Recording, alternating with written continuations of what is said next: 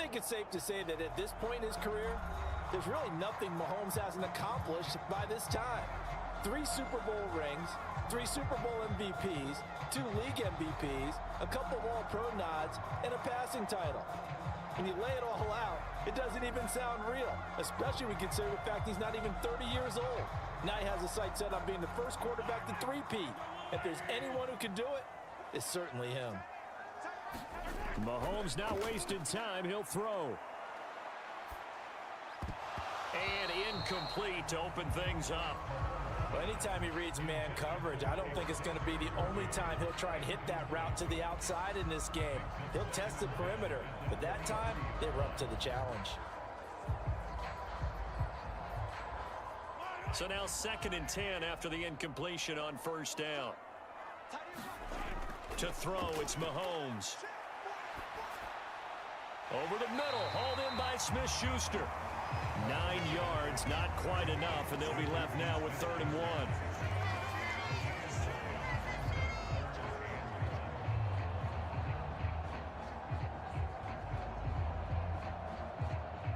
So they just need 1 yard here to pick up the first down. They'll run with a rookie from UCLA. He needed a yard. That's exactly what he got. Earns him a new set of downs. Didn't get it by much, but bottom line got the first down. Avoiding that 3 and out. How vital is that on the first drive? To me, it's like the first round of a boxing match. You know, it may not mean much right then and there, but you'd rather not lose it, right? So you want to go ahead and get it, kind of establish something early, and hope it can carry through.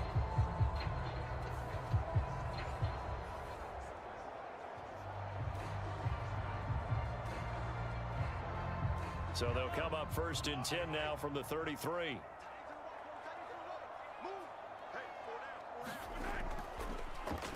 They'll keep it on the ground. It's Steele.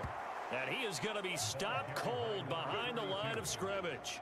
He'll lose a yard there, and it's 2nd and 11. All right, quick observation, Brandon, because early on in this game, I'm seeing linebackers playing with their noses close to the line of scrimmage. And my guess is the wheels are turning on that other sideline. As a play caller, you're filing that away right now, aren't you? Yeah, you're trying to find that opportunity later on when you can play action them or stick something to them between the 2nd and the 3rd level.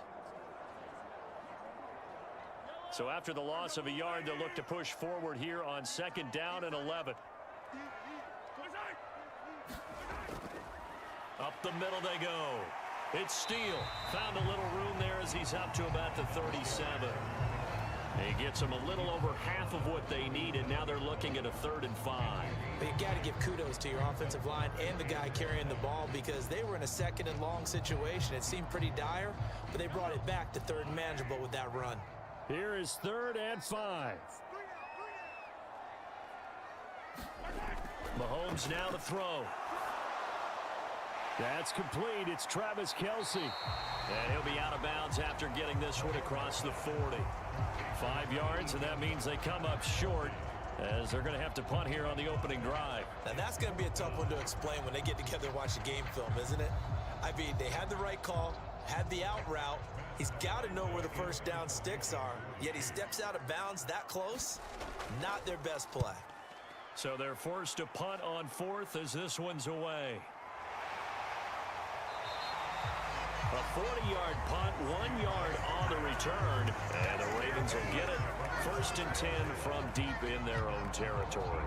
So here's the first drive for the Ravens, and at the helm is the 2023 NFL Most Valuable Player. 2nd such time he's won the award, Lamar Jackson. And he's coming off a season where he showed everyone that he was worth every single penny he was given. He now has 2 MVP trophies on his resume and was on the verge of adding a Lamar Hunt trophy to go with it. Unfortunately, things didn't work out in his favor, but make no mistake about it. He's truly one of the most electrifying players in the NFL. As long as he's the man under center, they'll always be in championship conversation. Jackson and the Ravens come up now 1st and 10 at their own 14-yard line. They'll come out throwing here to start the drive. And he'll protect himself at the end here as he winds up getting pretty decent yardage. Nice work to get 7 out of that, and it's 2nd down. Well, you know, paramount for this defense is trying to keep Lamar Jackson somewhat contained when he tries to run. They did a pretty good job of it there. And you know what's so difficult for every defense that has to prepare for Lamar Jackson? You have to think and play at the same time. And I know that sounds like something you're supposed to do, but when you have to think about your assignments against him, it often slows down your feet. You don't move as fast. You've got to be prepared for this guy every step of the way and then try and match his athleticism.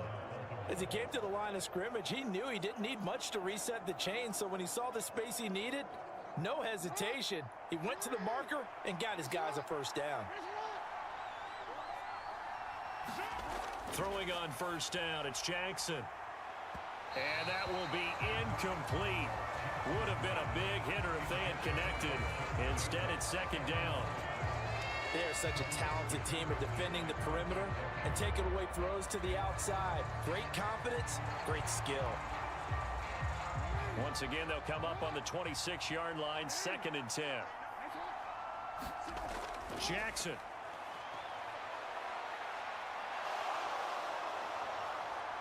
And he will slide to a stop. He does have the first down. A good pickup there, a 22. This early in the game, it's all about making steady progress downfield, hoping to lead to early points. And you can do it with your actual play calls or sometimes something a little more improvised, as we just saw there.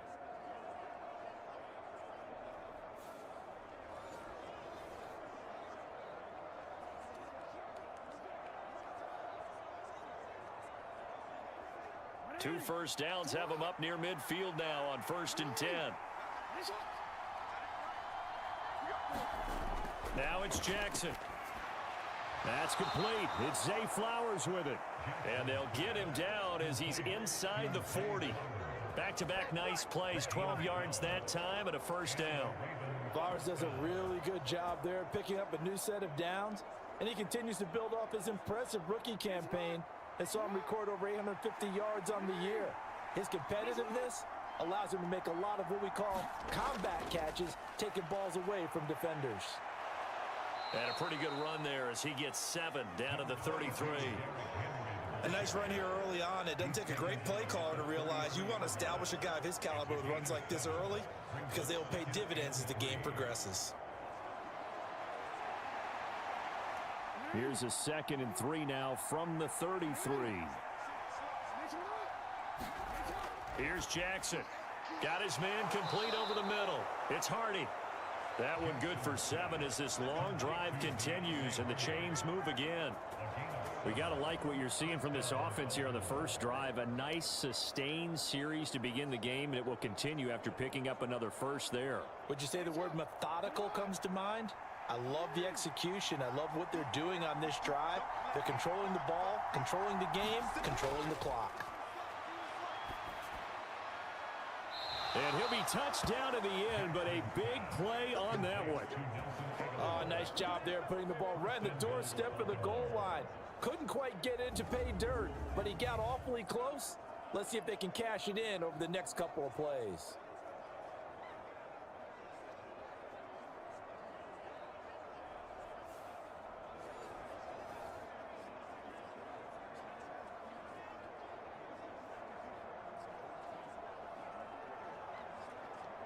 First and goal at the 1.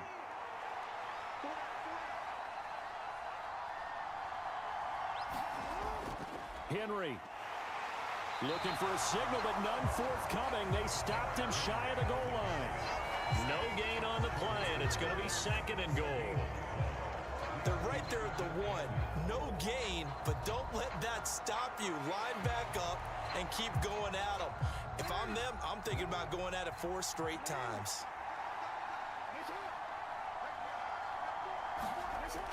Henry again. But he will not get to the goal line. In fact, he won't get to the line of scrimmage as they push him back to the 2. That backs him up 1 yard and brings up 3rd down. This has not been a fun sequence for him at all. 1st and goal, no gain. 2nd and goal, he ends up losing yardage. He may be trying to talk him into getting the ball 3rd time, but I think it's going to be difficult for him to win that battle.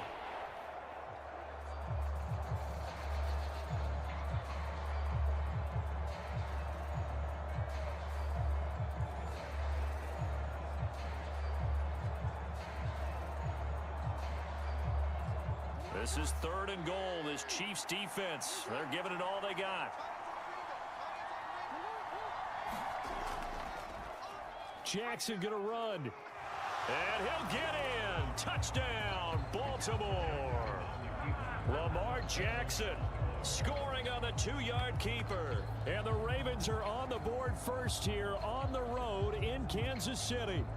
Well, that was all Lamar Jackson all the time on that drive, both through the air and in the end with the touchdown run. Yeah, how about him doing things a little bit on the reverse side there, Brandon, because he softened him up throwing the football and opened up the running lanes. And when he gets a little bit of a sliver, he's gone. And that's exactly what he did there. Justin Tucker for the extra point.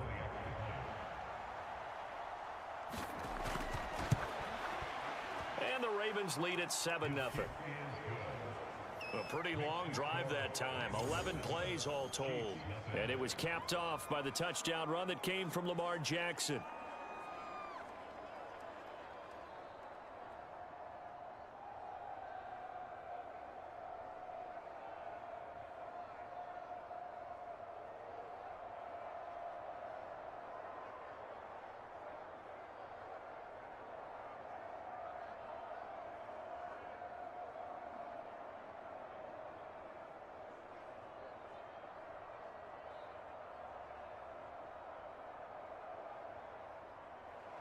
Tucker now to kick it away following the touchdown.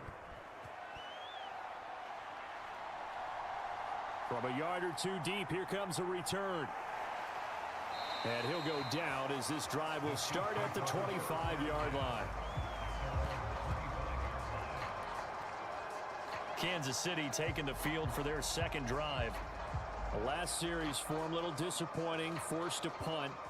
And now they'll try to do better here and come away with some points as they begin this drive, 1st and 10.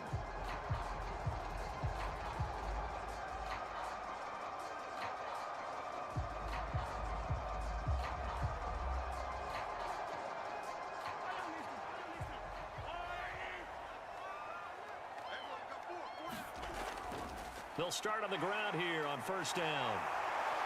And they'll get it up just short of the 45 at the 44. The drive starting play, a good one. Give them 19. Well, they came into this game saying it was important that they set the tone and show that they can run the football. And I believe that they've done that here in the 1st quarter.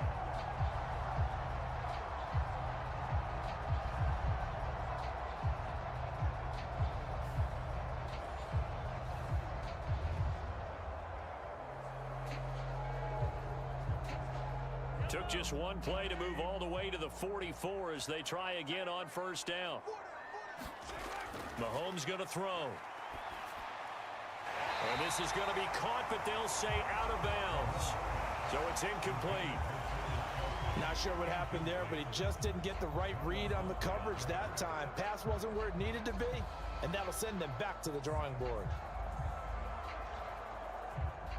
An incomplete pass on 1st down. That leads to a 2nd and 10. Looking to throw is Mahomes. Setting up the screen to Pirine. And he'll lose yardage here. Back at the 41.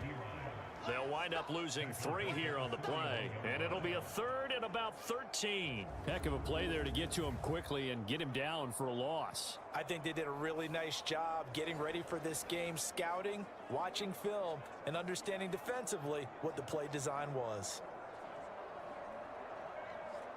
3rd down and 13. They'll drop to throw. And that will be incomplete. 1 first down here, and that's all, folks. Good work by this defense to hold things in check and force a punting situation.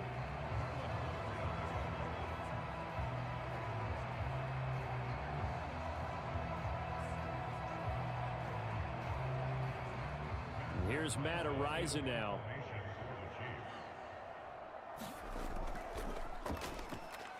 .44 on his first punt, and this is a good kick as well. Fair catch signaled for and taken at about the 15-yard line.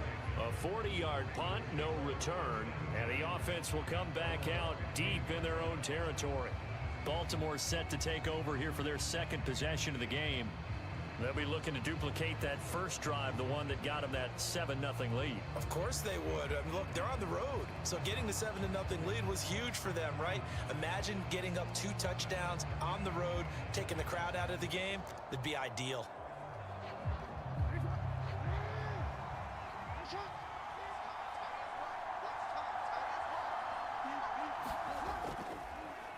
And they'll run the option to start the drive. And he's able to break out of 1 tackle, but then quickly brought down. It'll be a pickup of 5 on the keeper. It's 2nd down. A little do-it-yourself run right there and a nice gain. And I like that he knew that that was about all he was going to get. So he did a nice job of protecting himself, took care of the football, took what the defense gave him. If they continue to allow him to do that, they'll find their way taking what they can all the way to the end zone. Now Jackson taps this forward jet sweep. 6 yards the pickup, and that's a 1st down. And this is just a little touch pass. They send the receiver in motion, just kind of tap it forward to him. Now, it doesn't turn into a huge play, but they do pick up a 1st down, a nice, consistent gain.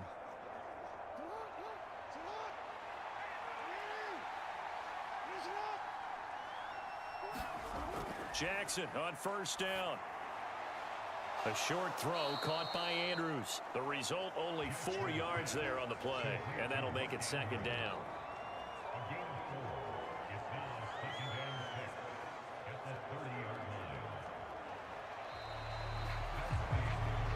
After one, 7-0 on EA Sports. Raven football here as we begin quarter number 2. As they are looking at a 2nd down and 6 coming up.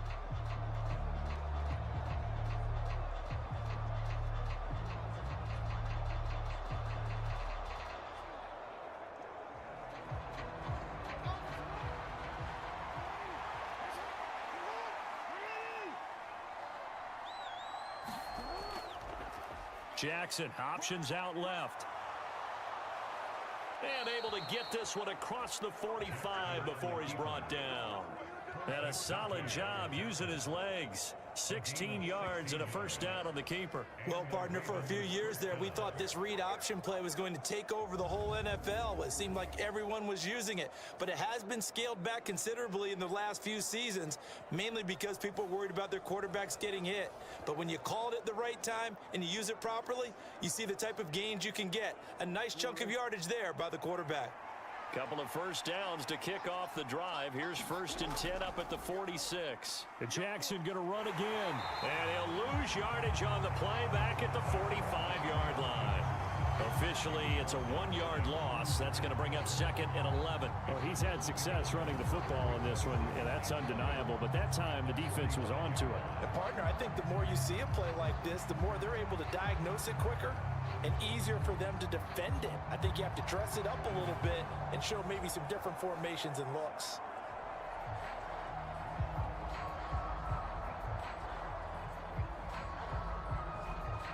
Looking at a 2nd and 11 now after the loss. Now it's Jackson. That one into the hands of Flowers. They'll wind up getting 10 back as that sets him up for 3rd down.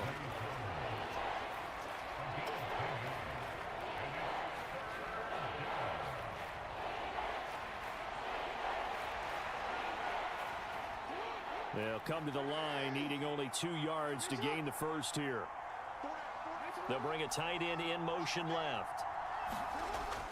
They'll try to run for the 1st with Henry. And he's going to have the 1st down at about the 38. It's a 7-yard gain and good enough to move the chains.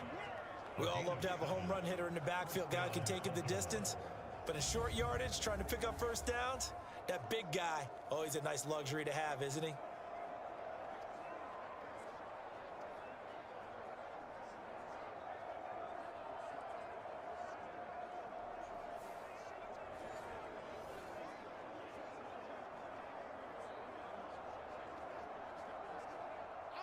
So here's a 1st and 10 at the 38.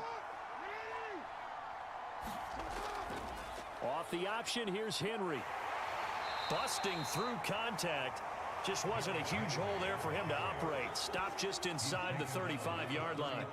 It's a 6-yard pickup, and it gets him to 2nd and 4.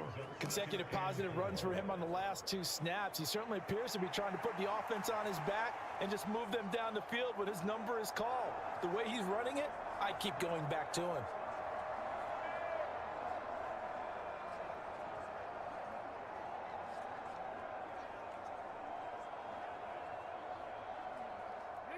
Here now, 2nd and 4. They go play action with Jackson. Looking left side, and he's got a man. That's Flowers. Short completion, just 4 yards. And that'll bring up what looks to be a 3rd and inches. Can't be more than a half a foot. Oh, it's time to give a little credit there to the defense. They played that very well because it was a drag route, and he ran a little shallower than normal as he worked straight across the field. He was hoping he'd get lost behind the defensive line. But once he made the catch, nowhere to turn upfield and gain any yardage. And they'll run the option on 3rd and short yardage. And he's going to get the first down here as he's taken down at the 22. It's a 7-yard gain there, and it's good enough to move the chains. And this is one of those plays that if you can use it to keep the chains moving, it's a good play. And not only that, it tends to tamp down the pass rushers because they have to recognize this play and stay at home. The quarterback uses it well. Read option, keeps it, and picks up a first down with some nice running.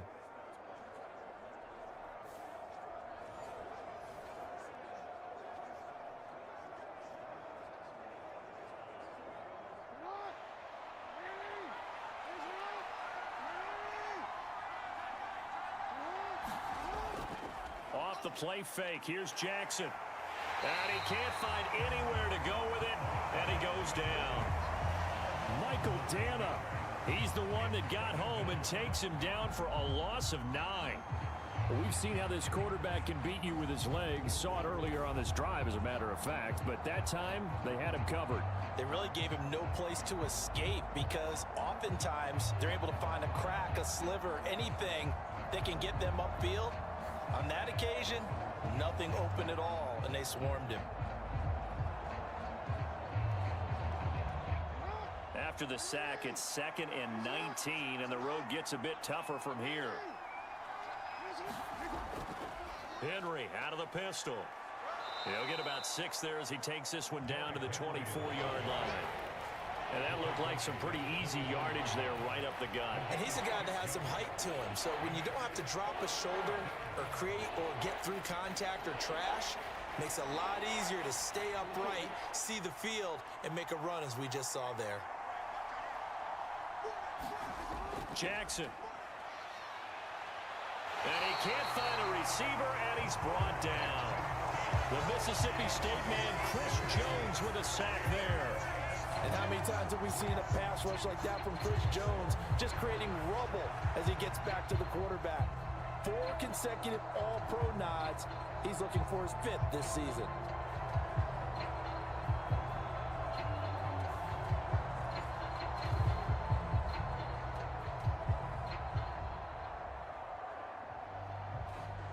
So Jackson will head to the Ravens sideline, and on comes Justin Tucker for the field goal try. It'll come from the right hash. It's a 47-yard attempt. Tucker's kick is good, and that will extend their lead even further.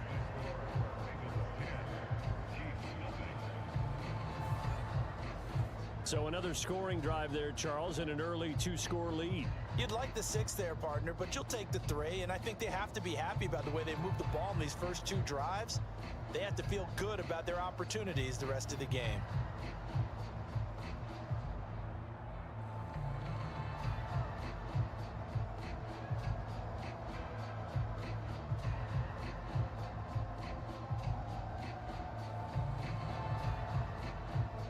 Tucker now following the made field goal, set to kick it away. And the returner down to a knee, and this will come out to the 30-yard line. Now the Chiefs offense, they get ready to head on the field. Nothing for them yet from an offensive standpoint, down 10-zip as they come up 1st and 10.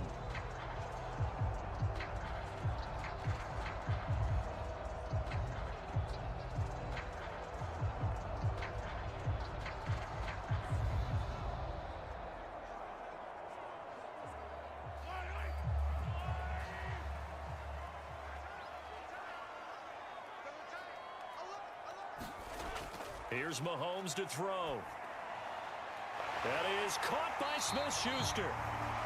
And they get him down, but not before he takes it across the 40-yard line. Successful start to the drive, 17 yards, and moves the sticks. A promising sign there from an offense that hasn't done a whole lot to this point. Nice job to locate the open receiver. And it's good yardage and a first down to open the drive.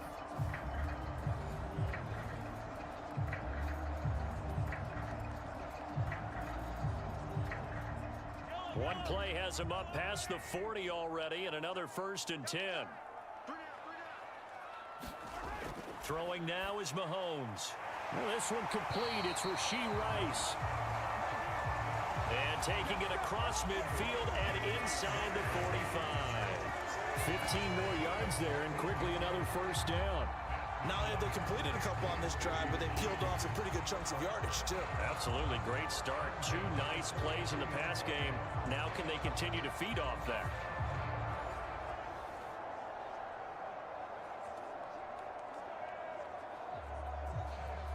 This offense finding its legs now. Here's another 1st and 10. Hand off here for Pirine. And he'll fight forward on the straight-ahead running for just a couple of yards. 2nd down. Well, any lane that might have been open there was closed pretty quickly, and that was because the defensive front, they won that battle at the point of attack at the line of scrimmage. They used great leverage, held their spot, and stacked him up.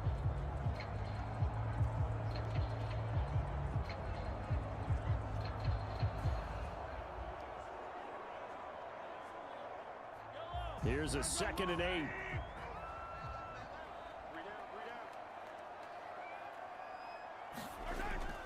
Looking to throw. It's Kelsey on the ground. And Kelsey's going to have a Chiefs first down as the tackle made at the 31-yard line. 9 yards on the pickup there, and it keeps the drive alive. And the tight end is certainly a position built to move the chains because they can control space underneath. If they've got good hands, then, of course, they're a dynamic target. But one other thing is they're right in the sight lines of a quarterback on just about every play. And that makes it easier for the quarterback to pick him out and deliver. On 1st and 10, here's Mahomes. Open man completes it to Smith-Schuster. And they move this all the way down to the 9. A well-executed 22-yard gain. Boy, how about the speed with which this offense can get down the field? It's taken them no time at all to get down here. And now they're set up with a 1st and goal.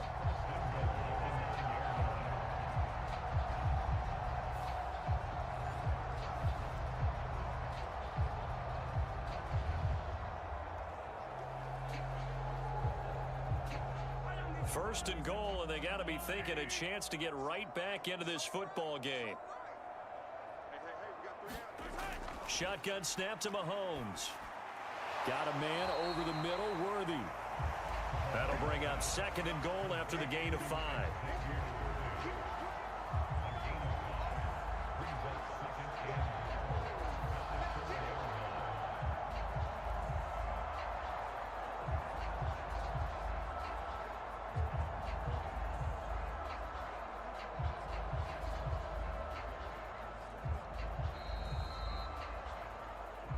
We've hit the 2-minute mark of the first half. 10-0 our score.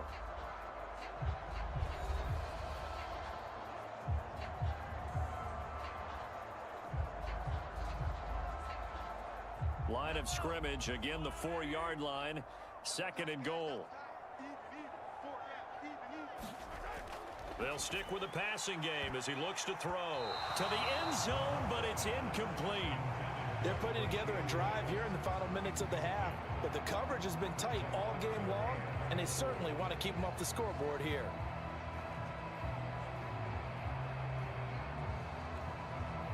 A big play forthcoming. Here's 3rd and goal. Again, they'll throw with Mahomes. That is caught by Rice for a Chiefs touchdown. 4 yards on the touchdown grab. And the Chiefs are back within a score. There was no going through the progressions on that touchdown pass. Yeah, nor was it necessary. His receiver won that route early, presented himself. No reason to wait. Go ahead and put it on him and score a touchdown.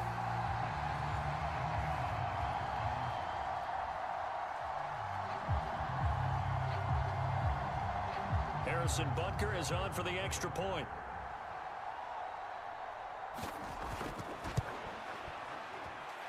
And they're back within a field goal. It's 10-7 now. So that drive goes 8 plays. And it's capped off with a Kansas City touchdown.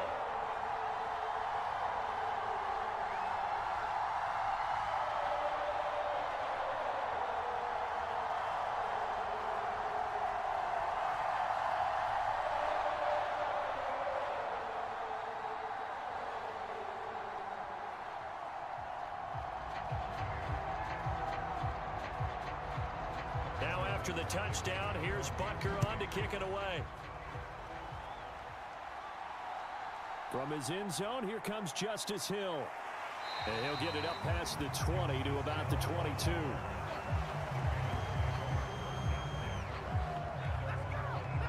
Ravens offense getting set and ready for this next drive. And they had a long drive last time, but they had to settle for a field goal, and I'm sure that's how it felt to them, settling. They probably should have gotten in the end zone. Yeah, not out-and-out joy, right? Because that's what you get when you put the ball in the end zone. But there are benefits to that type of a long drive. Your defense gets a chance to take a break, adjust a little bit, maybe get themselves ready to get back out on the field and play a little bit better. So they'll take the benefit even though they wanted the 6 points. And maybe wore down the other defense. We'll see. They'll throw on first down with Jackson. And that's going to be incomplete. Too tough to hold on to that one. It's second down. Well, so much for getting separation. No chance there. Locked down tight, forcing the incompletion on that attempt.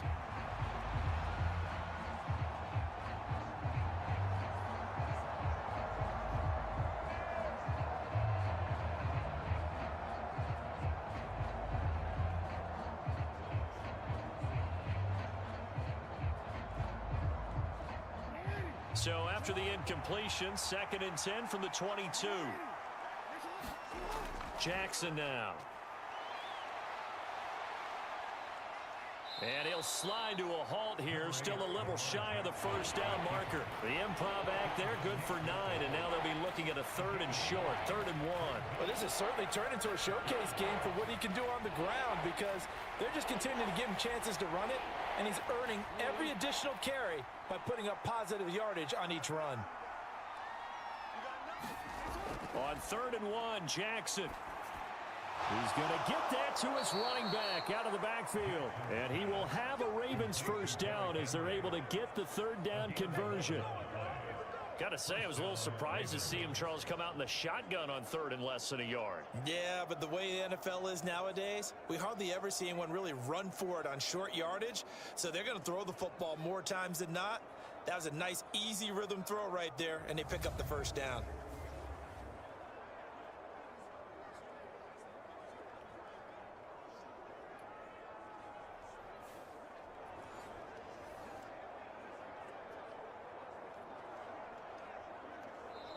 Now the Ravens going to use one of their timeouts as they'll stop it with just over a minute to go before halftime.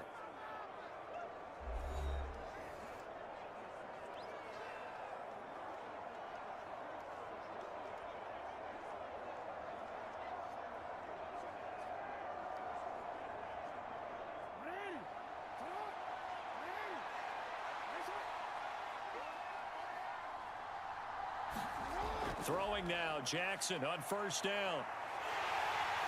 And he can't get rid of it. He's taken down.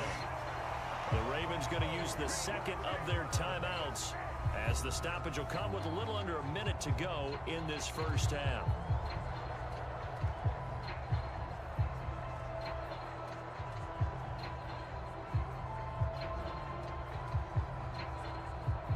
Now following the sack, they'll come up here on a 2nd down and 12. Here's Jackson to throw. A short throw caught by Andrews. Give him a gain of 5 on the completion. 3rd and 7 now. Completion was given up, but that's why you play zone defense, so that you can have people around the ball when it's caught, and you don't give up much run after the catch.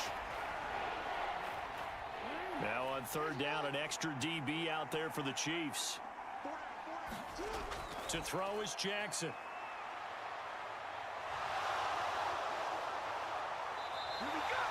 Decent gain on the scramble to 6, but now it's 4th.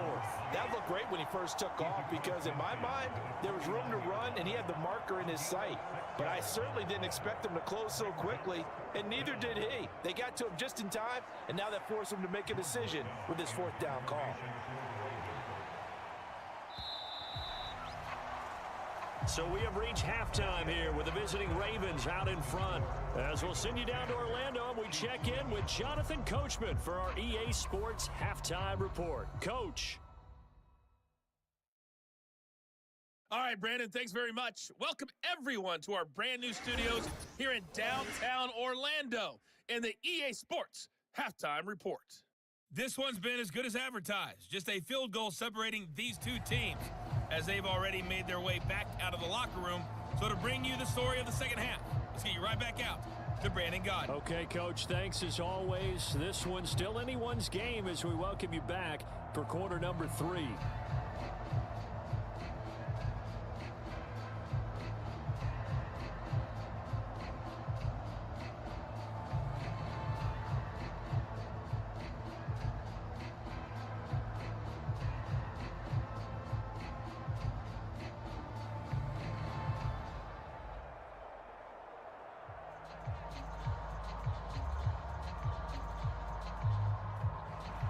A good, tight football game thus far. 10-7 the score as we resume action on EA Sports.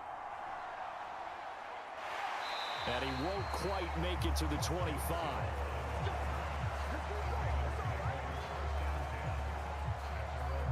The Raven offense set to start this third quarter. And they've got the lead. CD, what do you think the message was at halftime? I don't think the message was too drastic, I think, at the half, or that they need to change things too much. I do think the offensive line could play a little bit better. And I think they'll try and help them out more. They'll probably keep a tight end in a few more times and maybe add a running back to the formation to pick up those pass rushers, because they probably allowed a few too many sacks for comfort in the first half.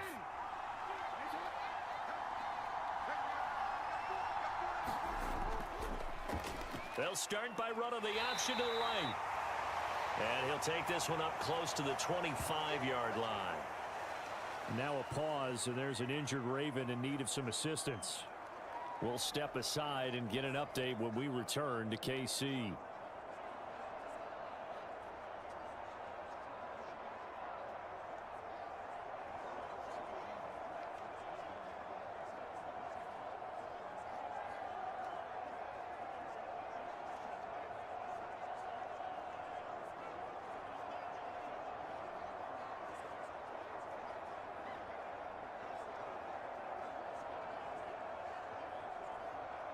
Second and 9.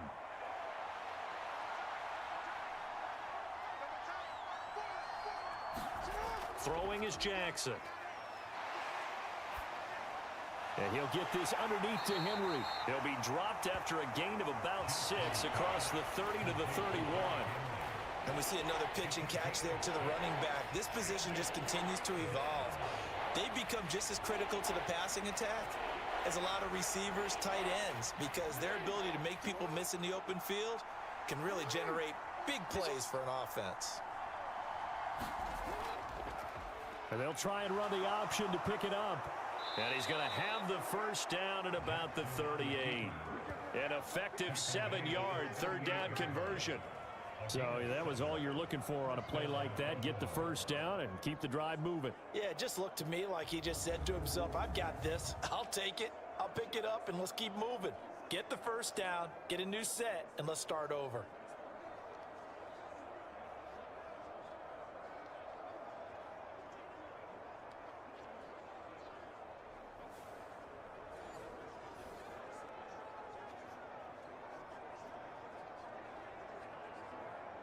So here's a 1st and 10 at the 38.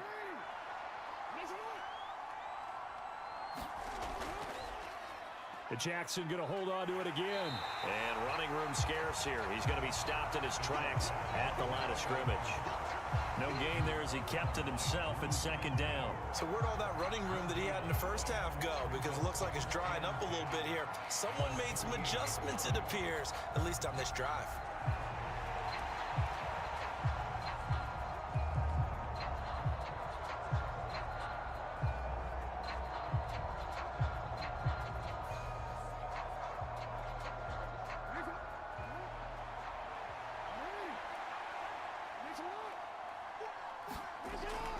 Running from the gun with Henry. And he'll get it out a couple yards shy of midfield at the 48. They'll wind up getting 10 back as that sets him up for third down. So from second and long, now we go to third and very manageable. Yeah, they love that phrase, don't they? Because as an offensive coordinator, you can keep people a little bit off balance and guessing because you don't have to throw it. You can come back with a strong run game if you want to. And if you're in 4-down territory, that really opens things up for you. And he will have the first down as he's brought down up near midfield. It's no accident they've been moving the ball well all game long. This offensive line has done an excellent job adapting to everything the defense is throwing at them and creating holes for their runners.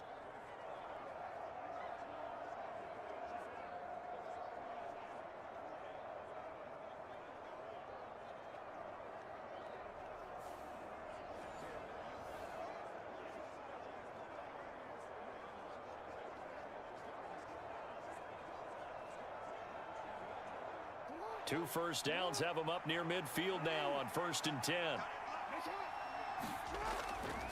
Off the option, here's Henry.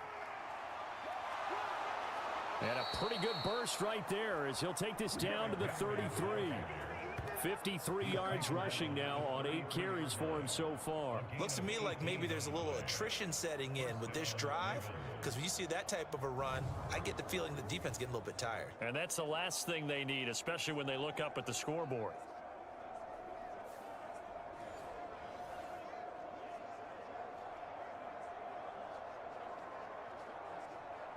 So now 1st and 10 in Chiefs territory, down at the 33. Jackson, option right. And he will lose yardage back to the 34-yard line. He'll lose a yard there, and it's 2nd and 11. Well, that play never really got off the launching pad. He had a linebacker in his face before he had a chance to do much of anything. Yeah, I think it's big boys up front, that offensive line. They've got to do a little bit better job of protecting him if they're going to continue to run the option like this.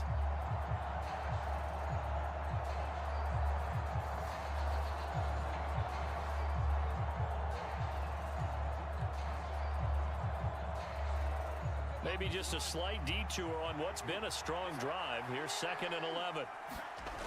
And now Jackson will look to throw it. Eluding the pressure. And he's going to have to eat this one as down he goes. Michael Dana in there to get him yet again. That is his 3rd sack tonight. They can't figure him out. Well, this has to count as a great team effort today, but this man, he's been at the center of all of it. Really special day for any defense to have this many sacks in a game, even more so for this player. One of the best individual efforts of the season.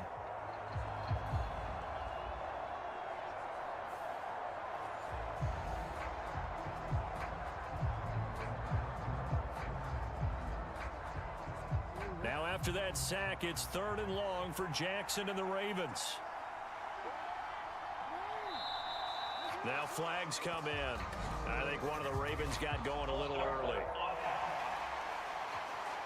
Maybe anticipating a blitz, and they jumped. Yeah, and if we saw it, you know that they saw it. The bad guys might have been coming on that play. Had to pick them up, and they jumped.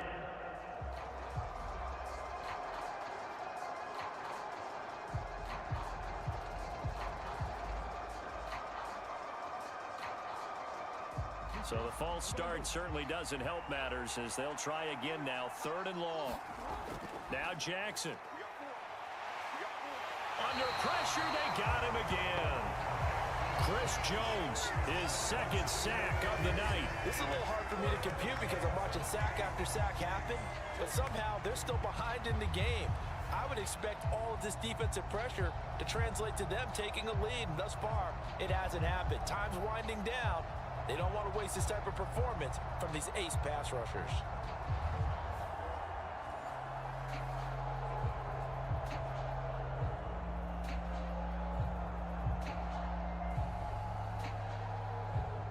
The Ravens send their punter out now, as he should be able to pin him back deep here with his first punt.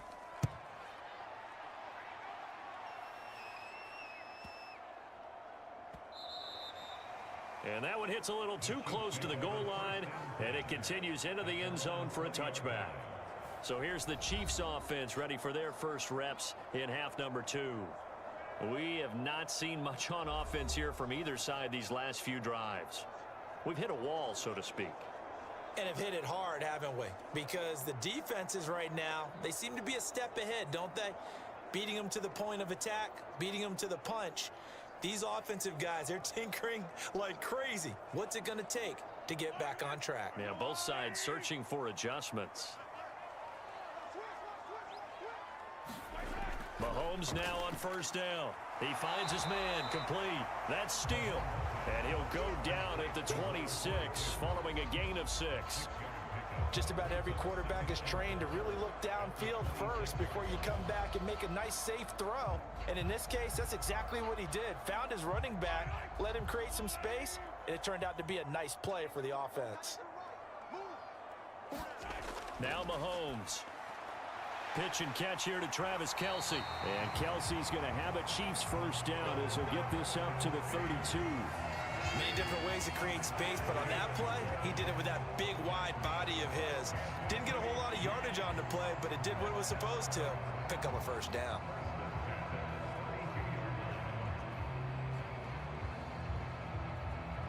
From the 32 now, here's 1st and 10.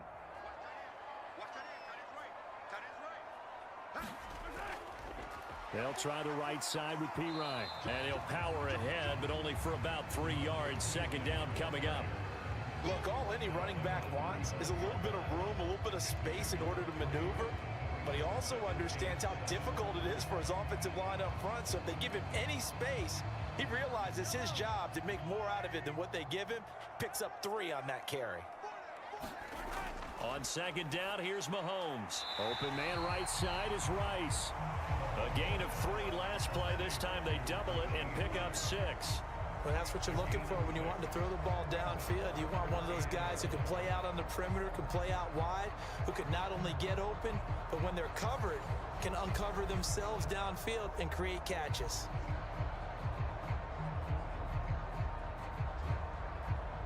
The Ravens bring out an extra defensive back here on 3rd. From the gun, it's Mahomes. Work in the middle of the field, and he's got a man complete. And he will have a Chiefs first down as they're able to convert by plenty there on 3rd and 1. Well, sometimes our pregame meetings do pay off, don't they? What do the guys in the locker room call him? Well, they said it with a chuckle. They called him old reliable. Yeah, that means he doesn't move quite as fast as he used to, but he still knows all the tricks, doesn't he? Even that little gentle push-off in order to get open, he finds a way to pick up a first down. 2 first downs have him up near midfield now on 1st and 10.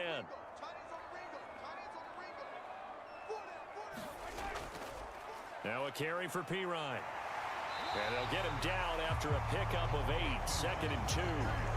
That's a strong pickup right there on first down. And as this drive goes on, we're seeing an offensive line and running game imposing its will.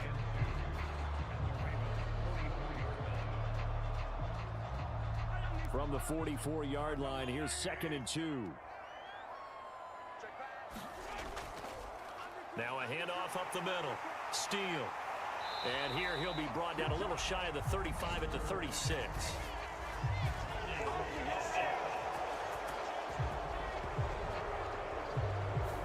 So they accept the penalty, of course, and push the offense backwards a bit.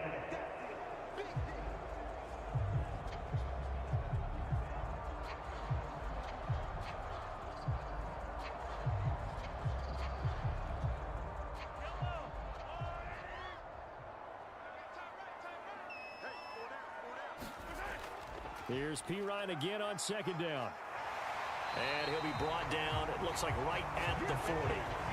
6 yards the pickup, and that's a first down. That's how you get right up off of the mat, because on the last play, they stoned him in the backfield and dropped him for a loss. But he's the type of guy that scared me a little bit because he's not daunted. Just got right back up, showed some confidence, and picked up a first down with his very next run.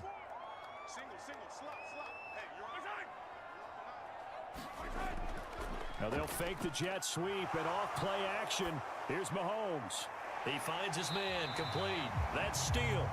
This will be stopped about 2 yards shy of the marker. 8-yard gain, 2nd and 2. I think the best offenses love to get the ball to their running backs in open space because they have the ability to make people miss, and they also have the ability to run over people. And if you do that throughout the game, after a while, they might just run through some of those tackles and go a long way. Well, we saw him shed a nice tackle on that play.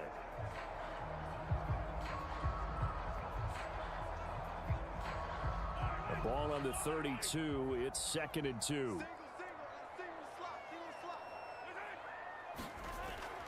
On play action, it's Mahomes. Now and he will not make it back to the line of scrimmage as he's going to be taken down. Justin Madubuike working his way to the quarterback that time. And Madubuike was a madman for the Ravens a season ago. He more than doubled his sack output from the previous year and was selected to the Pro Bowl for the first time in his career.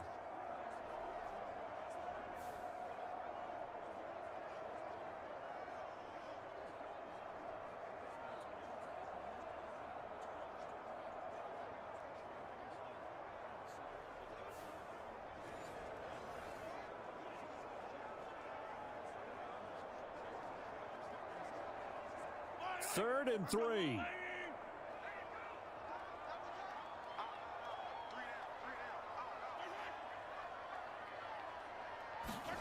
They'll go with a touch pass here, trying to pick it up. And an excellent job of finding the opening as he's got this now all the way down to the 22. It'll go as a gain of 10 and a Kansas City first down.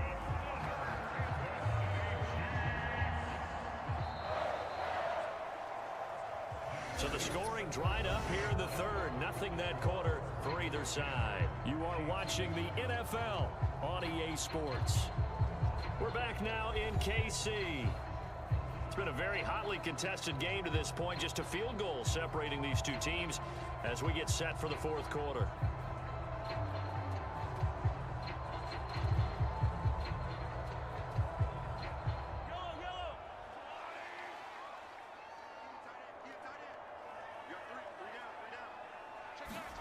Throwing on first down is Mahomes. Gets this into the hands of Samaje Perine. And he's going to lose yards. They take him down at the 26. Not what they had in mind there. That's going to go as a loss of 4. And we constantly talk about people being on the same page. In this situation, the two of them saw the play with the same eyes. They understood where the open spaces were going to be, and they found a way to get there to pick up a new set of downs.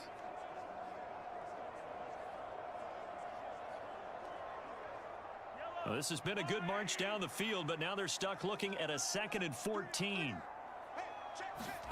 Now here's Mahomes. That's into the hands of Worthy. And out of bounds right around the 20.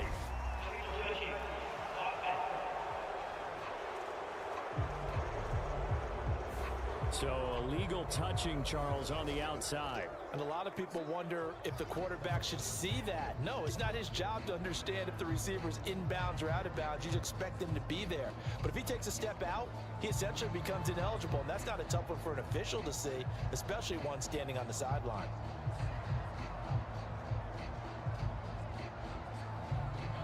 This offense 2 for 2 on third downs on this drive. They're in for a tough test here, though. 3rd and long. Mahomes now to throw. And they try to set up the screen, but that almost disaster as it falls incomplete. Very nearly a turnover, but it's 4th down. Oh, this defense knows. 4th quarter, they need to make a play. That one was ripe for the taking. Could have changed the complexion of the ball game, but it winds up incomplete. So the field goal unit is on the field as this is a big spot right here. On the right hash, it's a 43-yard attempt. Butker's kick here is good. And in the fourth quarter, this game is tied.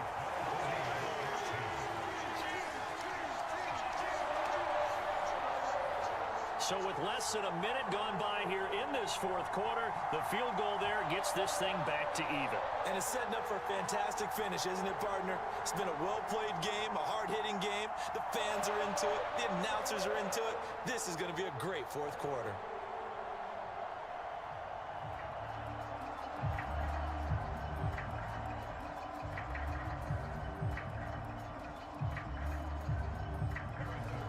Now this one setting up for a great finish. All tied in the fourth as the kick's away.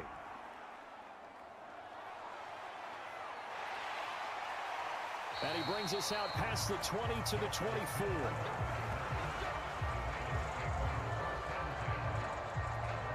And Baltimore's offense set for this next possession. And we essentially have a brand new ball game. After that last field goal has tied us all up, we brace for what should be an exciting rest of this fourth quarter.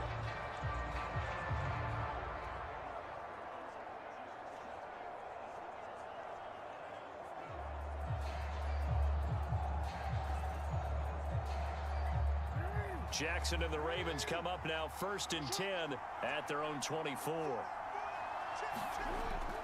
He'll start with a give to Henry, and he'll power ahead, but only for about 3 yards. Second down coming up. Not a lot of running room there, not a place to make a cut and kind of exit out because they had everything bottled up. Looked to me like the linemen were taking on their blocks really well and giving up no creases.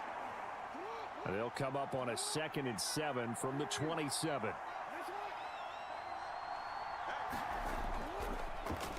On the option right is Jackson. And maybe the wrong read there as he's going to go down immediately. It'll be a loss of a couple on the play, so now 3rd down coming up. And not a lot of success to be found there. Oh, you got that right, partner, because if you're trying to make guys miss about 10 yards or so downfield, that's a pretty good play. But if you got to do it in your own backfield, I consider that a problem. That doesn't work too well.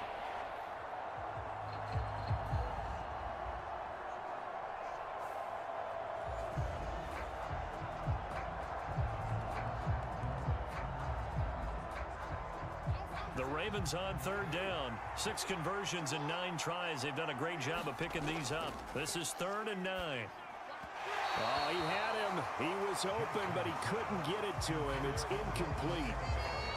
Had an open man that time, but ended up putting a little too much heat on it, don't you think, partner? Absolutely. Just needed a touch more air under it. Instead, he fired an absolute bullet. The Ravens send their punter out now as he'll kick it away for the 2nd time.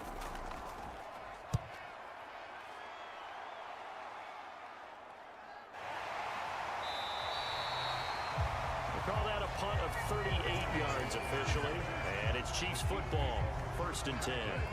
Here's the Kansas City offense now as they get set to take over. Excellent job by their defense to force the punt and provide them with this opportunity, all tied in the fourth quarter.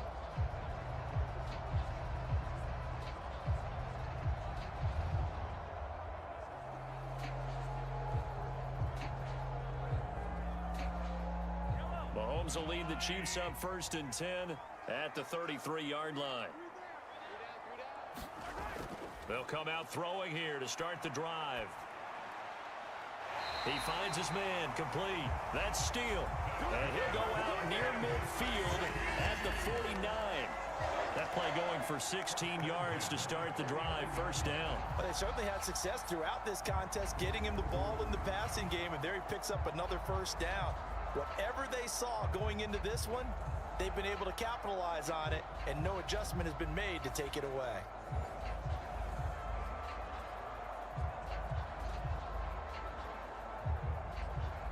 So one play, and they're already just shy of midfield. Now a give right side. It's Steele, and he stopped immediately there. In on the stop, the former Georgia Bulldog, Roquan Smith. Well done to sniff that out defensively. He had it diagnosed pretty quickly.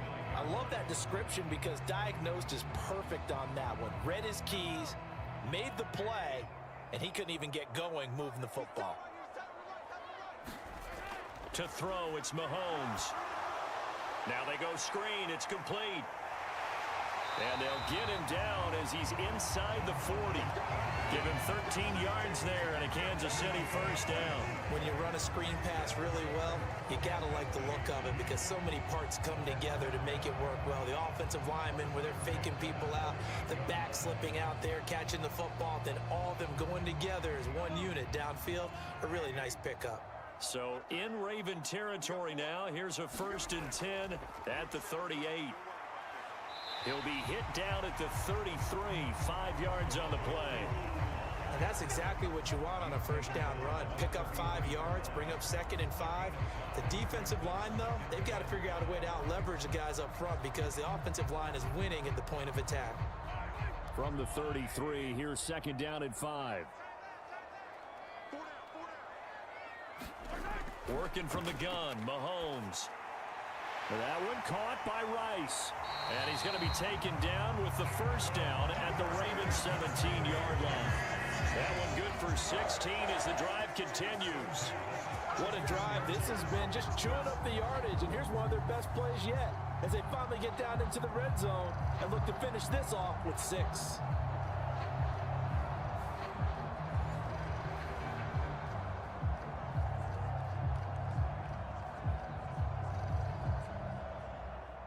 So from the 17 now, here's a 1st and 10.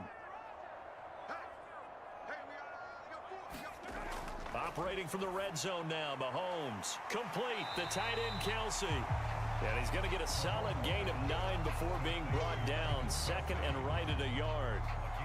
Nice rhythm throw there on first down. He located his tight end, made it a nice easy pitch and catch. Hoping he can break a tackle or two. Wasn't able to do that there, but still good yardage.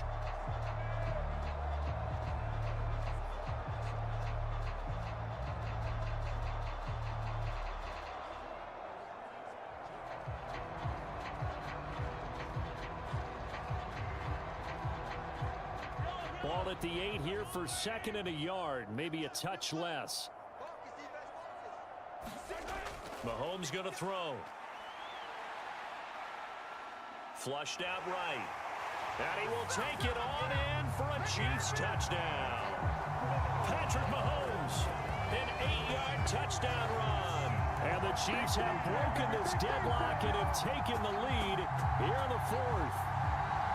That's a really good decision right there outside of the pocket. You've got to know the right time to shift from passer to runner. He was looking and looking, nothing there. You can almost feel the brainwaves firing as he calculates, I think I can win a race to the pylon. And he turns out to be right. Touchdown. Butker on for the PAT.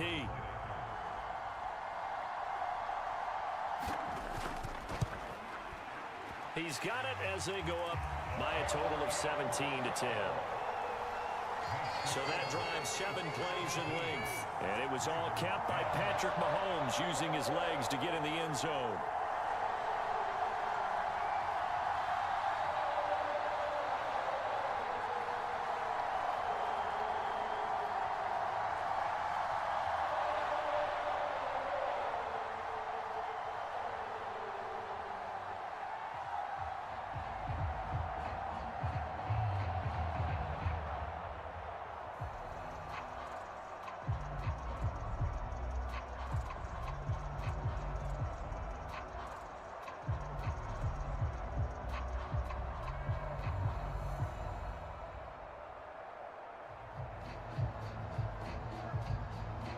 Now after the touchdown, here's Butker on to kick it away. Hill is going to take it out of the end zone. And they will wrangle it down a couple yards shy of the 30.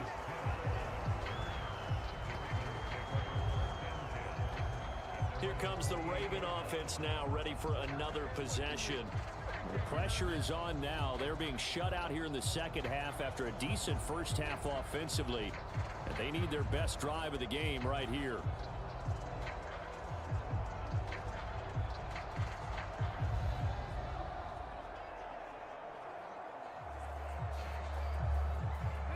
Jackson and the Ravens come up now 1st and 10 at their own 28-yard line.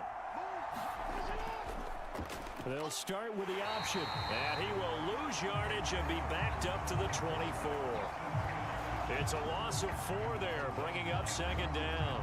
Considering they've seen him have some big gains against him throughout this game, that's got to feel like a measure of revenge as they trap him behind the line of scrimmage for a loss.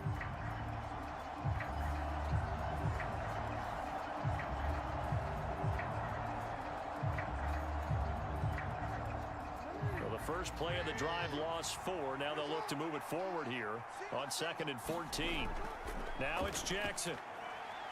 A short throw caught by Andrews. It's a pickup of 12, and that'll set up a 3rd down. Coaches always harp on the quarterback reading the defense and getting it to the open man. That's good recognition there, and how about what he did after the catch? Yeah, hit your tight end, let him get some rack. Yeah, when he gets moving, not many guys want to come over and put a hit on him, do they?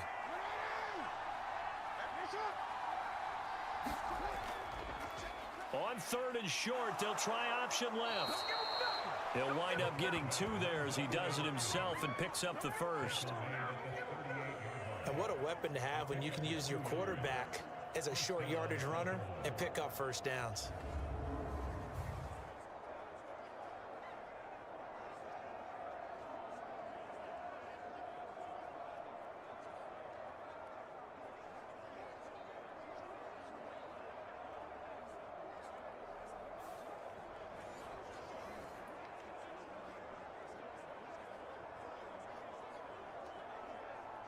So signs of life in what's been a dormant offense in this second half. Here's 1st and 10. 10th carry now for Derrick Henry. And he can only manage to get a couple. 2nd and 8 coming up. Well, they always talk about playing great team defense, and that was an excellent example right there. Everyone on assignment, no one in the wrong spot, everyone filling their gaps. Ball on the 40 now. Here's 2nd down and 8.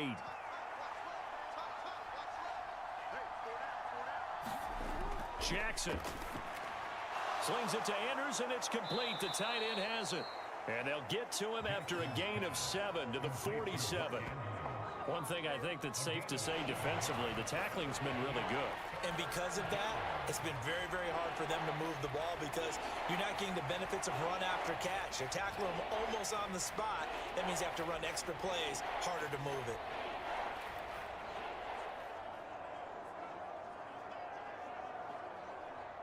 Here we go, 3rd and 1. Gut check time on both sides. On 3rd down, Henry. And he takes this one down almost all the way to the 30. Brandon, unfortunately, I've been here before. They've had 2 opportunities to stop them, so this is demoralizing. They haven't gotten it done. Now you're calling all your blitzes, all your attack defenses, but you're not worried about playing your normal position. You're going to take chances now. Well, you said it. 2 3rd down opportunities to get off the field. Couldn't do it, and the clock continues to roll.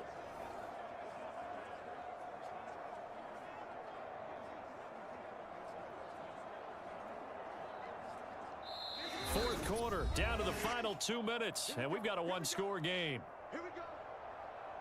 So it's Raven football here as we welcome you back.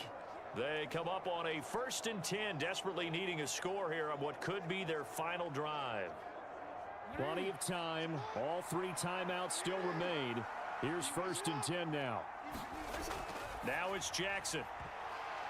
And oh, that one nearly intercepted. That would have sealed it. Instead, it'll be 2nd down. Ooh, that's certainly not the worst thing. It stops the clock and lets your offense catch its breath and lets us exhale a little bit. Now I expect them to call a couple plays in the huddle, so they're ready if a tackle happens inbounds. Now Jackson.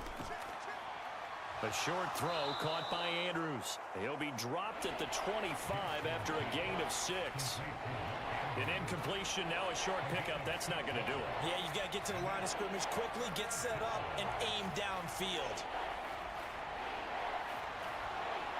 The Arrowhead crowd in full roar.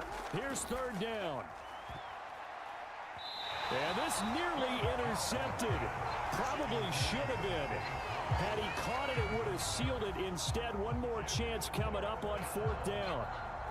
Partner, they've got one chance left to keep this one going, and I think for you and me, let's think along with their offensive coordinator now. Has to think back, cycle through every play of this contest, and remember what's worked and what hasn't.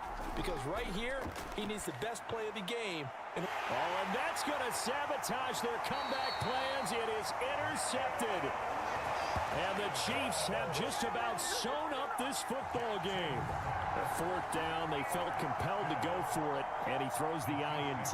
Yeah, he knows that you can't take a sack there, so he had to try and force one in. Now, this might not be a throw he makes it for in the second quarter, but he had to take the chance there, and this one wound up being intercepted. Now the Chiefs offensive unit ready to do battle again. And this game not quite over yet. And we'll likely see them take all 3 timeouts defensively, so they can't just kneel this one out. They're going to have to try to run a few plays. You're exactly right. They've got to get a first down and make them use up all their timeouts in order to feel like they have this one in hand.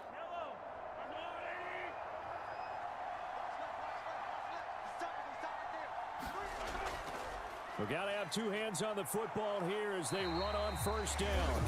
Now the Ravens going to use one of their timeouts as they'll talk things over prior to this upcoming second down play.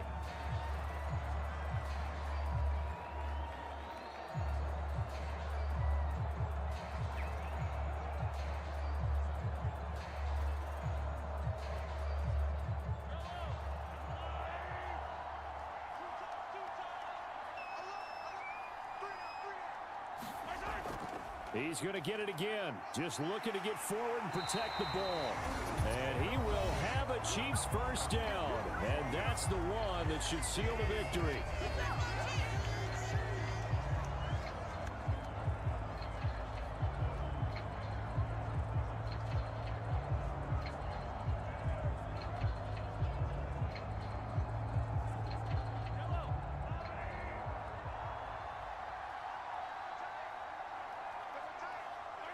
Victory in the cards now for the Chiefs as they take a knee here. Ravens going to use their 3rd and final timeout as they'll talk things over prior to this upcoming second down play.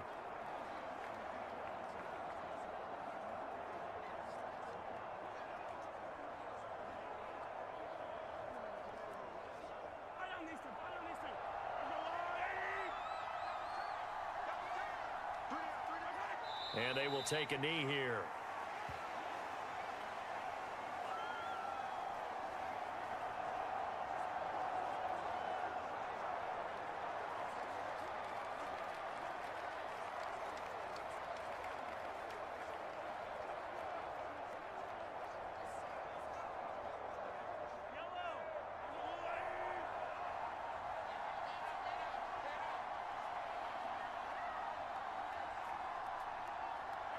Mahomes down to a knee, and that should just about write a finish to this one. Partner, they took a knee to finish this one off. To me, that's the only thing they lost in the fourth quarter. How about that comeback? Yeah, trailed coming into the last frame. Got it done, taking the knee.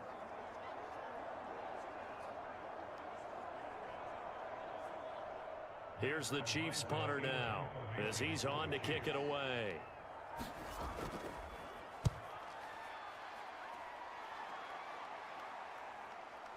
Able to slither by.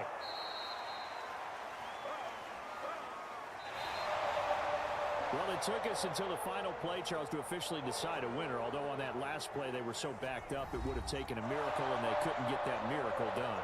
Well, I like how you stayed with it because we both knew that this had to go down to the last play, and neither side was going to exhale until that play concluded because we've seen the improbable before. A couple of laterals, maybe some poor defense on the back end. They might have gone all the way to the end zone. In this case, though, it didn't happen. Perhaps next time.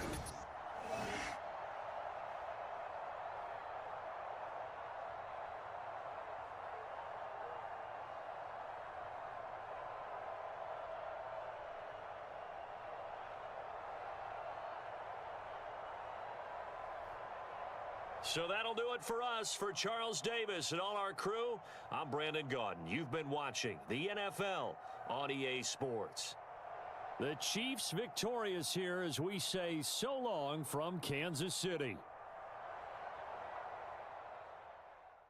2nd and 9.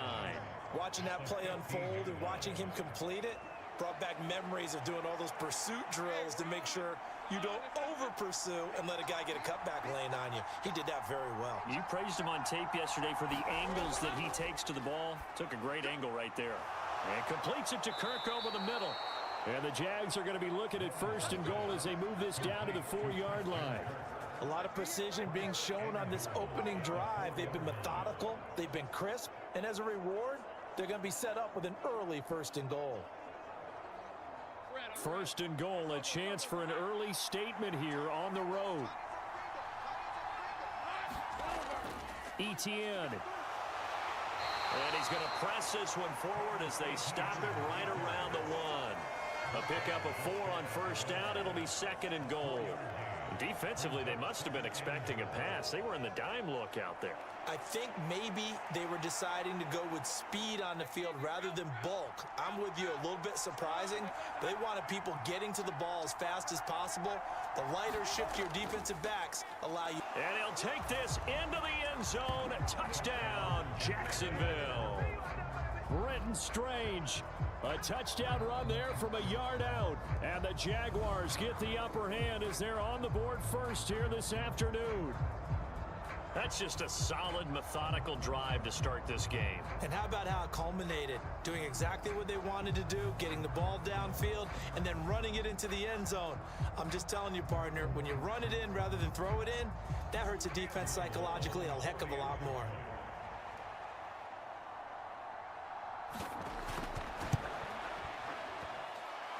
Extra point splits the uprights, and it's now a 7-0 game.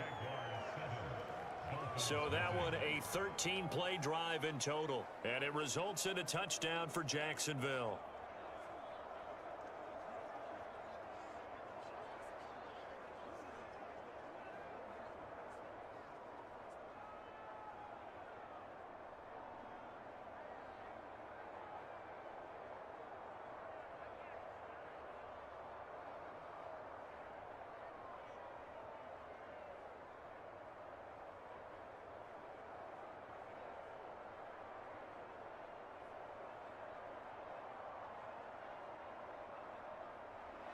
After the touchdown, Cook now to kick this one away. This fielded right at the goal line. And he won't quite make it to the 25.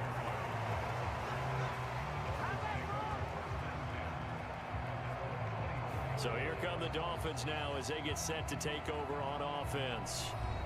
And they'll be led out by their 3rd-year quarterback. Brandon, I know he isn't at the status of some of the elite names in this league, but I do know he's an absolute fighter because he's heard all the criticisms. He's read the articles that say he isn't good enough to be the starter, and he absolutely does not care. All he wants to do is prove every doubter wrong and show that he belongs in this spot.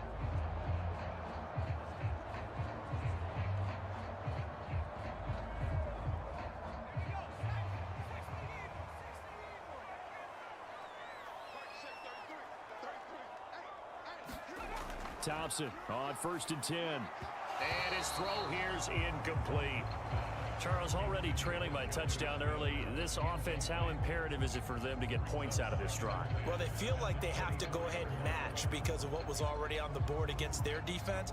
But I think even more so, you just want to avoid 3 and outs. You want to be able to stay on the field for a little while, let your defense catch their breath a little bit, even if you don't score any points.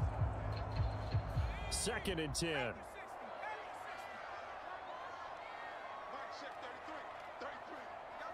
In motion, Hill. They'll run here with Raheem Mostert. They'll be brought down on the 30-yard line after a gain of 6.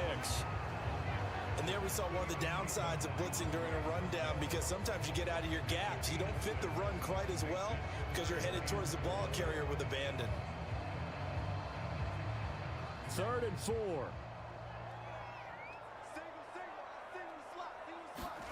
Here's Thompson.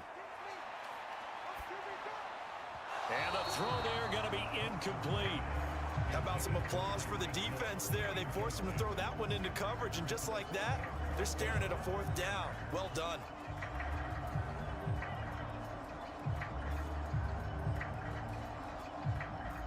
Jake Bailey on now to punt here on 4th down. And he'll get this away into the humid Florida sky. We'll call that a 43-yard punt, 2 on the return. And the Jaguars go on offense, first down and 10. So time to see Jacksonville again on offense for the second time here in this game. They'll be looking to duplicate that first drive, the one that got them that 7-0 lead. Of course they would. I mean, look, they're on the road. So getting the 7-0 lead was huge for them, right? Imagine getting up 2 touchdowns on the road, taking the crowd out of the game. It'd be ideal.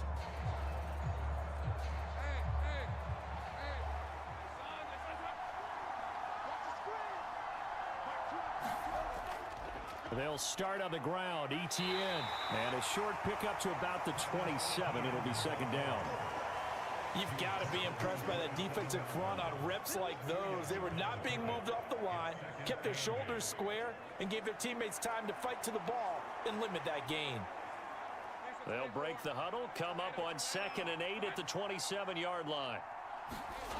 Here's Lawrence to throw. And the timing a bit off that time as that one falls to the ground. Not sure what happened out there, but it looked like the timing was a little off on that throw. Well, you know I'm a defender, so what am I going to say?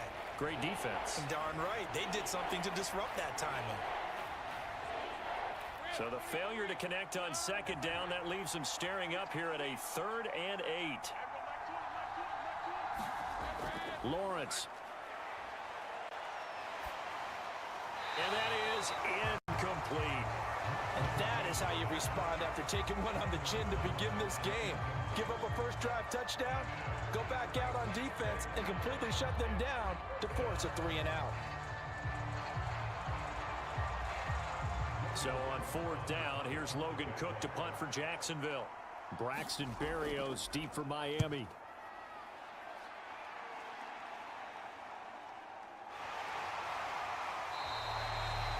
So possession goes over here on the punt, and it'll be Dolphin football. So Miami coming out for their second drive. And the last drive, the first drive for them, not very good. 3-and-out. What do they go to here? Well, you don't look down at your play sheet and say, this is what the problem is. Yeah, let's find out who my playmakers are. Get the ball in their hands, and maybe the offense will move a little bit better. Sometimes it's more important to get it to the right people rather than dialing up the right number. Exactly. Or the right play, yeah. That too.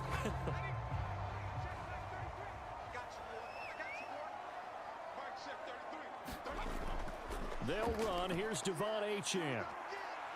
And not a whole lot there. Maybe a yard to the 27. Oh, there's plenty of traffic waiting for him up the middle.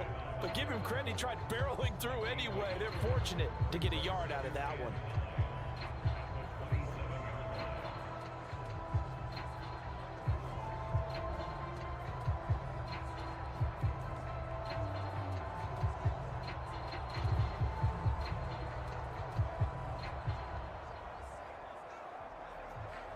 Still 9 yards to go on 2nd down from the 27. Thompson going to throw it. This one complete to Jalen Waddle. And they get him down, but not before he takes it across the 40-yard line. The result, a first down as a quick slant gets him 14. Some think the teams really won't throw a slant route unless you have a receiver that has a lot of stature to him. But sometimes the little guys, they get lost in there. People can't really locate them, and they run that quick cut on the slant, and oftentimes they can turn it into big plays. On 1st and 10, it's Mostert. He'll get this up to about the 44. Oh, that's a real nice job there by the defensive front. They just engaged and held their ground. But how about the guy who made the play? We often talk about whether they take a good first step or not. Many times you just don't take any step. Just get your feet moving, get your body going, and then once he made the read, he was able to make the play.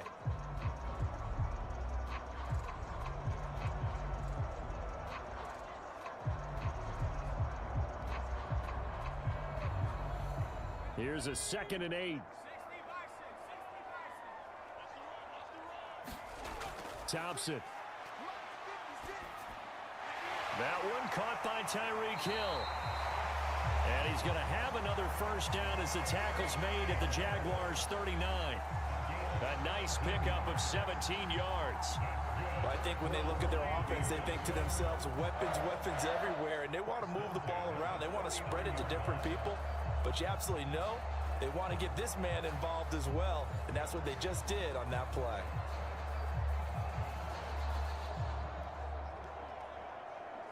So in Jacksonville territory now, here's a 1st and 10 at the 39-yard line. Thompson looking to throw. And he'll get this into the hands of Braxton Berrios. And the result here, a pickup of 8. Leaves him with 2 to go on 2nd down. And he went in route there from the slot for the completion.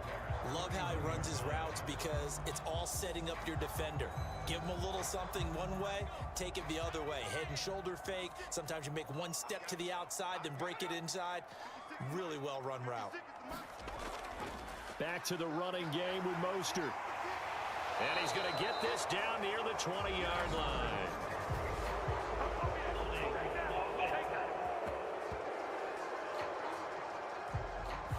So not a lineman, but the tight end instead this time, drawing the holding call. And more what you're getting with tight ends are guys who are much more receiver than blocker.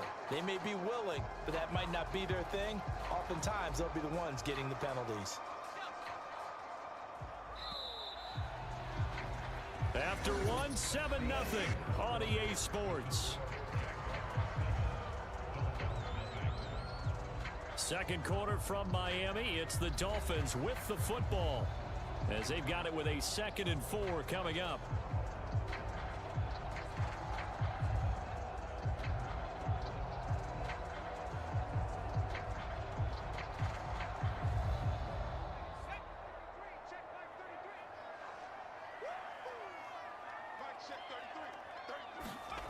Here's Thompson. A quick throw knocked away. It's incomplete. And that's a nice job there because you've got to play the ball, not the man when in coverage. That'll keep you away from a lot of needless penalties, and he's able to knock that one away.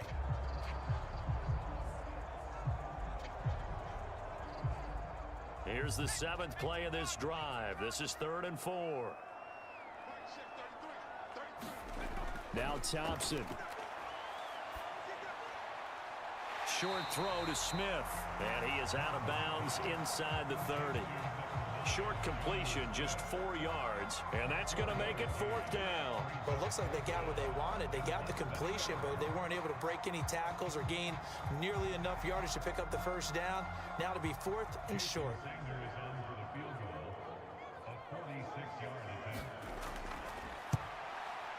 Sanders' kick is good.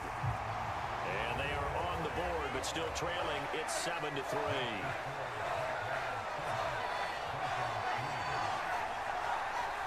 So they're able to end that drive with 3 points in this one-possession ball game.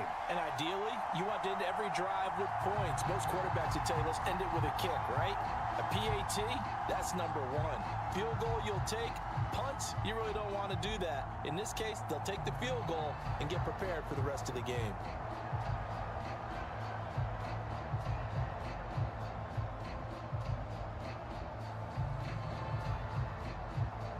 After the field goal, here comes Sanders to kick it away.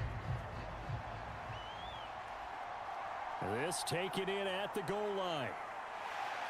And up to about the 26-yard line, just across the 25. Jacksonville set to go again offensively.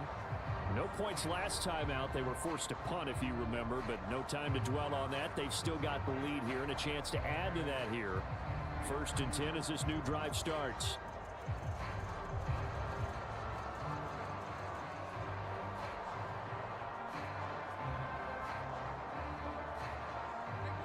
Lawrence bringing the Jaguars up, 1st and 10. At their own 26. They'll come out throwing here to start the drive. Open man is Kirk, complete. So the completion good for 6 yards, and that will bring up 2nd down. Good throw, good catch, but I really like the route. The drag and being able to run away from defenders, hard to stick with them for that long. Yeah, better against man than zone, or?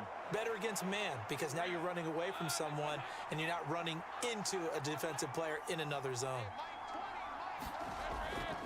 On 2nd down, a run with Etienne. Looking to find a lane, but he can't. Reined in at the line of scrimmage. No gain on the play that time, and they'll look to convert on what will be a 3rd and 4. Absolutely love the effort there. The ability to flow from his inside spot and stop that one at the line of scrimmage. Nice linebacker play.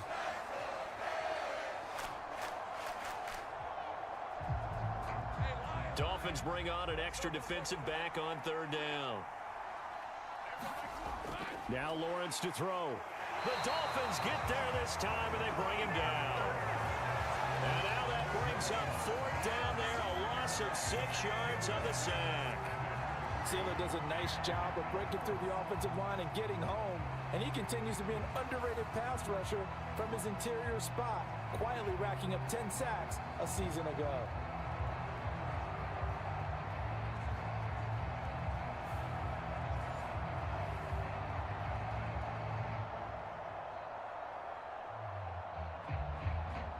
On 4th down, on is Logan Cook to punt. First kick, 47. This one looks good as well. Here's Berrios.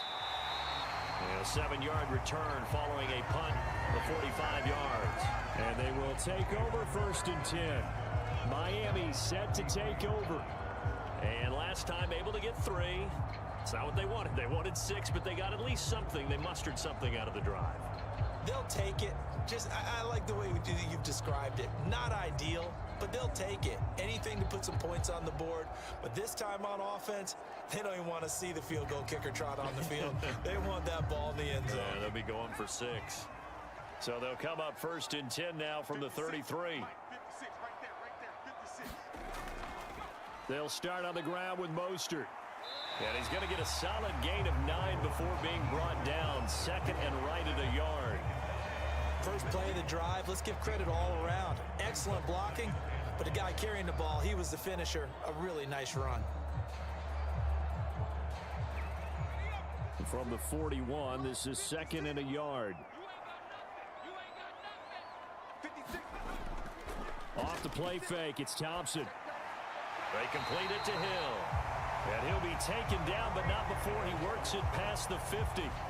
Second catch for him today, and it'll wind up a 1st down. 2nd and short, that's a rundown, so it's definitely a good time to go play action if you're feeling it. And they do so and pick up a 1st down. Back-to-back good plays have them on the move on 1st down.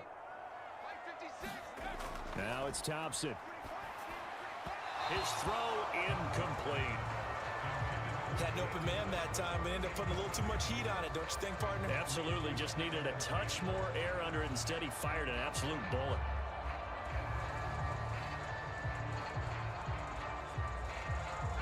So after the incompletion on 1st, now 2nd and 10.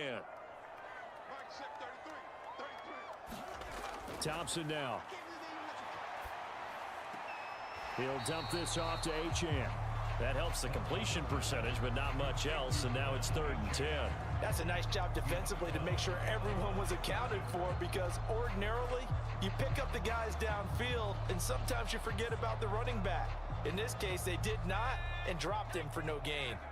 Now, right where this set of downs started, they need a full 10 here to pick up the 1st down and move the chains. And this pass broken up. Excellent coverage there on 3rd down, as that was not an easy one to hold on to. From a defensive perspective, they had exactly what you want anytime they want to throw the football. There was pressure on the quarterback. They were getting after him, and they tightened down on the receivers and forced the incompletion.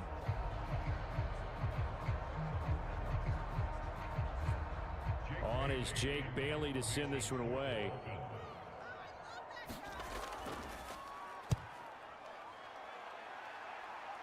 And this will be up to the ruling of the side judge here.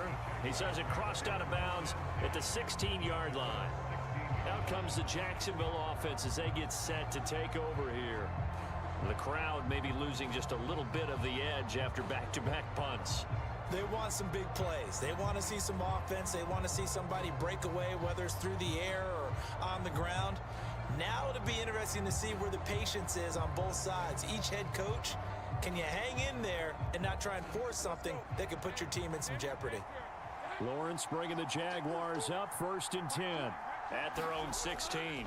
They'll look to ETN to start things out. And just not a whole lot here to be had on the ground. Maybe second down.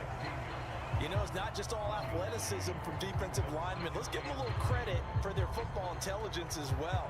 Read and react by them, understood the play call, and stacked it up and stuffed the run. They work now on 2nd and 9. ETN once more. And he works it across the 25 before being tackled. 10 yards there, good enough for a Jags first down. That's pretty much meat and potatoes right there, wasn't it? Just go right at them and let your big horse charge up the middle. Not too fancy there, was it? Nothing fancy at all, challenging that defense, and on that go-around, the offense won the challenge.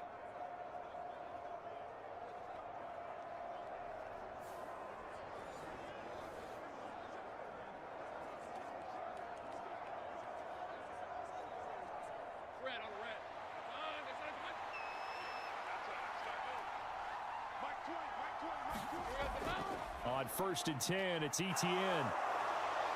And they get him down, but not before he takes it across the 40-yard line. 48 yards rushing now on 8 carries for him so far. Yeah, they really needed to get something going, didn't they? They had punted on the last 2 possessions. The running game starting to come to the front for them, providing a nice pickup there to keep this drive going.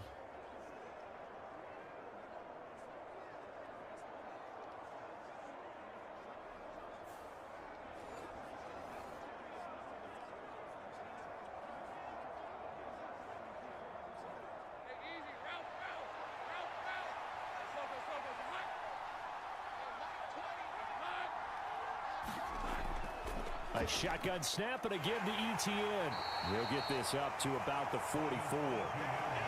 Give credit to the defense for stringing that play out, and they gave up no cutback angle. You know he was trying to dart through. No place for him to go. A nice job there, only giving up a 3-yard gain. 2nd and 7.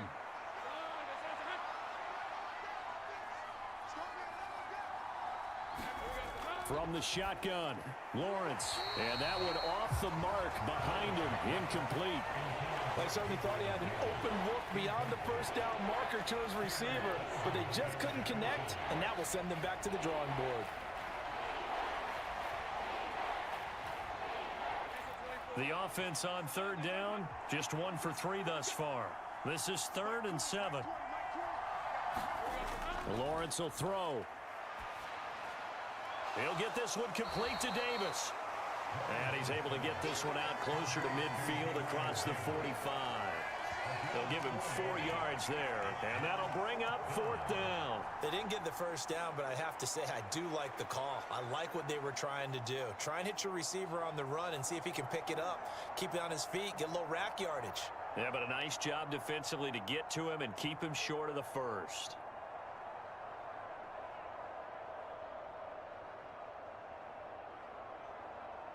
Here's Logan Cook now to punt this one away. This is away, but boy, headed straight for the sidelines. And the punt over the side in the air, and the spot will be inside the 35. The Dolphins offense now working their way back onto the field.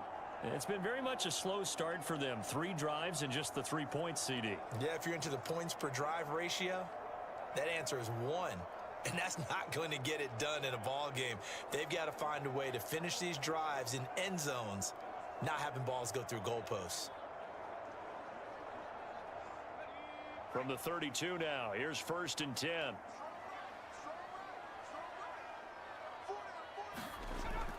On the ground, it's Mostert to start the drive. Trying to run inside, but nothing there. He was brought down by Foyesade Oluwakin. As usual, the hallmark of a good run defense, linebackers making plays near the line of scrimmage. Absolutely nowhere to run there. Officially nothing on that last run. They'll try again, 2nd and 10. Thompson fakes a handoff. Now going to throw it. He'll let this go deep for Waddle. And it's intercepted.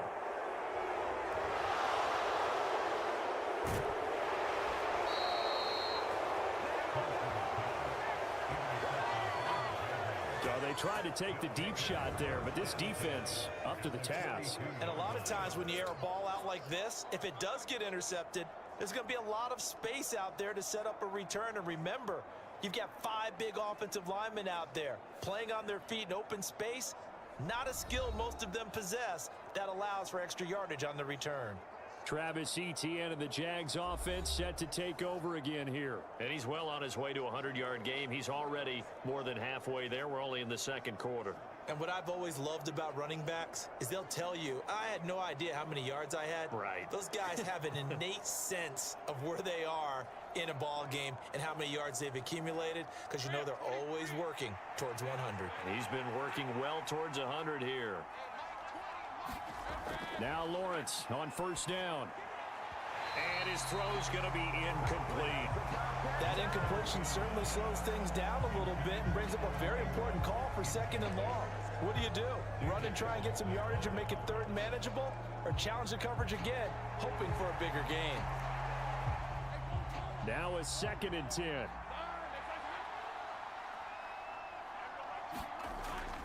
They go play action now. Lawrence. That one complete downfield to Kirk. He's going to go out of bounds, but he takes this one down just shy of the 20. 3rd catch of this first half for him, and this one is a first down. And time to give some credit to the big fellows, the offensive line here, because you've got to have good protection on crossing routes, because you've got to give your receiver time to work all the way across the field. That time, be able to scan the field, spot his receiver moving left to right, and make a good, accurate throw. Thank you, guys.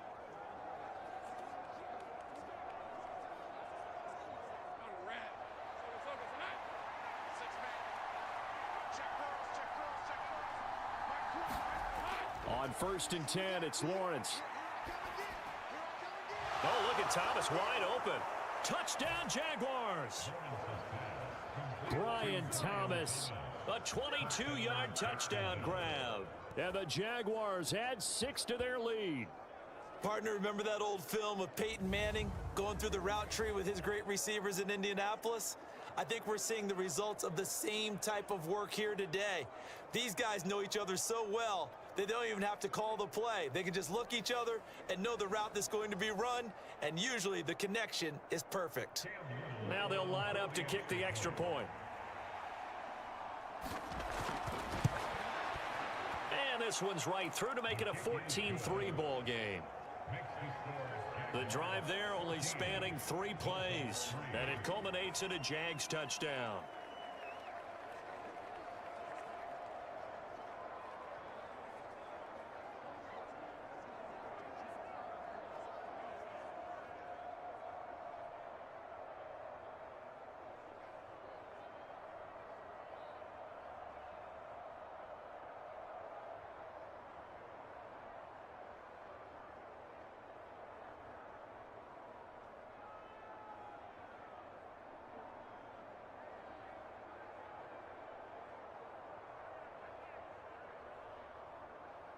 After the touchdown, Cook now to kick this one away. Here we go on the return from the 1-yard line. And he's up past the 20 to the 22-yard line.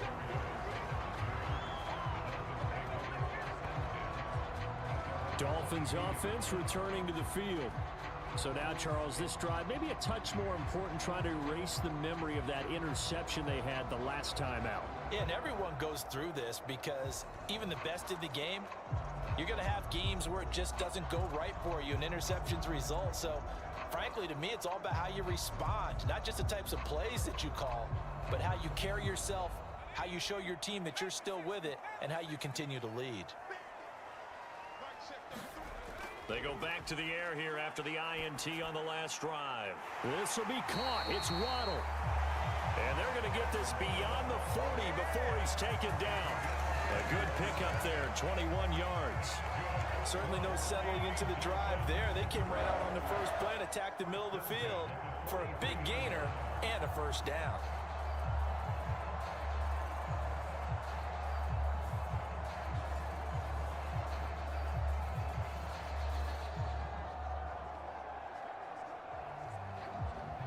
One play has him up past the 40 already, and another 1st and 10.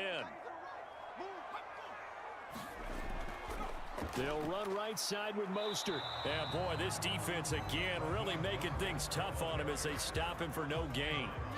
The running lanes have definitely not been there for him here in the first half, and I don't think it's all been his fault. His offensive line hasn't given him much space. A loss results there. 56, Mike, 56, right there. We've got a 14-3 ball game with 2 minutes left in the opening half. A reminder that when halftime rolls around, Jonathan Coachman will have all the highlights and analysis of this first half of play from our studios in Orlando. We got trips over here. Trips over here. Looking to throw, Thompson. Incomplete. Well, nearly another interception there. That would have been 2 drives in a row with a pick. He's got to start taking care of the ball way better than what we're seeing. Interestingly, that throw was probably worse than the one he threw the interception on last drive, but fell incomplete.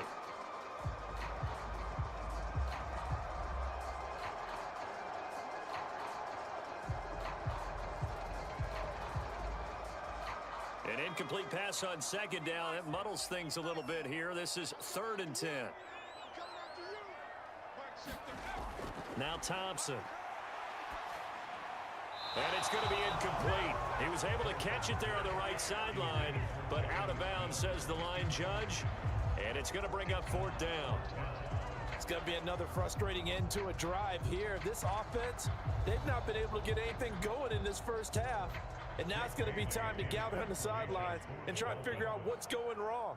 Who has an idea? Who has a plan? Time to implement it.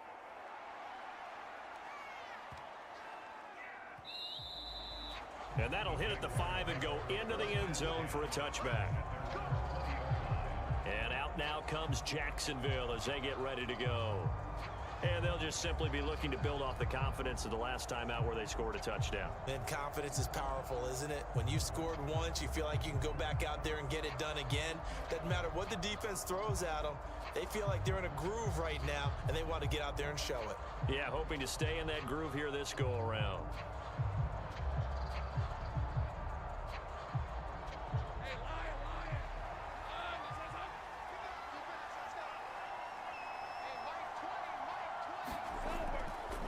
Now ETN to start the drive.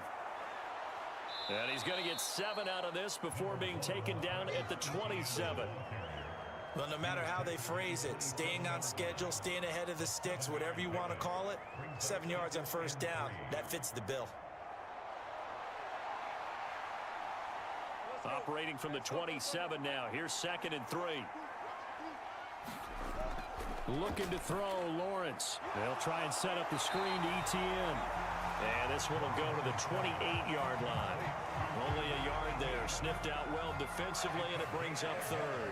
Good reactions there defensively. That screen was a little slow in developing, and they shut that one down with little gain.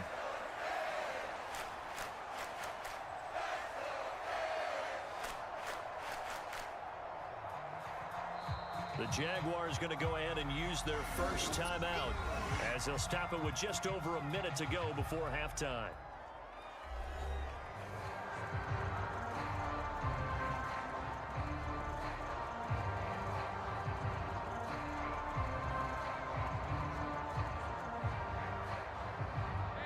They need 2. Here's 3rd down. Back to throw. Lawrence work in the middle of the field, and he's got a man complete. Now the Jags will use the 2nd of their timeouts as the stoppage will come with a little under a minute to go in this first half.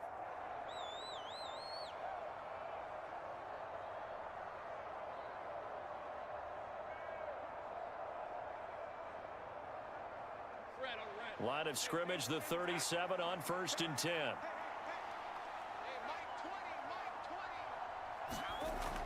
Now they'll throw here out of the gun. And this will be incomplete.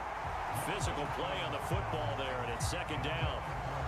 As soon as he leaked out and began his route, someone on the defensive side broke with him and arrived just in time to separate him from another reception. After the incomplete pass, here now is 2nd and 10. From the gun, it's Lawrence. He'll find ETN out of the backfield. And he'll be out of bounds after getting this one across the 40. He'll get only 3 there, so it leaves him with a 3rd and 7 ahead.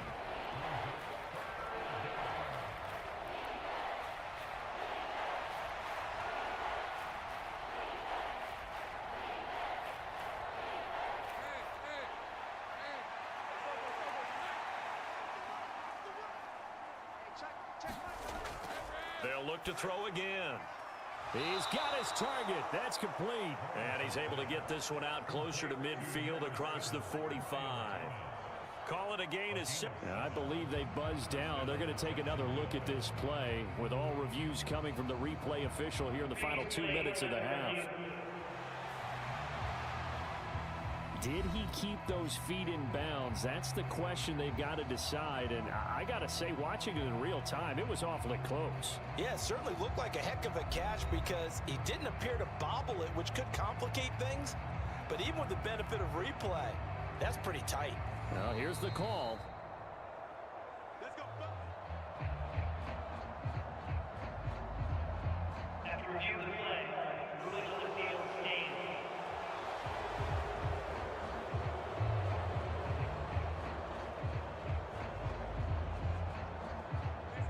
Two first downs have him up near midfield now on 1st and 10. Let him know.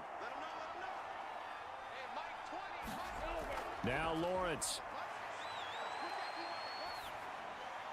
He's got Thomas yet again complete.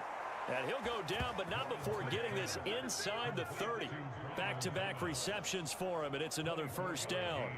But it appears that they read man defense and went to the out route. And what you have to do on that one is the receiver's got to make sure he works the defender towards the middle of the field to give himself space to cut to the outside and have that ball delivered with good timing, and they got it done.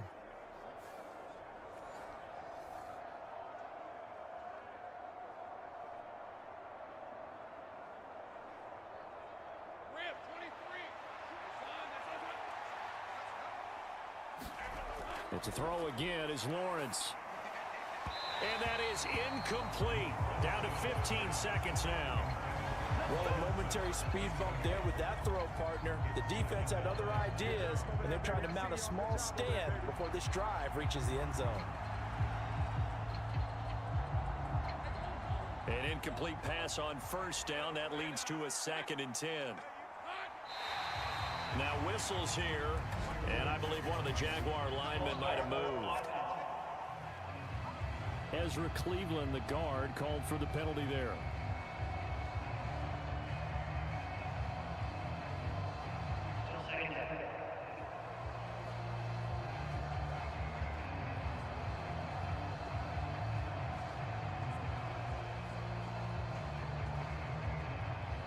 So after the penalty, heading in the wrong direction, 2nd and 15. Hey, Mike 20. Straight ahead, ETN. And he'll go down at the 26, following a gain of 6. Now a timeout signaled for, and they'll get it with 10 seconds to go before halftime.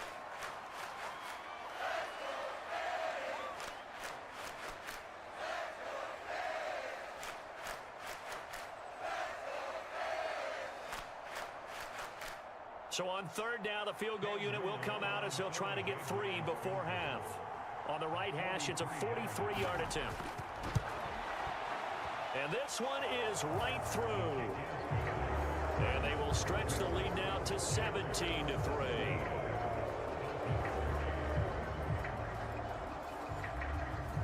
So a capper there to a pretty good first half. And I love the way that they put a chokehold on the clock and pretty much drained everything before they put the field goal on the board as they headed into the half.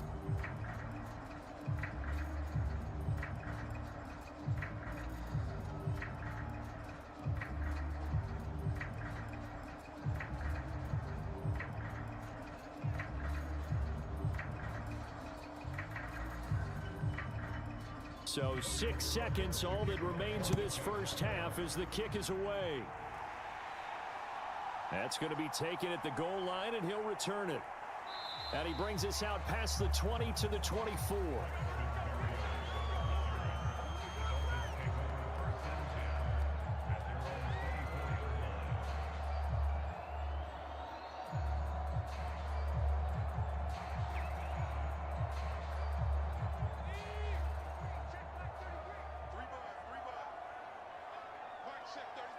All that remains is to snap this once, and that'll do it for the first half of play. So we've reached halftime here with the visiting Jaguars out on top. As we send you up to Orlando to check in with Jonathan Coachman at our EA Sports Halftime Report. All right, Brandon, back to you, too, in just a bit. But first, welcome everyone to downtown Orlando and our EA Sports Halftime Report. This one has certainly been one-sided to this point. It's a 2-touchdown difference as the teams have already come back out onto the field for the second half. So let's get you back out as well to Brandon Godden and Charles Davis. All right, Coach, thank you very much as we welcome you back for quarter number 3.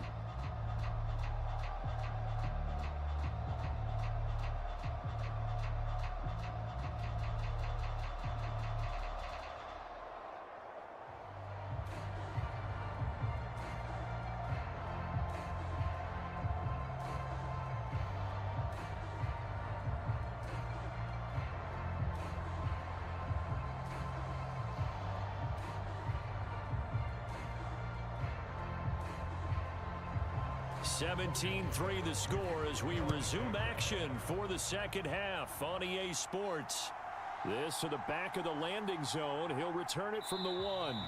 And not much happening on the return as he'll get this to about the 23. Out comes the Dolphins now. They'll go on offense first here in this third quarter. And they're still very much in this game, although they do trail. What's the game plan, Charles, for the second half? It might be a little counterintuitive because most people will think losing equals passing the ball more, but I'd establish the running game. They kind of went away from it in the first half. I think if they get back in balance, it'll help them when they put the ball back in the air.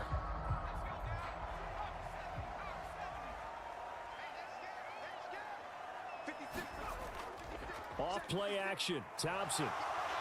Rush coming, and he's taken down. Devin Lloyd, the one to get home and earn that sack. The pressure that time right up the middle, and he was able to wiggle in there pretty easily and get the sack. Yeah, sometimes you end up getting caught in a little bit of a breakdown about who to block up front, and that creates the gap there, and he took full advantage, got to the quarterback, and finished off the sack.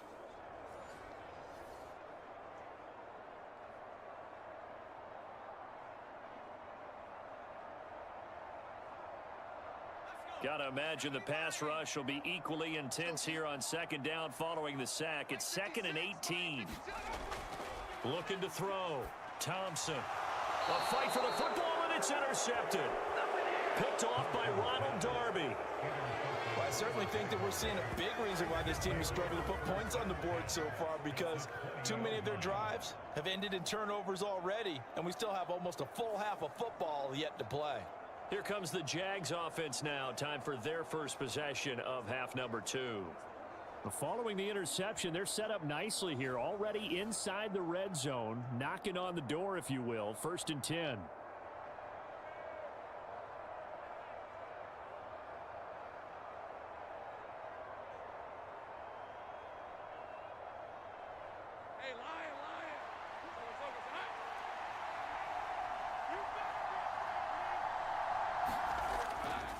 Draw play, Etienne. And he'll take this inside the 20 and down to the 18.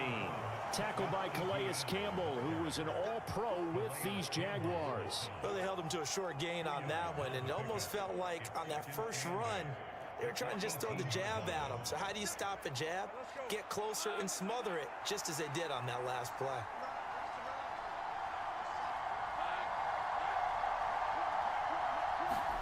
Here's Lawrence. Caught right side, Davis. And able to get this down inside the 15, either the 13 or 14 before he's out of bounds. It'll go as a gain of 4, and it'll be 3rd down. One thing you're hoping for when you run drag routes, you're able to hit a receiver in stride, and he can pick up a lot of yardage after the catch. But in this situation, the defense was effective, able to stop him before he could get a good head of steam going. Meanwhile, on 3rd down, they take a shot at the end zone, but it's incomplete. That was a touchdown if he could have hung on. Instead, it was a well-timed collision to jar that one free.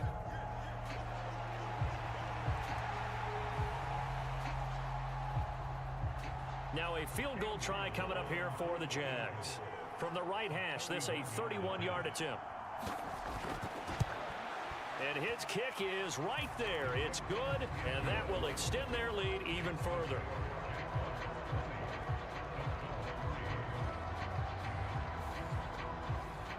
Whatever was said in the locker room during the break must have worked. They forced the turnover. They didn't get the touchdown, Charles, but it does translate into 3 points to begin this second half. Exactly as they discussed in the locker room at halftime. Get some points to get things kick-started. Now start your half off with some momentum.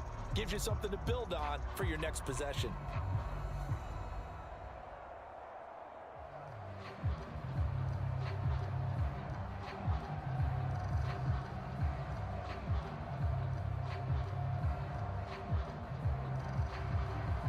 Set now to kick this one away, and off it goes.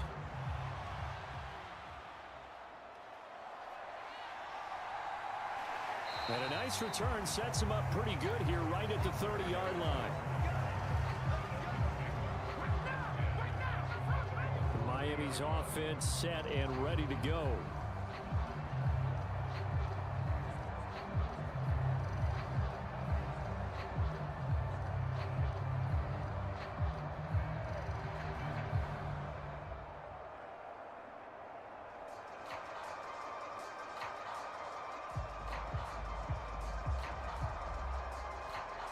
So 1st and 10 now from the 30. We got four.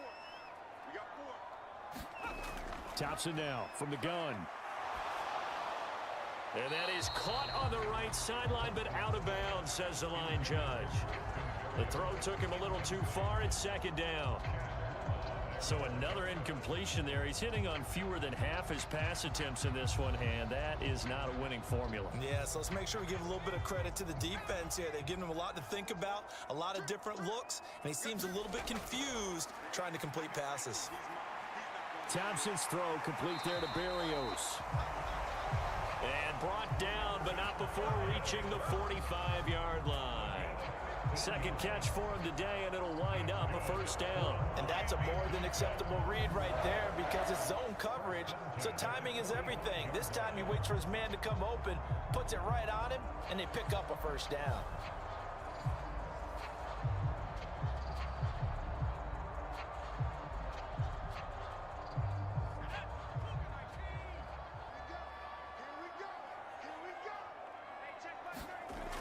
Now Achane on 1st and 10.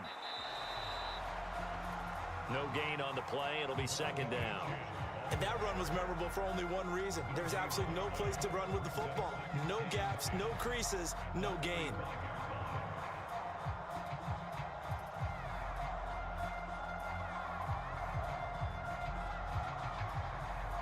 Here's 2nd and 10.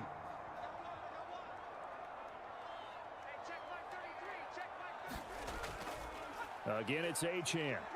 And they'll get this just to the 47. 1-yard gain. Early down stuff to put this offense in a precarious position. We know that securing the point of attack, especially against the big-bodied guys in the middle of this D, has got to be priority one. A 3rd down now. Those last 2 plays indicative of how things have gone for them. Just nowhere to go on the ground and struggling to put up points. Eluding the pressure right. And he's going to be taken down here still a couple yards short of the 1st.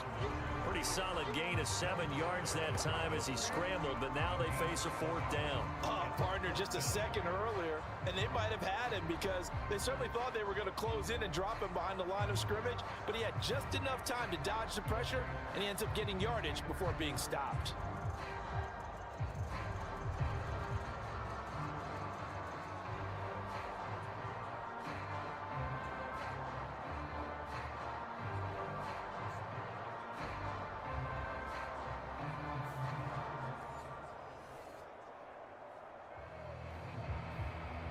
The Dolphins will send out the punter now as he'll punt it away for the 4th time today.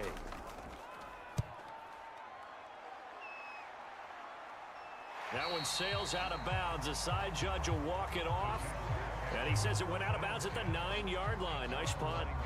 The field position game, such an overlooked facet, Charles, of an NFL game, but this offense, they're going to be pinned back. What an ideal punt. An ideal punt, and it leads to that term complementary football, because them doing that puts their defense in a great spot, doesn't it? Gives them a chance. If they want to be aggressive, try and maybe get a safety out of this whole thing, it puts them in that position.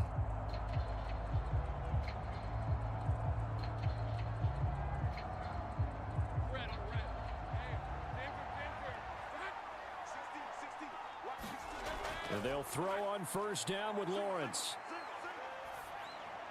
They'll get this out to the flat for ETN. And that's good for a gain of 6, and it'll be second down. A 6-yard pickup brings up 2nd and 4 at the 15-yard line.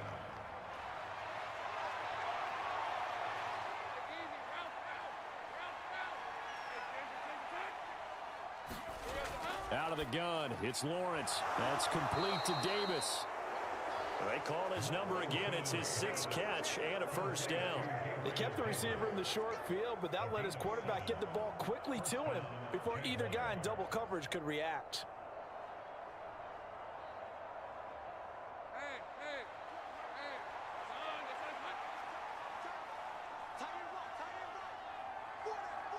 They'll send Kirk in motion right. He's going to get it on the jet sweep. And he'll be brought down here at the 28. He'll get a nice chunk there on the first down run, and it's 2nd and 4. It's a pickup of 6. Brings up 2nd and 4 at the 28-yard line.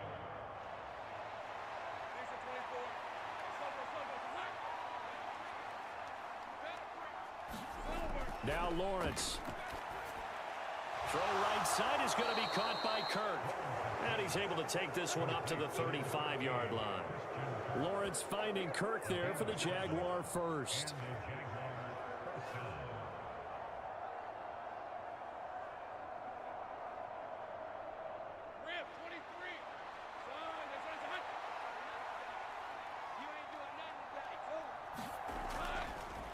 Off the option, he'll try and run with it. Looking for an opening, not much there. He'll get it to the 39. Give him 3 on the keeper there, and it is 2nd down. Anytime you decide to use your quarterback as a runner, most of the time when you design a play, you're expecting to break a little bit bigger than this one, because when you run him on short gains, your risk-reward and him taking hits, I'm not sure that's the payoff they were looking for. Lawrence going to keep it again. And he probably should have given that one off, as he's going to get hit and taken down behind the line. Now they're going to be dealing with a 3rd and 7. Is that one officially a loss of 1? Boy, the pursuit there, terrific from the linebacking core. Oh, it certainly was, because so many times on an option play, you'll see a linebacker make a beeline for the quarterback, and then zip, one cut, and he's grasping at air. But this time, he locked in on him the whole way, took an excellent angle, and his grasp came up with the quarterback.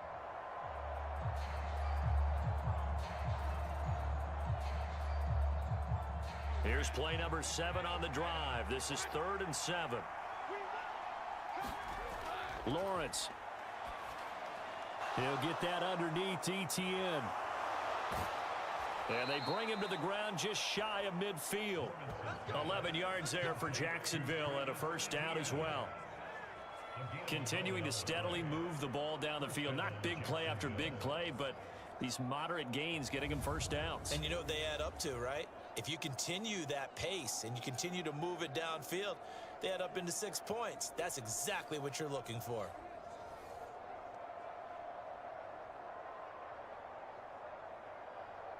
Hey, lion.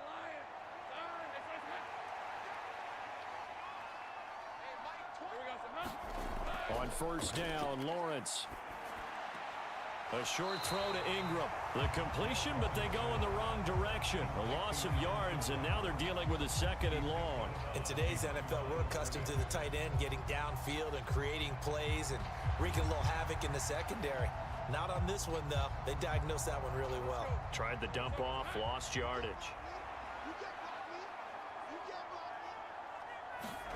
Here's Lawrence to throw. And that almost their first INT of the ball game. Had his sights on it, but he couldn't seal the deal. And that could have been the lifeline they needed. This is a play that could have been made. Instead, it's just going to fall incomplete. An incomplete pass on that last play, and that means they'll need to come up with something here on third down. Throwing again here. It's Lawrence. And this one is incomplete. Has to be a little bit of frustration there. Back-to-back incompletions. Receivers blanketed on both attempts, this time on third down.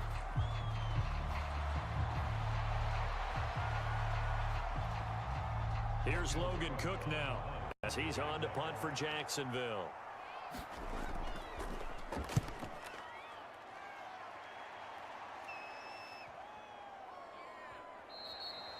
And no one there to stop it. Hits at the 8, but it carries all the way into the end zone for a touchback. The Dolphins offense now heads back on the field. See if they can put this drive in the end zone, Charles, because it's been a little bit of a rough go at times. They've had to punt the football a ton in this ball game because of stalled out drives. So are you saying that you're kind of tired of seeing the punter run out there and do his thing during this game? Is that what you're trying to say? Well, I mean, I'm okay with it. I have a feeling that this offense, they don't want to see the punter again. And frankly, the punter doesn't want to run out there anymore himself. He would love to see his offense put together a drive and give his leg a rest. Thompson will look to the air on first down. Jaguar pressure and a Jaguar sack. Devon Hamilton breaking through to get him to the ground. It's a loss of 7. Well, you don't usually get a sack from a nose tackle spot, but we got one there. No, we don't, and a lot of the times in passing situations, they end up off the field anyway. So how happy was he to work his way back to the quarterback and put him on the ground? He's going to end up with a nickname after something like that, some Big Jelly or something like that.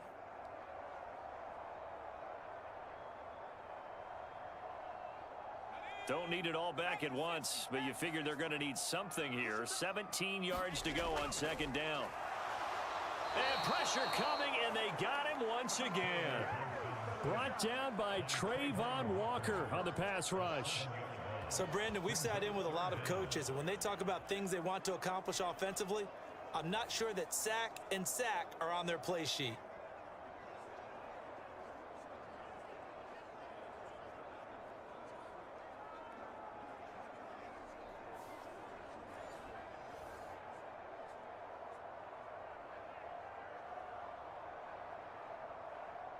This offense in desperate need of a conversion as they come up on third down. Thompson out of the shotgun here. This is Smith with a grab. And he is out of bounds, able to get it across the 20-yard line. They'll get 17 back there, but it'll still lead to a fourth down. I don't know how many times, not just in my playing career, but you and I working together, have we ever heard a coach say, you know, I just don't have that play on my call sheet? And that's really what we had here. That was a big hole they were trying to get out of. Yeah, big gain, still a ways to go, though.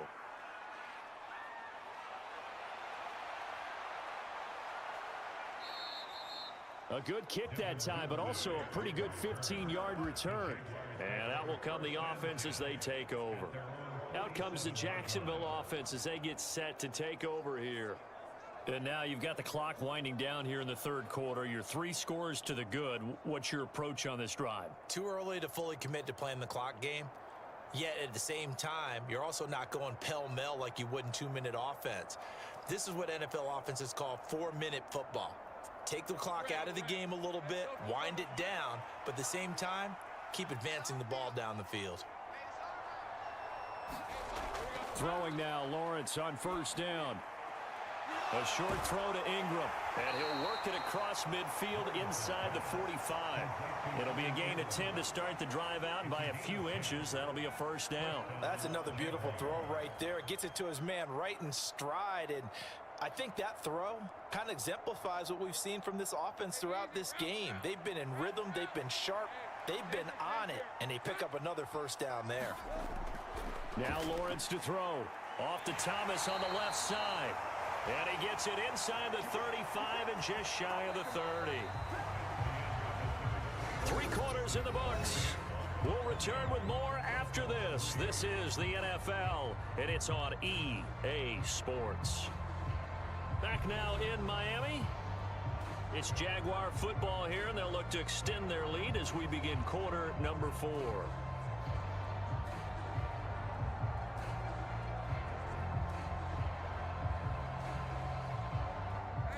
Back-to-back good plays have them on the move on first down.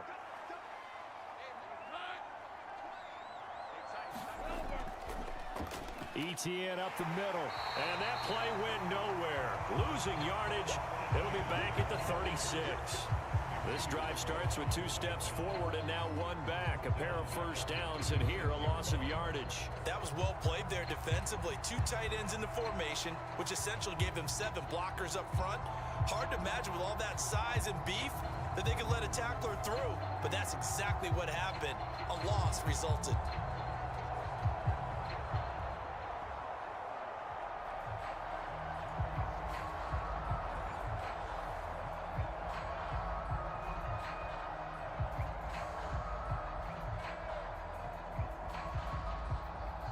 They'll have to deal with a 2nd and 14 now after the loss.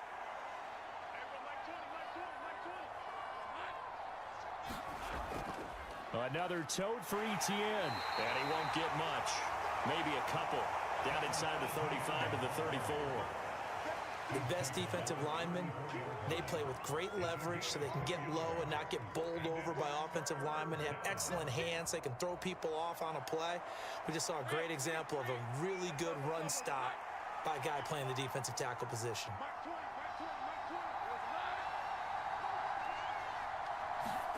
On 3rd down, Lawrence Finds his tight end Ingram. And they're going to mark him down short, maybe by about a yard, if that. They'll get 11, but still a little short. 4th down. Well, normally you might say start running the football. You've got the lead here in the 4th quarter, but the way that they've passed it with such success, I don't know, maybe keep throwing it. Yeah, I think you brought up something that goes against conventional wisdom, right? In this stage of the game, you would think you would switch to a running attack, but you're exactly right. They've thrown it so well throughout the game, and trusting this quarterback, I think you continue to do so. And no move to get the offense off the field. They'll stay put on 4th and 1. Going for it, here's ETN. And he will have the first down across the 20 to the 19-yard line. Starting to look like this drive, it may be the final nail in the coffin. Well, this is why you work out so hard, right? This is why you spend all that time in the offseason. This is why you have those OTAs and mini camps. For these situations, these scenarios, to run someone into the ground and secure a victory. On first down, right back to ETN. And they go the wrong way here. Knocked back to the 20. A nice stick and stop for a loss there from Jalen Phillips. The short field shrinks even more with the type of bodies they brought in on that play. Those extra tight ends, they weren't able to secure their blocks, and that one ended up going backwards.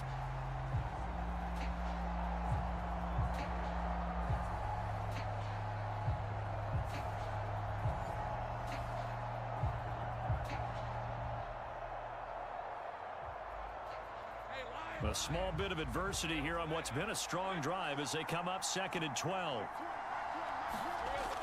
Back to throw. Lawrence.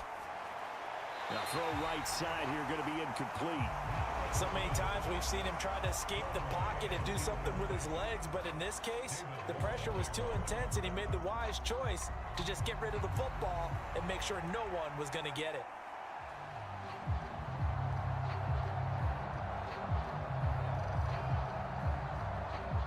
The Jaguars on 3rd down. They're right at about the league average, 40%, 4 for 10. This is 3rd down and 12. A give to ETN running right. And he's going to be stopped well short of what he needed as the tackle is made at the 18-yard line. 2 yards on the pickup there. It's 4th down.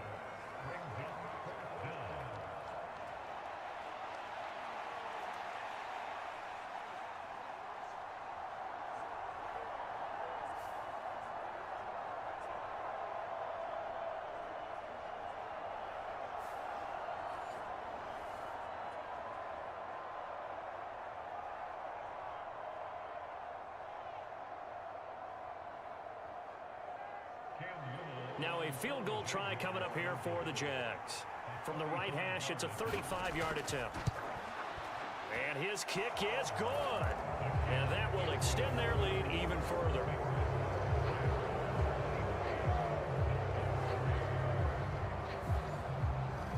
Well, ultimately not really sure that they're going to need those 3 points, but they'll take the 3 and they pad that lead. Yeah, this one's already wrapped up, but you and I both know if you're an offensive coordinator, you never let up on the gas unless the head coach tells you to do so. And maybe you've actually clicked him off in your headset so you can keep calling plays and trying to add to this lead.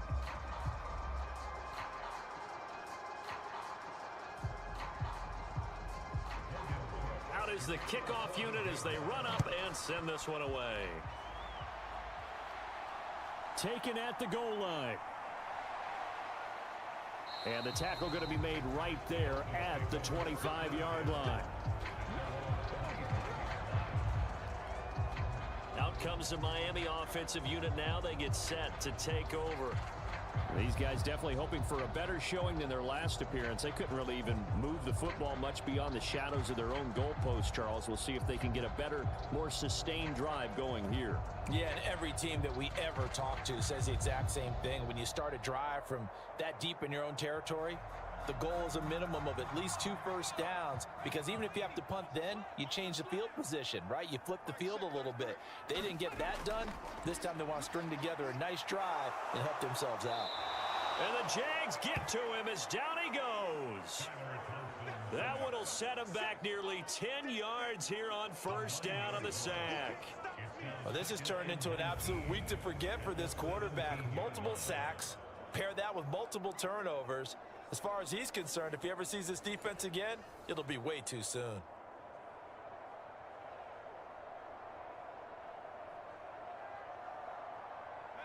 And they need to work to at least get some of this yardage back after the sack. 2nd and 19. From the gun, it's Thompson. Over the middle, he gets it to Barrios. That'll go for a gain of 7. And that's going to lead to a 3rd and 12. You got the big lead defensively. Willing to give them that underneath stuff, right? And this is why you work on your tackling. Tackle them after the catch, inbounds, keep the clock running. Just go ahead and bleed the game out that way. 3rd and long, Thompson. And he can't escape, and down he goes. Trayvon Walker picks up his 2nd sack of the afternoon.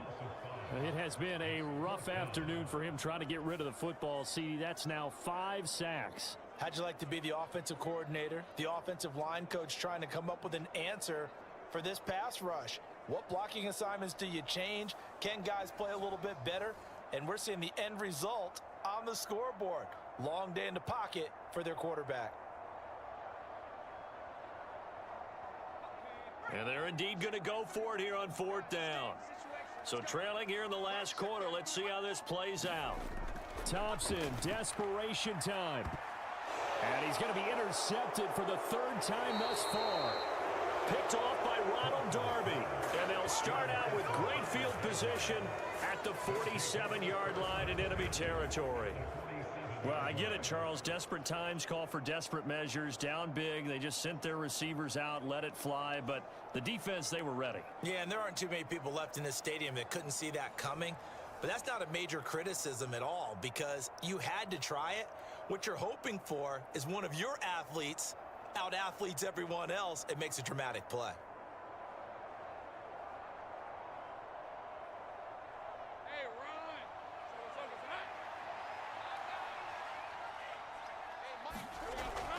A give, it's ETN off the option. Trying to find a lane, but instead he'll get back to the line of scrimmage, and no more. Tackled by Calais Campbell, who was an all-pro with these Jaguars. They've called his number a lot this afternoon. You wonder how much tread is left on those tires. We certainly do, but I always think back to one of my favorite coaches in the NFL.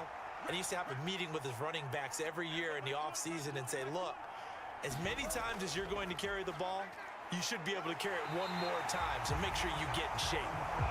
And this may be a carbon copy as he'll again be stopped right at the line of scrimmage. Officially nothing on that one, no gain, so they're left with still 10 to go on 3rd down. No luck whatsoever there on the draw. Yeah, they're supposed to use their aggressiveness against them. That was the hope. But maybe they had too big of a meal last night. A half step slow, and he ends up running right into the meat of the defense. And he'll be well short of a 1st down as he stopped again right at the line of scrimmage. No gain on the play there, and it'll bring up 4th down. So they went a little cautious there on 3rd and long. And nothing wrong with that. Remember, they're playing with a lead right now. So getting a 1st down, yes, that would be great. But even more importantly, take care of the football. No turnovers, no big plays for the other team, and keep the clock moving.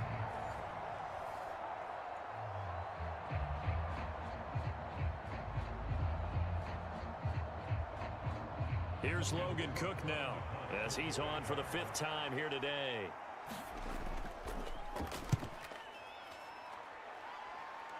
And no return here. Where will they spot it? They say just outside the 20-yard line. And out come the Dolphins now. Even though they were able to force the punt defensively, still a big hole to climb out of, especially at this late stage of the contest.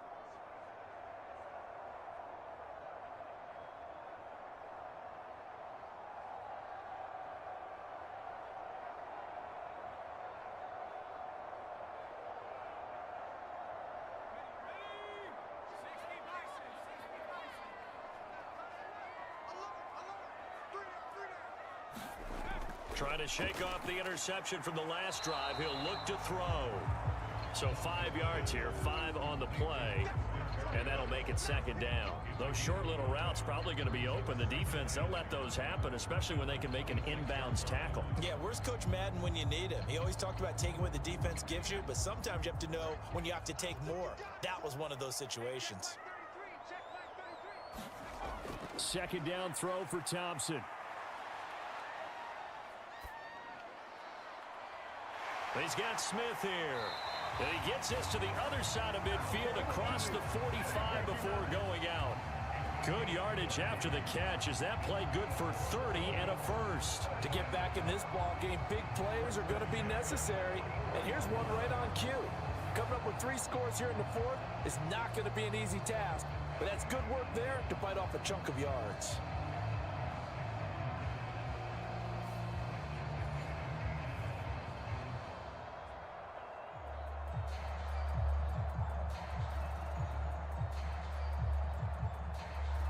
So in Jacksonville territory now. Here's a 1st and 10 at the 44-yard line. Thompson going to throw it.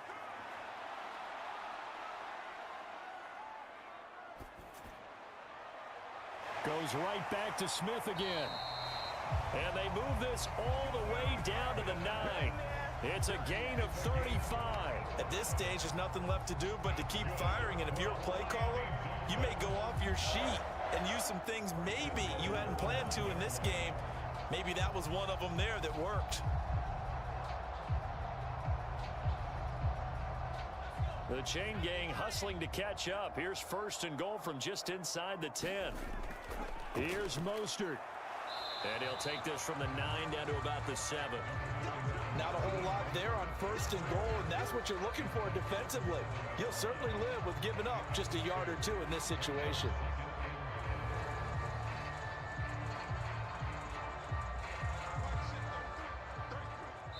Just 2 minutes remaining here in the 4th quarter of what has been a one-sided affair.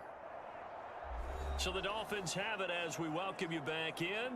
They've got it 2nd and goal as they look for a late touchdown. They'll try again here from the 7 on 2nd and goal. Thompson. This one left side caught by Berrios. And he gets halfway there from the 6 to the 3 on a gain of 3. That's now 4 completions in a row. A good bounce back following the interception last drive. Certainly not letting it affect him, that's for sure. And we all know interceptions are going to happen. So the big trick, don't let it affect you going forward. Most of the good quarterbacks, they just tell them. He's got it. Touchdown, Dolphins. Braxton Berrios from 3 yards out. And the Dolphins are finally into the end zone here in this 4th quarter. And that touchdown puts us in a position to have a discussion, doesn't it? Now, it'll be a 2-score game after the conversion. Yeah, I mean, there's no doubt with a 2-score game, they're going to have to onside kick it. We'll just see if they've got a miracle up their sleeve. And you wonder what onside kicks they're going to use and in what sequence if they hope to have a chance to win this game. Jason Sanders now for the extra point.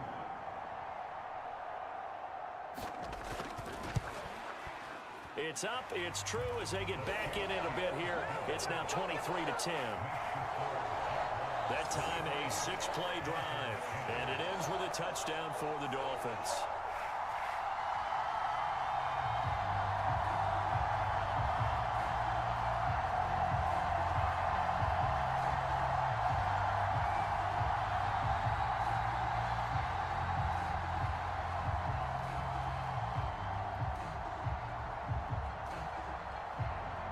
Two scores down, 3 timeouts left. Still a chance if they could somehow get this one back. And the Jaguars are going to cover this one up. They knew they needed a miracle. They had to have that onside kick. They didn't get it. Well, as we knew, even before they put the toe to the leather on that one, their chances of getting that done, slim and none. And I do believe we saw Slim just leave the door, didn't we? We did indeed. I think we're down to none. The Jaguars back with it on offense. Now they are really in the driver's seat here, enjoying this lead late in the fourth quarter. The defense does have all 3 timeouts, but at this point, doesn't look like it's going to matter much.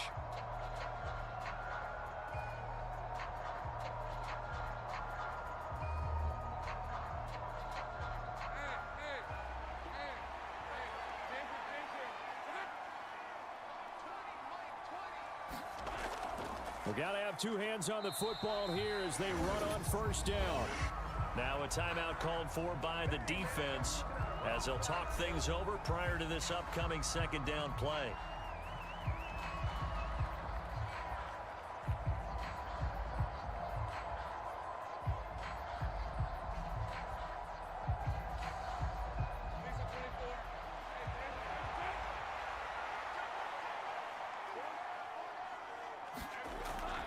He's going to get it again. Just looking to get forward and protect the ball.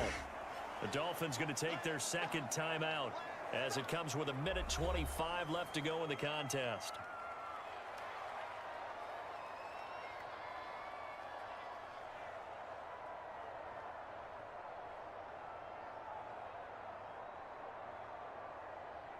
They'll need to get it to the 30 for a first. This is third down. Lawrence will throw. That is caught. And he will have a Jaguars first down, and that ought to be the one that seals the victory.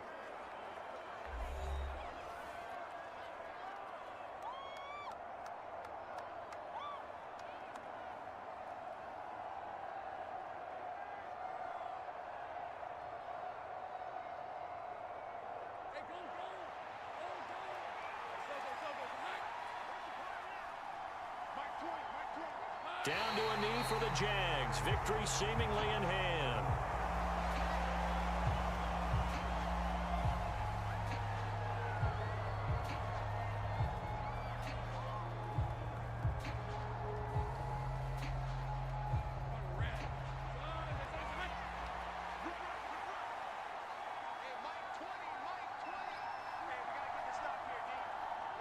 Lawrence to a knee, and that will write a finish to this one. Yeah, it's fun to kneel down in front of your home crowd, but when you go on the road, that band of brothers attitude, right? Just us against the world and get it done. How happy are they? I remember a coach at a previous stop telling me, you get a win on the road, doesn't matter the opponent, get out of there like you stole something. And they did in this one. So this will be a win for Jacksonville. And we talk so much about the turnover battle, determining who wins, who loses. This game, no exception. Air-free football, no turnovers at all, and they win it. So this is one you don't have to convince your team that what you're saying is accurate. And you know what I'm talking about. Head coach always stands up in front of the team and says, guys, if we do this, this, and this, we'll win. And usually they say if we win the turnover battle, we'll win. Well, here's the proof right there. Win the turnover battle. Go on to victory. Now the guys believe. You move on to the next lesson where you have to convince them. This one is now planted.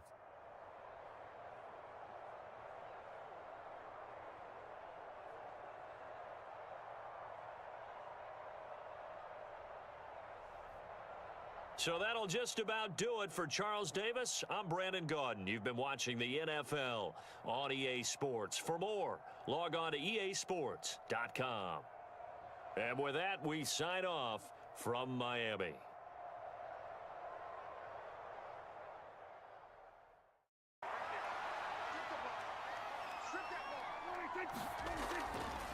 They play fake to Elliott. Now Prescott. Looking left side, and he's got a man. That's Stevens. 23 yards on the play. He's certainly done a nice job spreading the field on this drive, and here he finds his big tight end for good yardage. And that's what you have to do. Keep defenses guessing about where you're going to go with the football.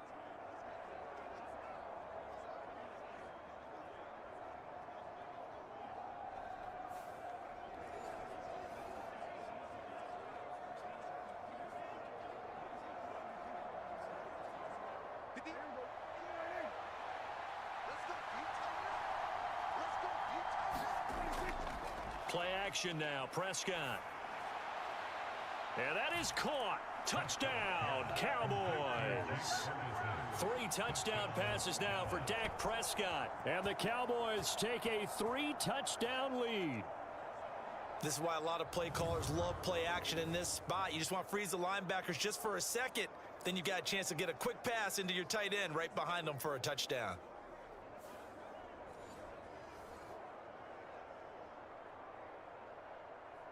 Aubrey now for the PAT.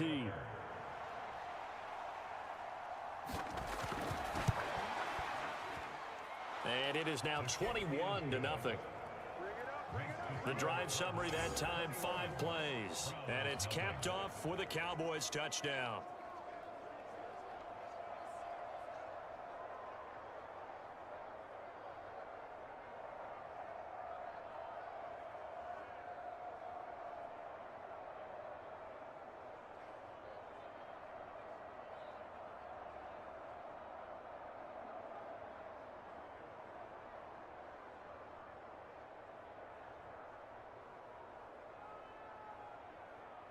So after the touchdown, Aubrey now to kick this one away.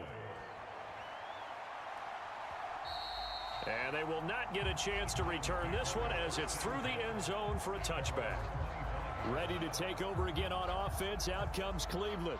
Well, CD, you kind of feel like they're in a bit of a danger zone right here because now you're down 3 scores. And I know we're in the first half, but the way this offense hasn't been able to generate anything, you feel like they probably need to get something going on this drive, right? Yeah, and sometimes I overuse that this is an important possession. But I think this has to be the possession where they come up with an answer because only a few teams in league history have ever come back from a 4-score deficit. And if they don't score here, that's what they could be facing the next time they get the ball. Now a first down throw, Watson. This short pass into the hands of Njoku. And he's going to be dropped following a pickup of 7 past the 30 to the 32. How about the timing on that one? Where they were in sync, weren't they? 3-step drop, balls out of his hands, right to the tight end. Nice completion, just like they do it in practice. They'll operate from the 32-yard line here, 2nd and 3. This is Ford. And he is going to lose yardage here. It's a loss of 4. Now 3rd down.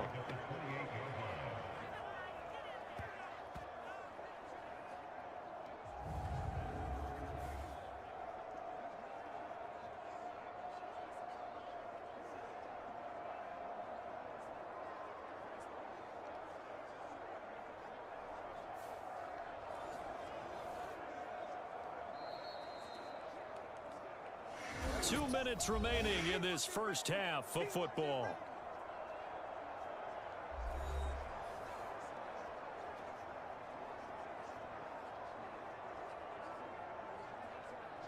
Here comes 3rd down at 7.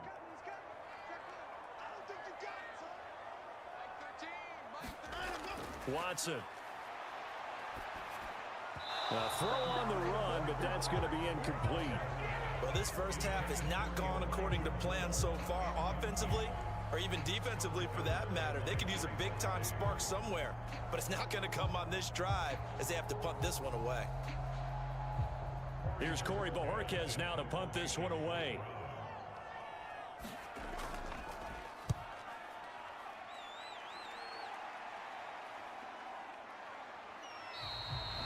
be a 44-yard boot, just a yard on the return as he's covered up quickly. And they will take over 1st and 10. Dak Prescott on the offense heading back onto the field. 5 for 5 that last drive. Touchdown pass as well. He was clicking. Receivers, I don't want to be cliche, but running really solid routes too. And what I love about it is when you look across any team, all right, the body types of the receivers are usually different. The way that they get open, different as well. Some of them use power to get open. Some of them use those head fakes and subtle moves. Some of them just use pure speed. And the really good ones, when they're established, they know how to push off at the end of a route, too. Now the result here, a pickup of 8. Leaves him with 2 to go on 2nd down. It's a gain of 8. Brings up 2nd and 2 at the 34-yard line. Now a 2nd and 2. Now Prescott. He's letting it fly for Cooks. Oh, a first mistake for him in the ball game as it's intercepted. Ronnie Hickman with a pick. And the Browns are going to take over at their own 30-yard line. So that potentially an important takeaway here in this 2nd quarter. Because what it does is give their offense a chance to put a drive together. They've got nothing on the scoreboard so far, so you have to think that they need something before the break. And now they have an opportunity. And now Cleveland geared up to take the field. Well, Charles, we'll see what they can do here. Not a ton of time left, but enough certainly to get points out of this drive, and they need them right now because they're trailing. Yeah, and this is exactly why you practice a 2-minute drill all through camp and at least one practice each week before a game. A minute left, more than enough time to string a few completions together, reach the end zone, and then make that walk back to the locker room just a little more animated. So 1st and 10 now from the 30. After the interception, here's Watson. They go with a shuffle pass, and it's complete. They'll wind up getting 7 on the play, and it's 2nd down. The defense was ready for the back to leak out and even had a second player waiting to double him up. If you're going to commit to doubling a back, you better prevent a completion, but give him credit. Extra determination, extra effort, turned it into a successful play.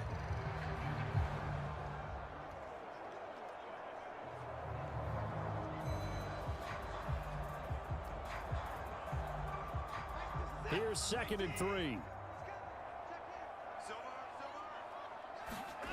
Now it's Watson. He finds his man, complete. It's Ford. And he'll work it across midfield inside the 45. Now the Browns signal for the 2nd of their timeouts as the clock will stop with 55 seconds to go until halftime.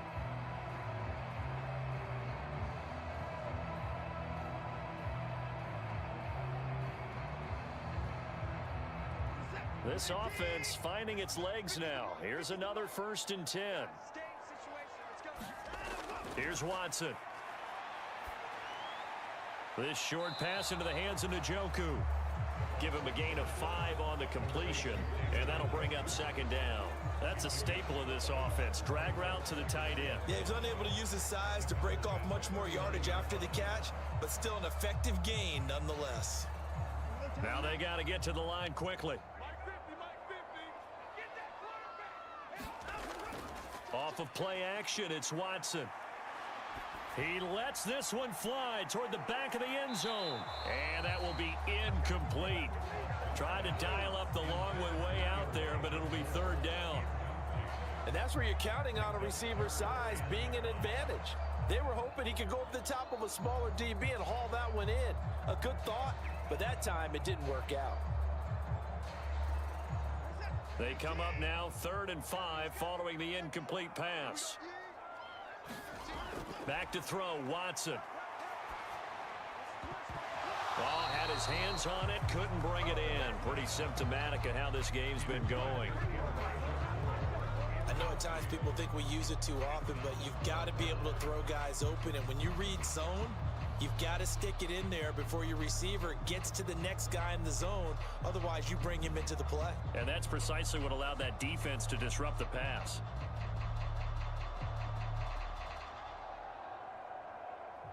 Here's Corey Bojorquez to punt this thing away.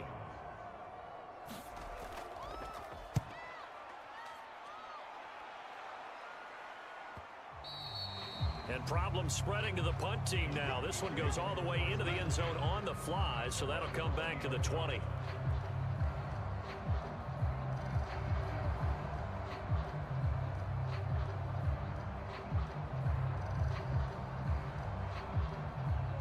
About set for this next drive by the Cowboys offense. And with a 3-score lead already, this is not time for a momentum change, so I'd imagine they'd be happy to just take this into the locker room. And he's going to get this one across the 30-yard line.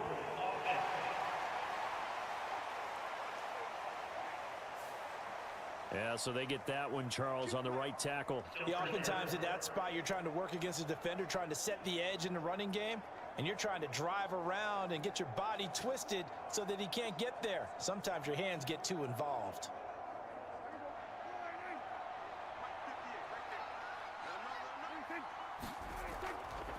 They'll start by running the option to the right. And he'll just push his way forward for a few as the clock will run. So we reach halftime in what's been a fairly one-sided game so far. As we send you down to Orlando, where Jonathan Coachman has our EA Sports Halftime Report. Coach. All right, Brandon, back to you, too, in just a bit. But first, welcome everyone to downtown Orlando and our EA Sports Halftime Report. This one is maybe not exactly in the bag yet, but there is definitely a big mountain to climb in this third quarter. The teams are already back out there, so let's not waste any time as we'll turn it back over to Brandon Godden. All right, Coach, thank you, and we welcome everyone back for quarter number 3.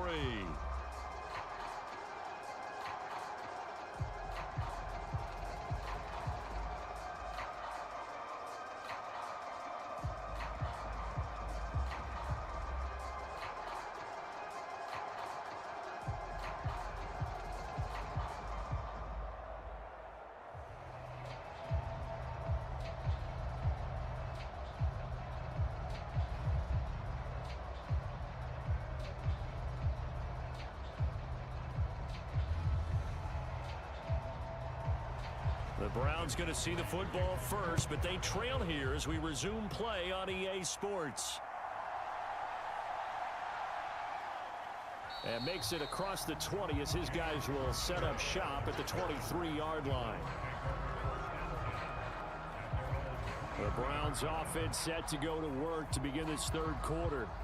And that first half, one to forget really on both sides of the ball. They got to find some way to string something together here, don't they? Yeah, they're down big right now. So as you mentioned, trying to find something to string together, get some consistency, something sustained, maybe calm their whole team down and find a way to get back in this one. Yeah, because right now you're down big, you're being shut out. Let's see if this is the drive that kind of kickstarts them. Watson on first down. That's complete. It's Elijah Moore. And they're able to get this one across the 35. He was held without a catch in the first half, but he's got one here, and he also picks up a first down. Well, we talk all the time about playing situational football. Right now, I think the scoreboard is dictating what they need to do. Where they are in this game, they've got to push the ball downfield, take their shots, try and get big chunks of yardage in a short amount of time. That was a nice play there. And Watson has enough for the first down yardage as he slides to the turf. A nice pickup there, 10 yards, and it'll move the sticks. Has not been a big game for him throwing the football. I think he feels like, let's try something different. Let's use the legs here and see if we can make some plays. And no passing touchdowns, yardage not where he would like it. Try something new, it worked there. Back-to-back good plays have them on the move on first down.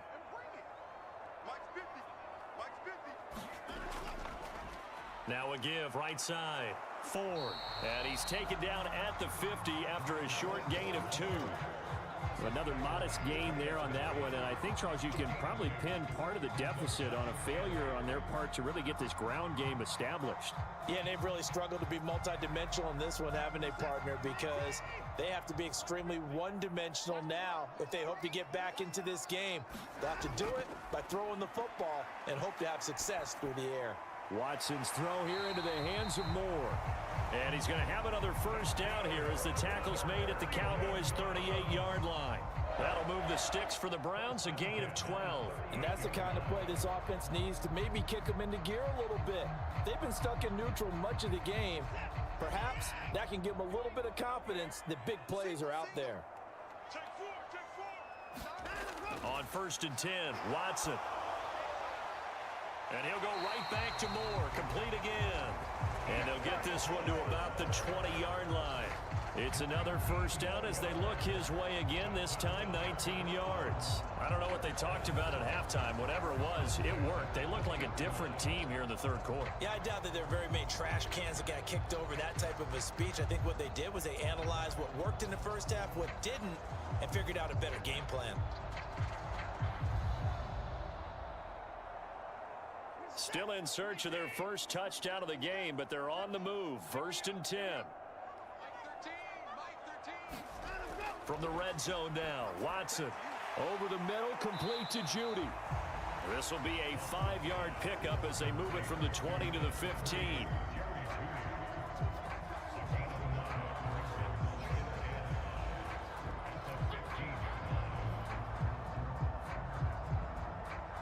Now 2nd and 5.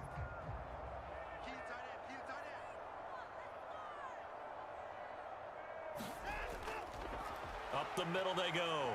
It's Ford. And now they're inside the 10 as he's brought down at the 9. They got 5 through the air last play, now 5 on the ground. 1st and 10.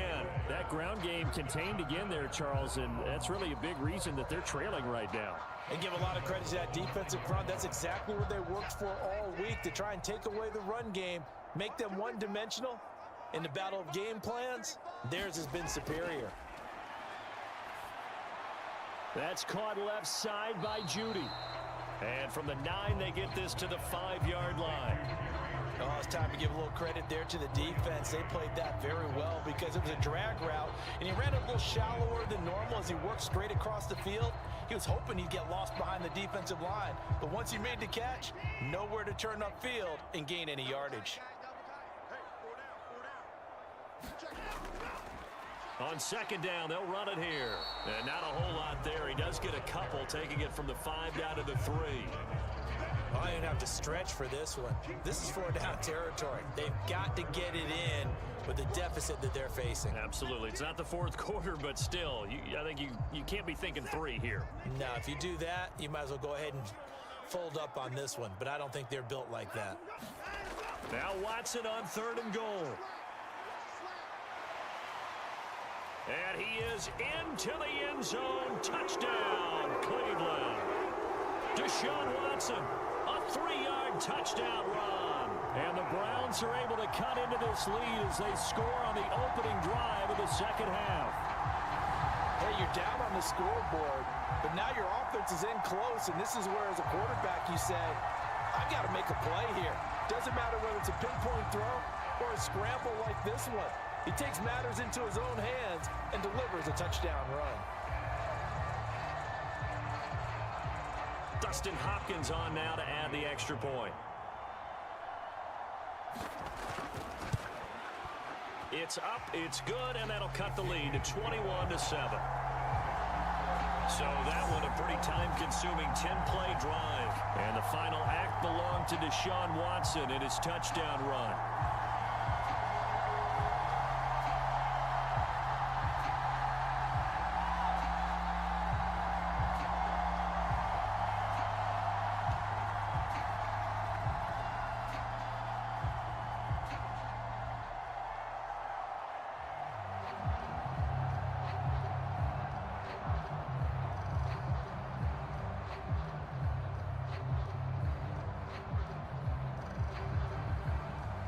Following the touchdown, Dustin Hopkins will kick it away. And he'll wisely just take a knee here, and this ball will come out to the 30-yard line. The Cowboys offense now, they head out for their first possession of the second half. And they were terrific in the first half, built up a sizable lead, and it's just been cut into a bit following the opening drive score on the other side. But this is a unit that has to be itching to get the football again. You could say that again. They've got to be pretty eager because, let's face it, they've had to sit through halftime. than sit on the sidelines and watch that drive. So you can bet that they're saying, let's get on with this. We got to go out there and get some more points. They'll start the drive with Elliott. And nothing much materializing there on the first down run. He'll get a couple, and that's it. They'd love to just strike back with a touchdown right here, and if it's a long play, so be it. But the main goal, get a couple of first downs, run some plays, run some clock, allow their defense to get a chance to catch their breath, settle down, and relax a little bit after they just gave up a score. They'll break the huddle, come up on 2nd and 8 at the 27-yard line. Here's Prescott. And that's Elliott, complete. And he'll be out of bounds across the 30-yard line. Short completion, just 4 yards, and it's 3rd and 4 now. And we see another pitch and catch there to the running back. This position just continues to evolve. They become just as critical to the passing attack as a lot of receivers, tight ends, because their ability to make people miss in the open field can really generate big plays for an offense. 3rd and 4.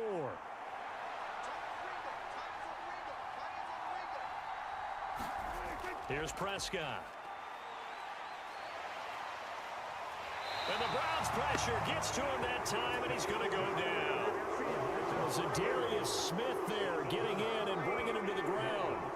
I'm sure a lot of time was spent in the locker room, Charles, talking with his defense about setting a tone here in the 3rd quarter when you're down on the scoreboard.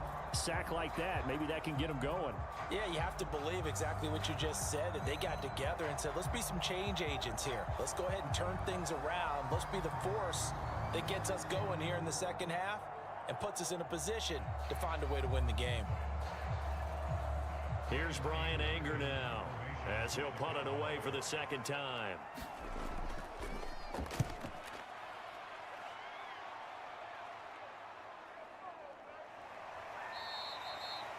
Call it 46 yards on the punt, just a single yard on the return as he was covered quickly. And the Browns will take over, 1st and 10. Cleveland offense making their way out. A long drive last time out for this offense, Charles. If you remember, they started basically in the shadows of their own end zone, marched it down the field, and a lot of that was through the passing game. And partner, as a former defensive back, I'm having almost a physical reaction watching what's happening right now. But let's give credit where it's due, because they've done an excellent job moving the ball through the air. Secondary getting picked apart pass by pass. Obviously, they need to make some adjustments there on the back end. And because offensively, we know that they're not going to be shy about throwing that football. And he'll get this one way up just shy of the 45-yard line. An ideal beginning of the drive there, as they'll get 20 and a 1st down. Certainly no settling into the drive there. They came right out on the first play and attacked the middle of the field for a big gainer and a 1st down.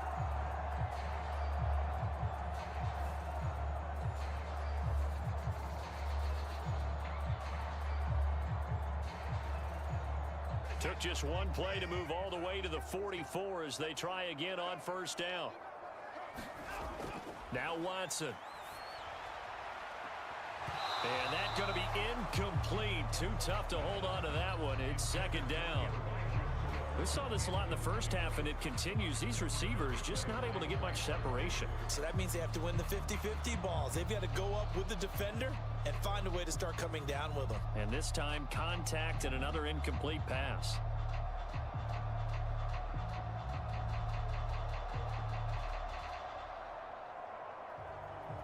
Third quarter action. Appreciate you joining us from Cleveland, Ohio. 2nd and 10. Throwing again is Watson. Hit from behind, and he's going to be driven down. Micah Parsons able to disrupt yet another pass play. That is his 3rd sack of the afternoon. So one quick, easy analysis about why they've struggled so far. They keep putting themselves in 3rd and long situations. They just took another sack right there. And the offensive film session tomorrow may be a little longer than it normally is. Not a lot of positive grades will be handed out thus far.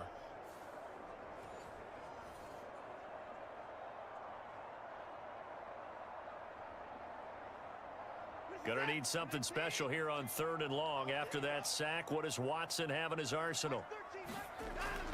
Out of the gun, they'll look to throw. He's got Njoku over the middle.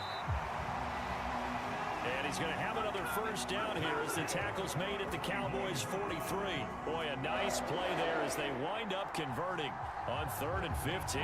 And that's well executed there on 3rd down. And I love the confidence that they had to let their tight end try and find some space in the middle of the field, right in their quarterback's line of vision. And QBs love to make that easy throw, and they hooked up there for a first down. So from Cowboy territory now, here's 1st and 10 at the 43. Here's Watson. And he can't get rid of it. He's taken down. Micah Parsons. Who else? He's in there for his 4th sack of the afternoon. He's certainly one of those quarterbacks that can burn you with his mobility, but that time able to hem him in and get him to the ground. Perfect descriptor right there about how they kept him in the pocket. Excellent job of containment, but they were still able to continue to bring such strong pressure without letting him escape. But how about those guys in the secondary as well? Kept the coverage tight, plastered to the receivers, and left no real options for him to throw it downfield. They'll come up after the sack on a 2nd and 12. Watson now to throw. He finds his man, complete. That's Ford. And he maybe makes it back to the line of scrimmage. That's it. Nothing on the screen that time. Now it's 3rd down. So nothing there on the screen that time. That means all that great acting they tried on offense went for naught, didn't it? Because you have to try and influence them. Make them think that you're doing something else. Make them think that they can get to the passer by letting them by and then setting up the screen and getting downfield. Didn't happen at all. Give a lot of credit to the defense for not tumbling to that one.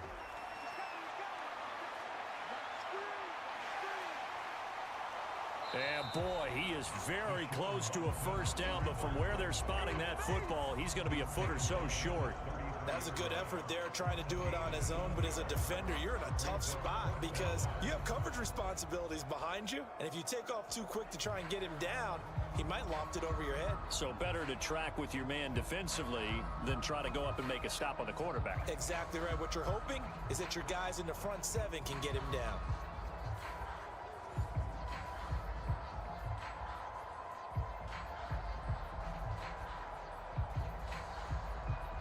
Still just the 3rd quarter, but they've got to make something happen. I think they know that. They're going for it on 4th. They'll try and run for it. And he's able to get it to the 31, and that's enough for the first. They only got a couple, but a couple's all that they needed as they convert on 4th. Just enough push up front. He only needed about 6 inches. He didn't get a whole lot more than that. No, but he made sure he got enough so they didn't have to worry about measuring it or making it even close. Ends up picking up a couple of yards in a situation, as you noted, where he only needed inches. Watson off play action. Got his man complete over the middle. It's Ford. And he'll be brought down at what's going to turn out to be the final play of this 3rd quarter.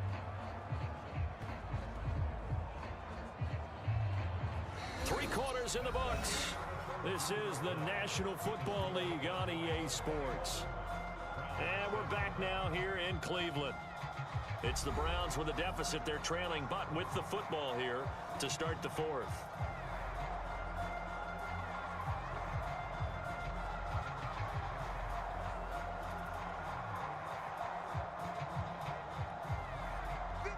They work now on 2nd and 9. From the gun, here's Watson. He's got Njoku, his big tight end. So the completion good for 7 there. And now that sets up 3rd and 2. One thing I think that's safe to say defensively, the tackling's been really good. And because of that, it's been very, very hard for them to move the ball because you're not getting the benefits of run after catch. They're tackling them almost on the spot. That means you have to run extra plays, harder to move it. 3rd and 2, Watson. And that is incomplete. Coverage was awfully tight there on 3rd down. They actually closed off all the passing lanes, forcing the incompletion and bringing up 4th down.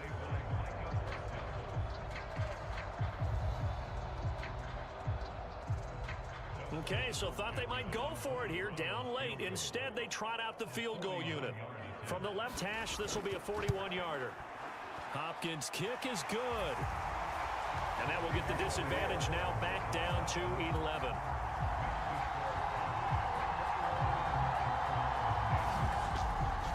Well, no field goal attempts for him until the final quarter, but no hesitation on his end. He comes right out and nails his first field goal try.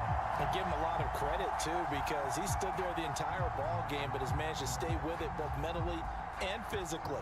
When they called on him, he was ready, and he knocked it through the posts.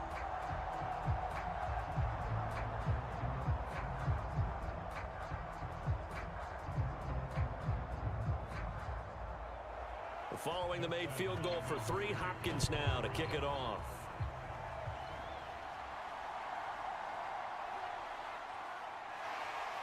And it's a pretty good return here as he'll get this up to the 29.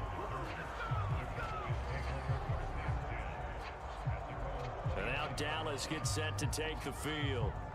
Well, there are 2 scores on the plus side. Still time here in this fourth quarter, but maybe you start thinking about playing keep away? Yeah, I think here's the situation. You're not thinking touchdowns anymore. You're just thinking first downs. To keep up with your theme there, playing keep away, first downs, they can't touch the ball. So Prescott and the Cowboys now with a 1st and 10, just shy of the 30. He'll hand it off to Elliott to begin the drive. And he'll be tackled at about the 35. 76 yards rushing for him now to this point. Good push from the offensive line, and they've done well so far to build this lead. Now, they've got to get things to the finish line, and that's a solid pickup there to begin the drive. From the 35, back to work on 2nd and 4. From the shotgun, it's Prescott. Over the middle, hauled in by Lamb. And he'll be taken down, but not before he works it past the 50. The catch and run, good for 18 and a 1st down. Partner, I like that they're staying aggressive on offense because to me, this drive is what is known as a put-away drive. You score here, that might put this one to bed. I like the fact that they're playing with confidence and not playing with fear.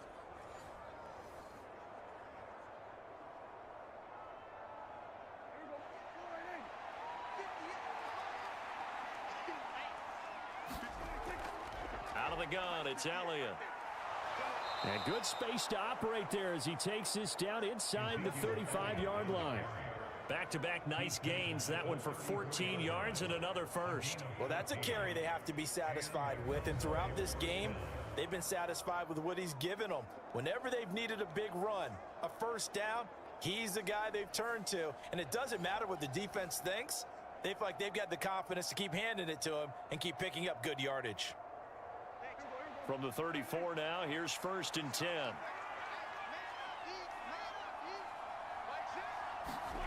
Prescott now. And this nearly an interception, but it's incomplete. Well, a turnover really would have helped him there, but not to be.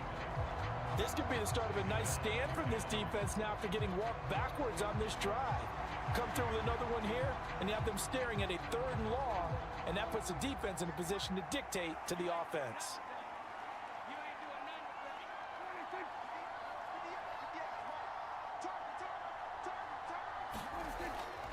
The give is to Elliott. Down to the 30 after a gain of 3.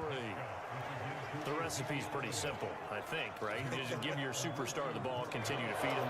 Yeah, don't overthink this one, right? Make sure he's touching the football, but you're also counting on his intelligence in playing the game as well. If it's not there, don't force the run. Just make sure you hang on to the football and keep the clock ticking.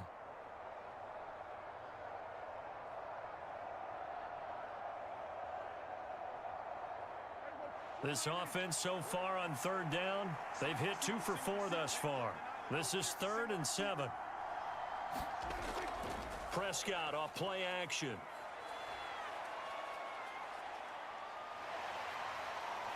Under pressure, and he'll go down. Sacked back at the 31. In for the sack, Myles Garrett. And when talking about the league's most dominant defenders, Garrett's name always is one of the first ones to come up, and for good reason.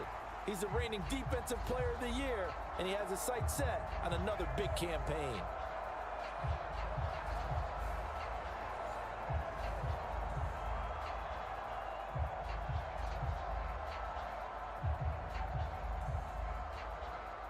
So on 4th down, Prescott off and on is Aubrey for the Cowboy field goal.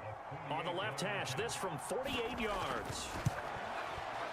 And this one looks good. It is good. Right down the pipe, and that will extend their lead even further.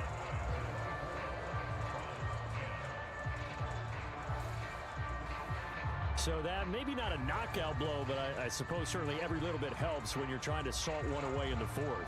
Well, the possibility of being beaten by 2 late touchdowns or at least sent to overtime does exist. But time, definitely a big factor at this stage of the game, is in their favor.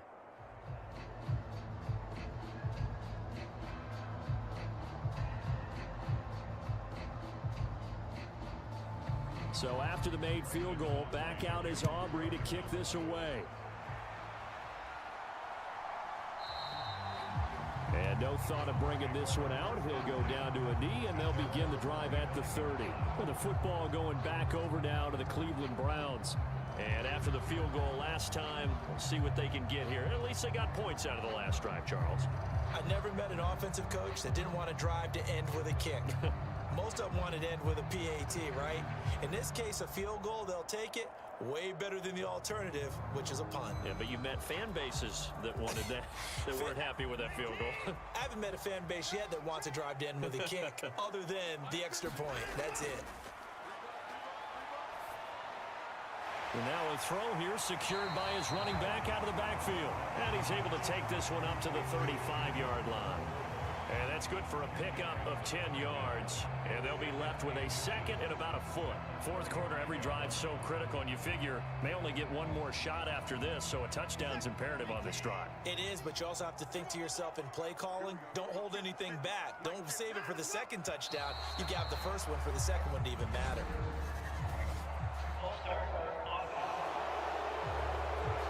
That flag accepted, and it backs the offense up a little bit.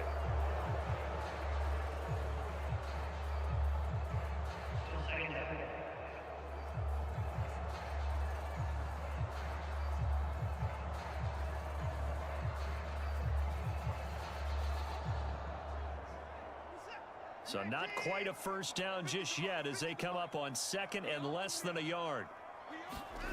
To throw is Watson.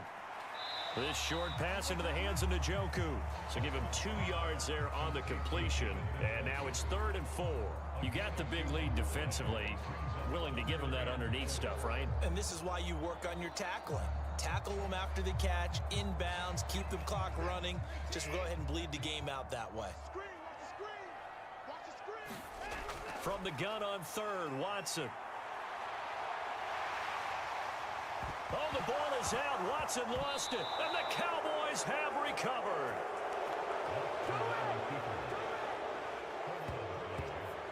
Well, that's unfortunate because he had a nice run going, but give credit to the defense. They got a hand in the cookie jar there, CD. You have to think about vision, finding a place to get down after you know you've gotten all you can out of a run, and obviously ball security is paramount. In today's football, everyone's coming after the rock. You've got to make sure you protect it and protect the yardage you just gained.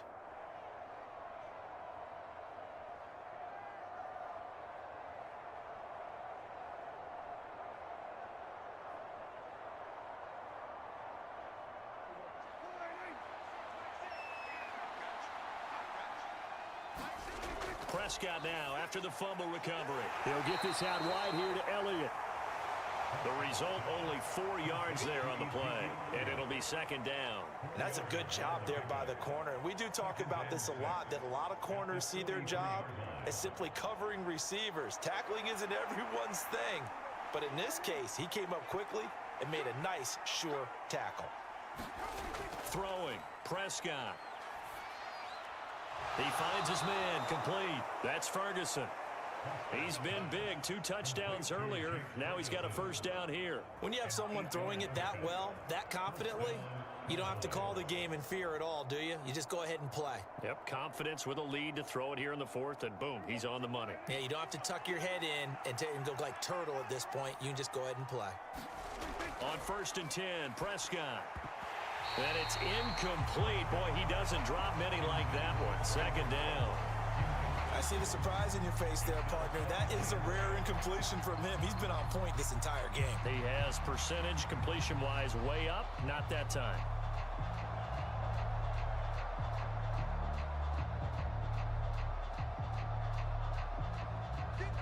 Second and 10.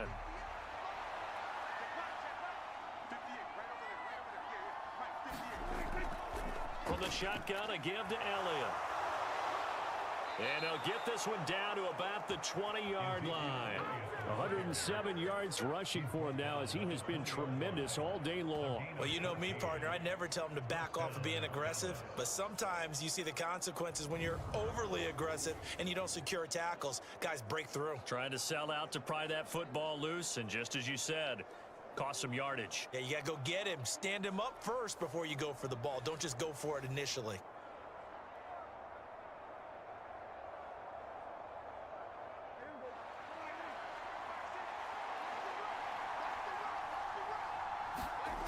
First down, Prescott. Throw left side complete. That's Elliott. And he's going to get a solid gain of 9 before being brought down. Second and right at a yard.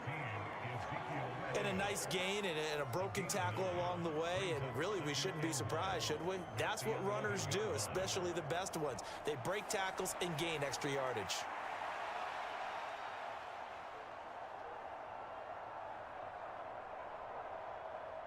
Clock continuing to run. They'll probably wind this all the way before snapping it on second down. Looking to throw. Prescott got his tight end. That's complete. It's Ferguson. And the Cowboys are going to be looking at first and goal as they move this down to the 4-yard line. And looking to put this game on ice in the fourth quarter, but still not afraid to throw it as they show there. You want to play the game with confidence, and they have a guy who's in control right now. Their trigger guy, throwing it, they feel just as confident with him doing that as they would if they tried to run the ball and run the clock out. Now Elliott. And he's going to press this one forward as they stop him right around the 1. Give him 4 on the carry there. It's second and goal. This is where coaches have to have spent a lot of time going over situations with their players, because him getting tackled there is not the worst thing in the world. You're going to run more plays, right? Clock's going to go. But his thought process is getting into the end zone. It's counterintuitive for him to actually go down in this spot. Yeah, but like you say, you don't want to get in the end zone too early here. No, not at all, because you may leave an opening that could come back and get you.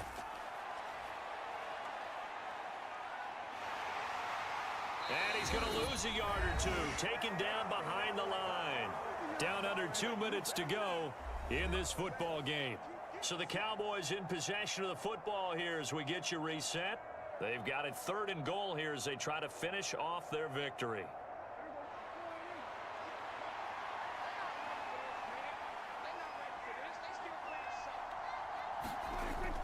They'll try to run it in with Elliott.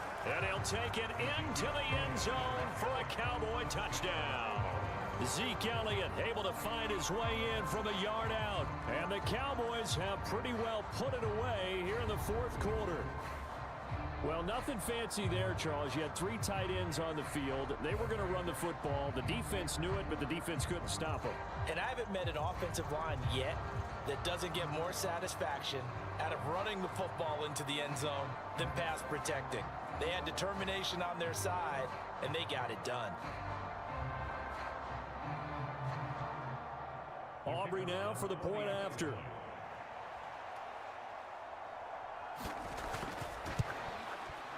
And the lead now to 3 touchdowns at 21 points. That time a 9-play drive. And it culminates in a touchdown run by Ezekiel Elliott.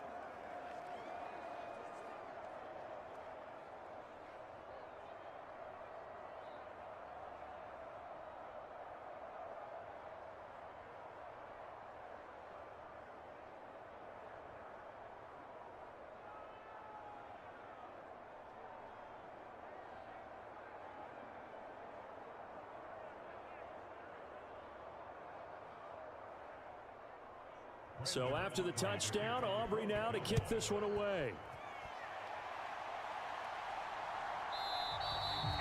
And the returner down to a knee, and this will come out to the 30-yard line. And now the Browns coming out on the field. Well, we said it at halftime that they would need a nearly perfect second half to erase that deficit that they were facing, CD. But unfortunately, the second half has pretty much been a carbon copy of the first. Yeah, that early lead was almost insurmountable the way their opponent was playing. And, partner, they do have some good news, though. This one is getting close to being over, and they can try and hit the reset button starting tomorrow.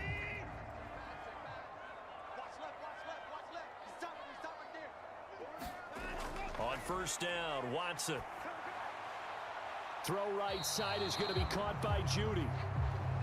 And he gets this up to the 34 out of bounds there. Decent start to the drive, but let's face it, they need a lot of things to go right in a short amount of time, down 3 scores. Yeah, they're going to run their 2-minute offense here in this game, but this is for future games. Can they get better and be ready for the next time, hopefully with a chance to win? Maybe a good spot to take a shot. Here's 2nd and a yard from the 34. Back to throw. Watson. On the throw, led him too much that time. It's incomplete. This has been a rough one, to put it mildly, for him. And after this one's done, you just feel like at the post-game press conference, this team's going to have a lot of questions and definitely not a lot of answers. They tried the throw on 2nd down, unsuccessful. Now it's 3rd and 1. Looking to throw.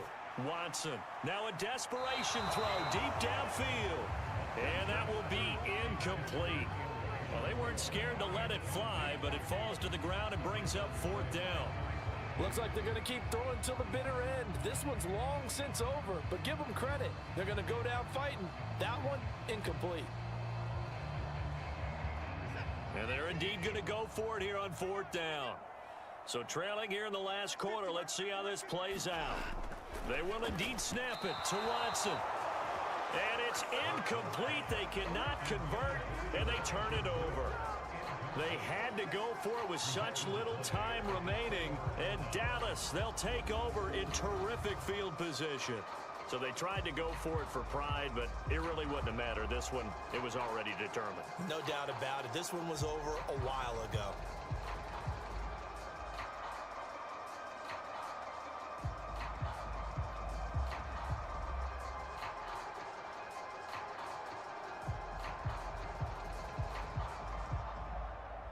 From the 34 now, here's 1st and 10.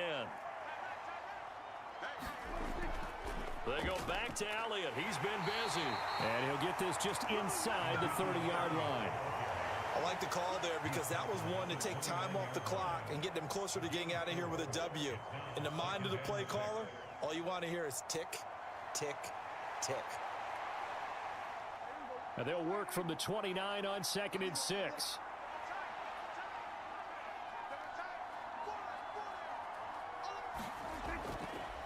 They go to Elliott again. Stopped at the 24-yard line after a gain of 5. I think we all suspected that they were going back to him after he found the end zone on his last carry, and they kept the positive momentum going there. Another nice run by him.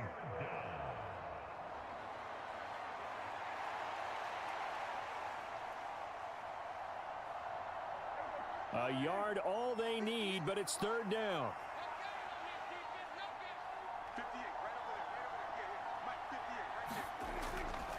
They'll try and run for it with Elliott. And he's going to get the 1st down here as he's taken down at the 22.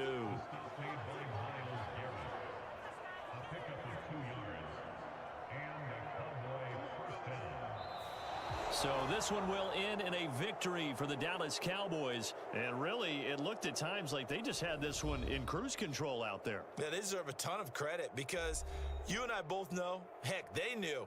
This is a tough place to play. Overcame that with ease, romped home with an easy win. And here's the best part for them. It'd be easy to get to the airport because the crowd left pretty early in this one, didn't they? Well, plus they have a police escort. Okay, you had to spoil that part of it. Of course, they're going to get there. But think about how wide open things are now because this crowd didn't expect this. No. So they went back to the tailgate and said, let's go eat. This one isn't any fun for us. Yeah, they took the drama out of this one pretty early on. So that'll do it for us. For my partner, Charles Davis, and all the hard-working men and women on our crew, I'm Brandon Gaudin. You've been watching the NFL right here on EA Sports. With that, we say so long from Cleveland.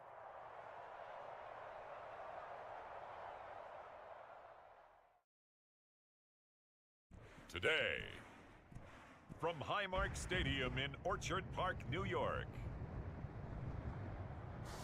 this is the NFL on EA Sports.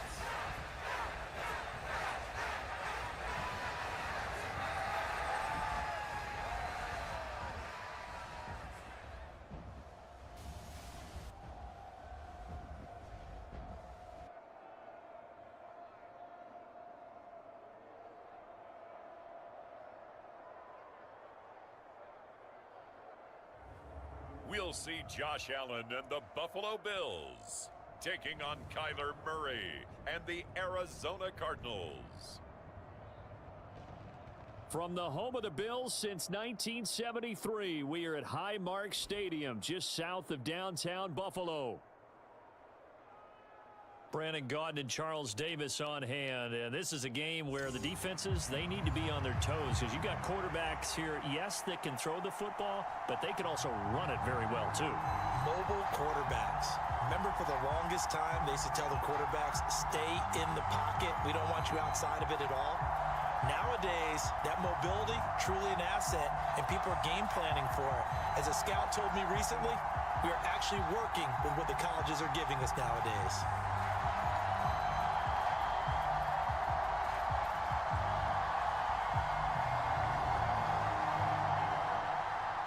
And we are underway in Buffalo.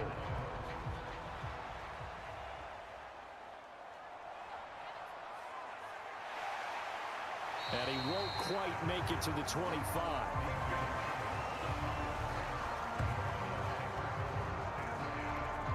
The Cardinals offense heading out, and they do so behind Kyler Murray, their dynamic quarterback in his 6th season now from Oklahoma. And now that he's back at full health, they're expecting Kyler to get back to being the superstar playmaker that they drafted. Make no mistake about it, when he's fully healthy, there aren't many quarterbacks who are as dynamic as he is. And if he's able to stay on the field, this team has a real chance to make some noise.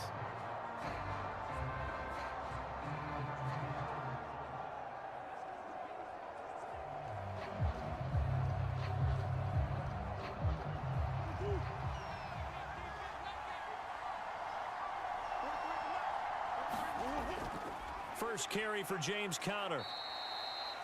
Give him 3 there on the first play of the game, and it's 2nd down. Well, from an offensive perspective, that was a tough run because he only picked up 3 yards. But let's flip it over to the defensive side. They now have the advantage. 3 3-yard gains, that means they're punting the ball likely on 4th down. That's what you're looking for when you're playing defense. Balled at the 26, 2nd and 7.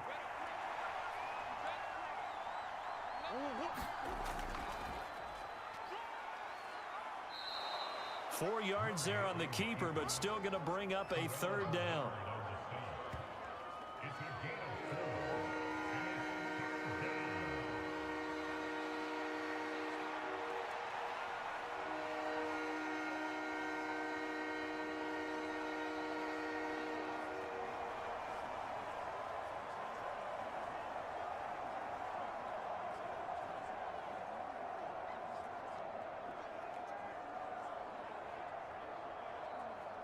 Coming up here looking for 3 yards to pick up the first.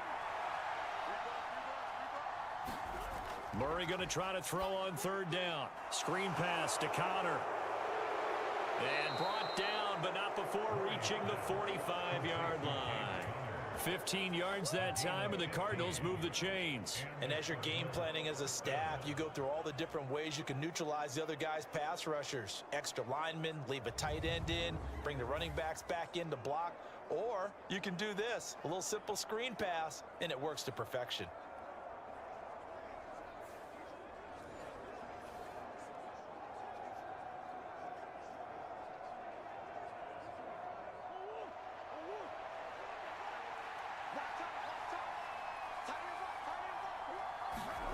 Throwing on 1st down is Murray. Over the middle, Harrison. And taking it across midfield and just shy of the 40. Back-to-back nice gains. That one for 14 yards and another first. And this was a nice example of an offensive coordinator scheming his guy open. Just a little underneath route, just trying to free up some space. And it worked awfully well.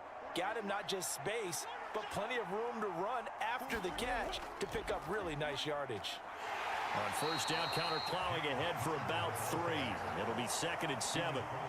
Not a huge carry there on first down, but not all of them will be. But still, all in all, a positive play for the offense. It's all about picking up at least a few to set up what you're going to do here on 2nd down. From the 38 now, here's 2nd down and 7.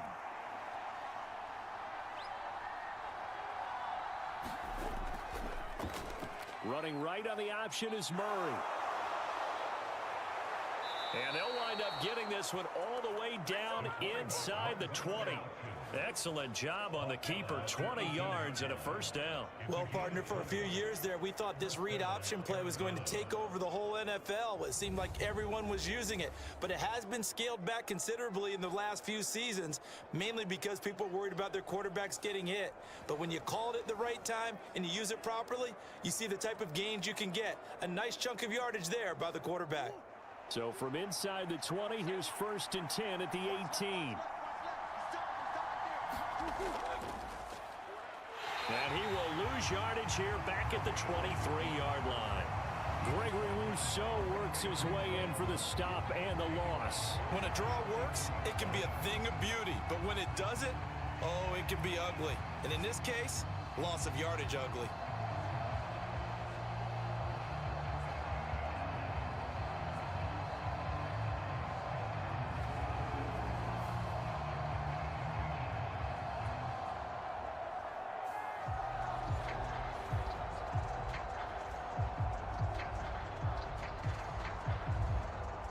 This has been a good march down the field, but now they're stuck looking at a 2nd and 14. And now Murray's going to set up the throw. That's complete to McBride. It's a pickup of 12, and that'll set up a 3rd down. And he's the epitome of what we call the move tight end, a guy that you can line up anywhere, in the slot, out wide, in tight, doesn't really matter because he has such great skills. You want to utilize him in all aspects of your passing offense. And there he was in the slot for the catch. They'll try and run for it with Connor. And he's got the first down as he gets it to the 8. 3 yards there, good enough to keep the drive moving. A stop there on 3rd. They could have held him to 3 on this opening drive. Now they have to bow their necks on 1st and goal. And if I'm looking at this from the offense's point of view, that's a big-time pickup right there. And I'd go right at him with another momentum play. I'd go quickly and attack them because right now they probably have their heads down a little bit since they didn't stop him on 3rd down.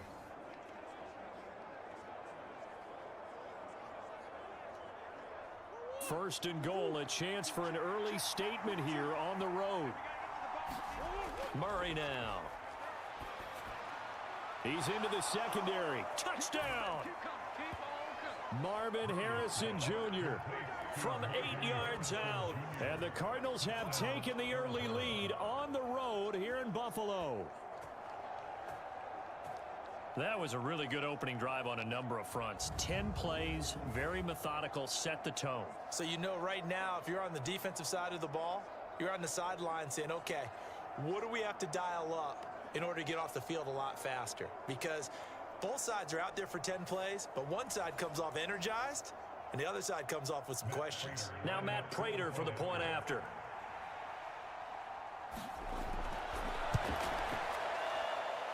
And the Cardinals will go up 7-0.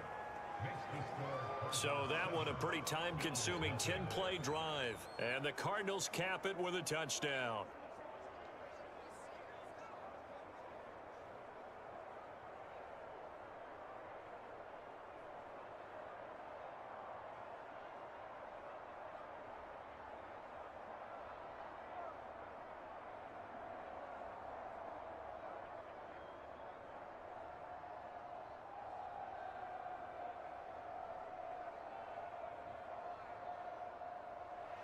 After the touchdown, out is Prater to kick.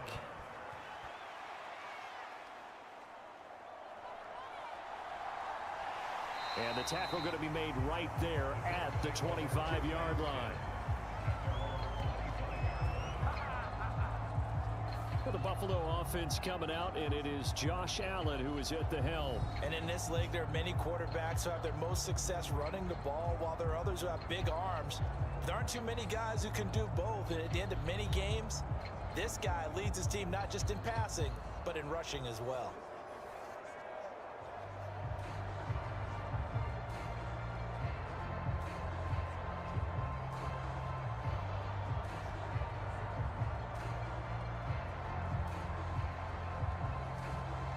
Allen and the Bills now with a 1st and 10 at their 25-yard line. Off the play fake. Allen. And he can't find a receiver, and he's brought down. It's Zaven Collins who got in there to get the sack. And they get to him right out of the gate. And this defense hoping that that's a harbinger of things to come. Yeah, when you give up a first-play sack, makes your quarterback wonder if he's going to go to the sidelines and talk with his offense coordinator and head coach and say, hey, you know that game plan we put together? We might need to change it right now.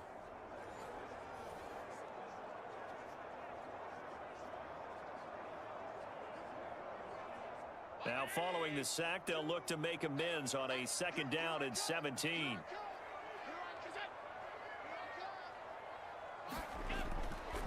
From the pistol, they run it with Cook. And they won't fare much better here as he maybe gets back to the line. No gain on the play this time, and it'll be a 3rd and long situation coming up. As usual, the hallmark of a good run defense, linebackers making plays near the line of scrimmage. Absolutely nowhere to run there. So a tough situation to overcome here. 3rd and 17. Allen. Flush to his right, and able to get this across the 20 before going out of bounds. Call it a pickup of 3, and also now likely a punt on their opening drive. Nice call on defense, rolling out the nickel package for that big 3rd down play, and he did an excellent job locking down coverage and forcing him to try and run for it, and he doesn't get there, which brings up a big 4th down call. Here's the punter, Martin, out to kick it away. Take it at the 37. A pretty good punt, but a nice 13-yard return. And the Cardinals, great field position to start this drive as they take over 1st and 10. So the Cardinals offense back onto the field here for their 2nd drive of the game. They have to be thrilled with that first drive. They got them the touchdown. Now they'll be looking to make it a 2-score advantage here on the road. And you know, they spent all week in practice, in meetings, talking about taking an early advantage. Being the road team, going up a score, that takes the crowd out of the game and puts some doubt in the minds of their opponents.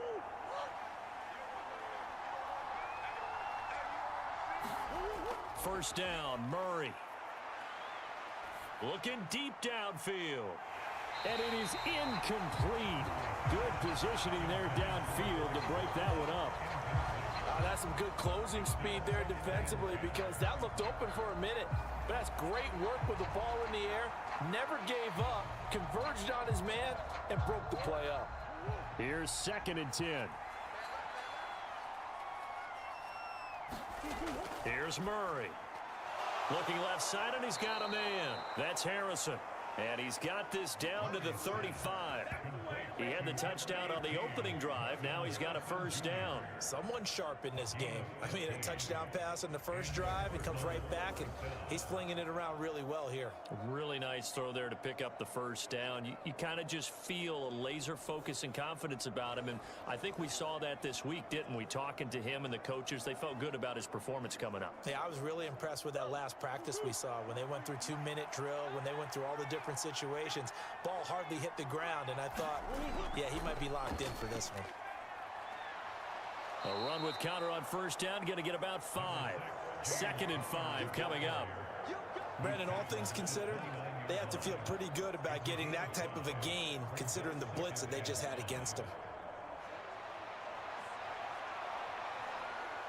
From the 29, here's 2nd down and 5. Murray going to throw. This is taken in by McBride. And he doesn't quite make it, taking it within an eyelash. Dropped at the 1. A really good pickup of 28 yards. Well, they've certainly not shied away from throwing the footballs. They've leaned on their quarterback to start this game. 4 straight passes right out of the gate, with that last one earning them a new set of downs.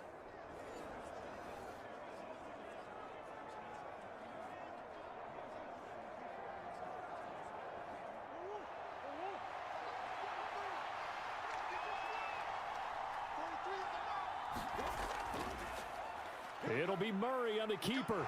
And he'll take this one in for the Arizona touchdown.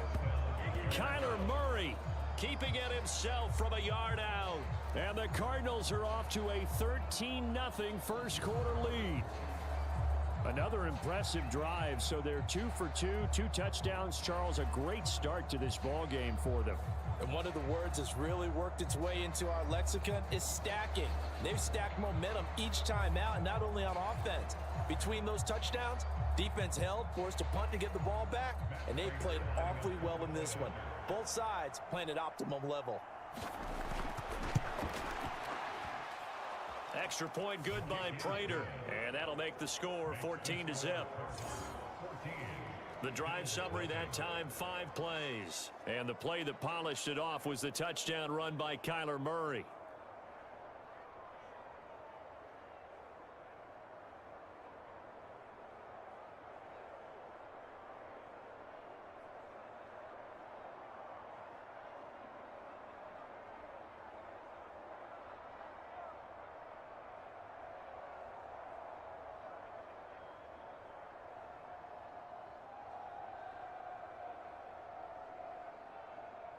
After the touchdown, out is Prater to kick.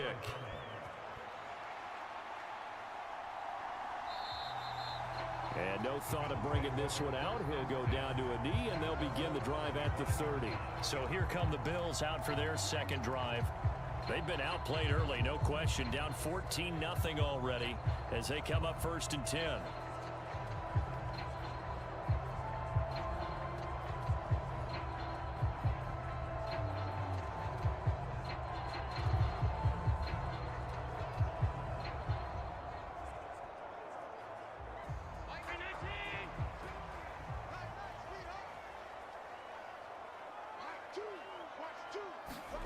To throw, it's Allen. Got it complete to Khalil Shakir. And they'll get him down after a pickup of 8, 2nd and 2. And his play caller does a nice job of giving him an easy throw to start this drive, and he takes advantage of it. The completion sets up a manageable 2nd down.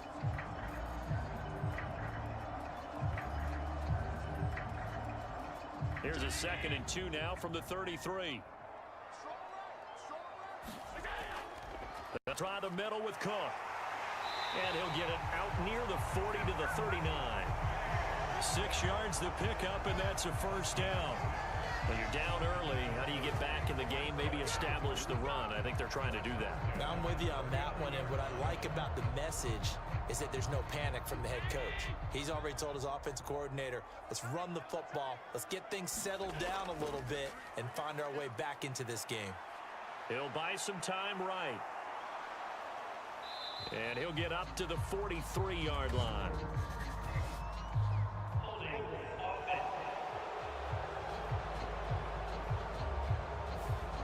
They were looking to throw, holding on the big right tackle. That's real simple, partner. Keep your hands inside in the chest area. You're probably okay. You get it out on the shoulders, get them wide. Usually got to pick up a holding call. They're backed up here with a 1st and 20 now after the holding penalty. To the air, Allen. This one complete to Curtis Samuel. It's a big play, yet amazingly, because of how far they had to go, they're still looking at a 2nd down here.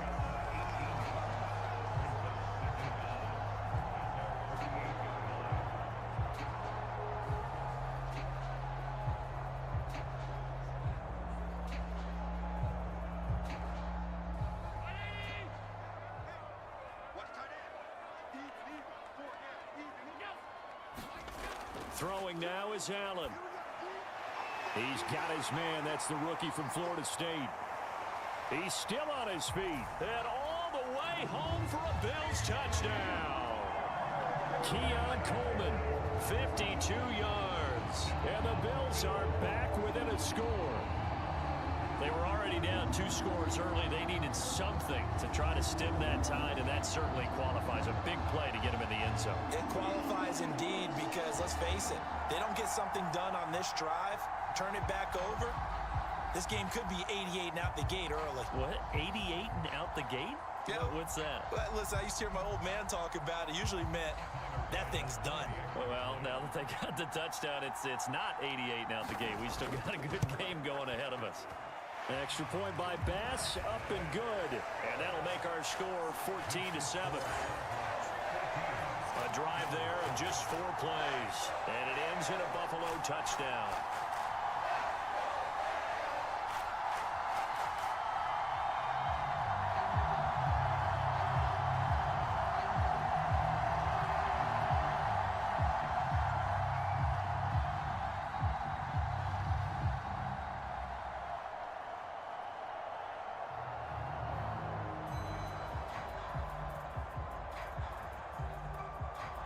After the touchdown, Bass to kick it away. DJ Dallas to return it from his end zone. And he'll go down as this drive will start at the 25-yard line.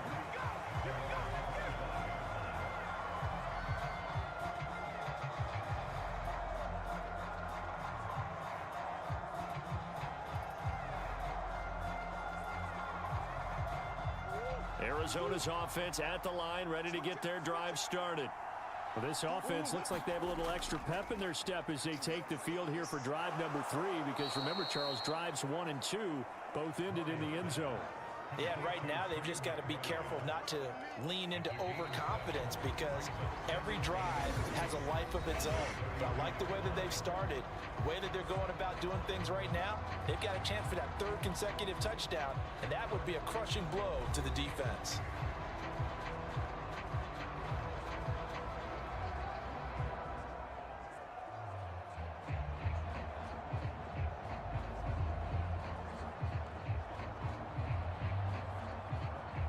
They'll operate from the 32-yard line here, 2nd and 3.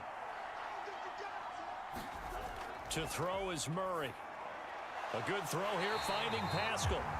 And he will lose yardage here to the 31-yard line. It'll be a loss of a yard, and that's going to lead to a 3rd and 4 coming up. Now, I'm not putting him in the Hall of Fame, but if you look at the great linebackers in history, they all have that ability to innately sense where a play is going, sometimes even before the ball snaps. And they're there and end up making the play.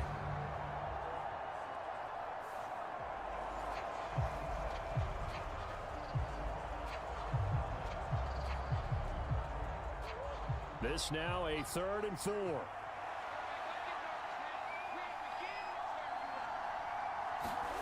To throw, it's Murray.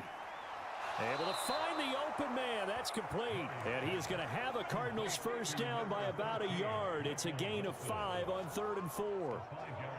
A little football 101 there. You just see the receiver try to run down the defender, meaning he goes right at him and really trying to move him a little bit towards the center of the field so he can put his foot in the ground and break to the out, to the sideline, and make a catch.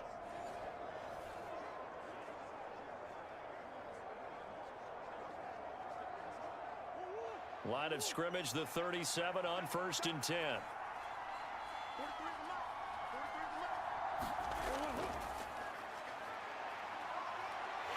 And he's dropped right at the 40. Gain of 3. I do know from experience that when you slow down someone's running game, you're now doing the dictating on defense. And guess what? Now you're getting ready to tee off on their quarterback because they have to throw it all the time. But you still have to be alert for the draws and other plays of that nature to make sure you don't get hurt. Here's 2nd and 7. Here's Murray as he sets to throw it. It's just a gain of a couple there on the scramble, and now it's 3rd down. They made a nice effort to stick him with a loss for that play, but it's going to take more than that to keep him from advancing the ball. Should be an entertaining battle anytime he tucks and runs over the second half of this contest. The Cardinals on 3rd down. A perfect 3 for 3 as they look to keep that streak going. This will be 3rd and 5. Here's Murray. Pass taken in by his big tight end. And he is going to have a Cardinals first down. They needed 5 there on third down. He winds up getting 7. Many different ways to create space, but on that play, he did it with that big, wide body of his. Didn't get a whole lot of yardage on the play, but it did what it was supposed to. Pick up a first down.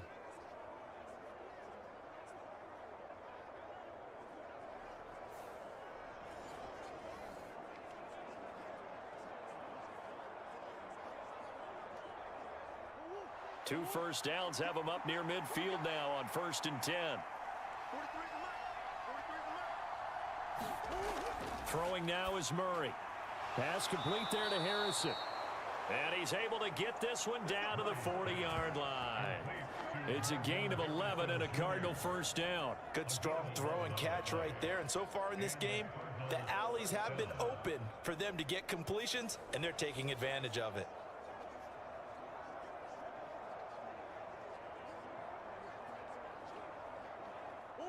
So 1st and 10 now in Buffalo territory, right at the 40. Murray now to throw. And he'll protect himself at the end here as he winds up getting pretty decent yardage. He'll get 10 there all on his own, but it'll be 2nd down. I think the last 2 plays really illustrate how difficult it is to game plan against this guy, because you know he can throw the football, but how about his use of legs as well? What we call those broken plays, you can't account for them. Yeah, those plays, those 2 that you just mentioned, a microcosm really of how he can hurt you. Now Murray. That's into the hands of Pascal. It'll be a pickup of 4, good enough to earn him yet another first down.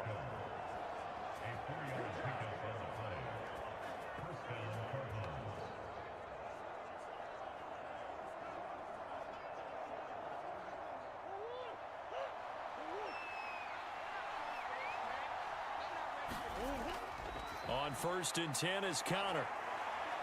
And inside the 20 before he's brought down. A gain of 10, first down, Arizona. We both know it's difficult, but they've made it look effortless out there. Through the air, on the ground, they've moved the ball with relative ease.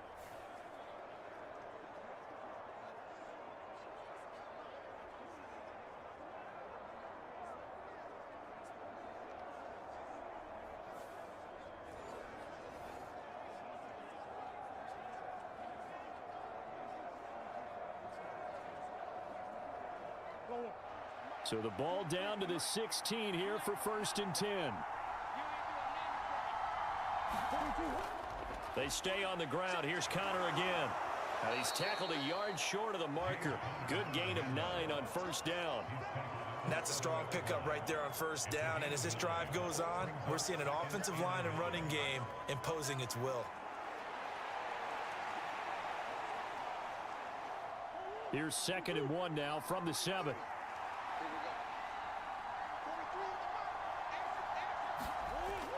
Looking to throw. Murray. And he is into the end zone. Touchdown, Arizona. Kyler Murray taking it in from 7 yards away. And the Cardinals have taken a 2-touchdown lead now. So, Charles, that's 3 touchdowns on 3 drives, and it's just been an offensive barrage so far. Great word, partner, using barrage right there. I'm going to add another word if you don't mind. How about perfection? No surprise that they're leading right now. Absolute dominance throughout this ball game and no signs of slowing down.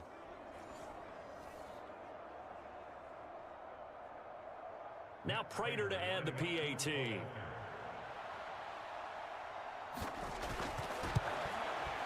It's good, and it is now 21-7. So that drive, 12 plays in length. And the play that polished it off was the touchdown run by Kyler Murray.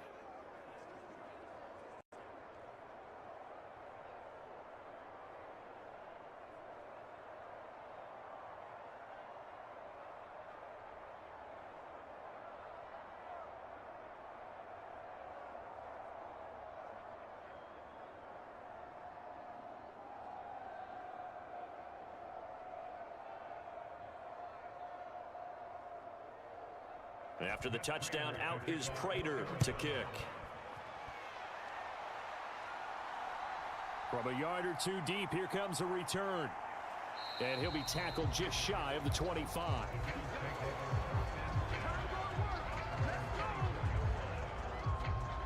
Here's the Buffalo offense now as they get set to take over here.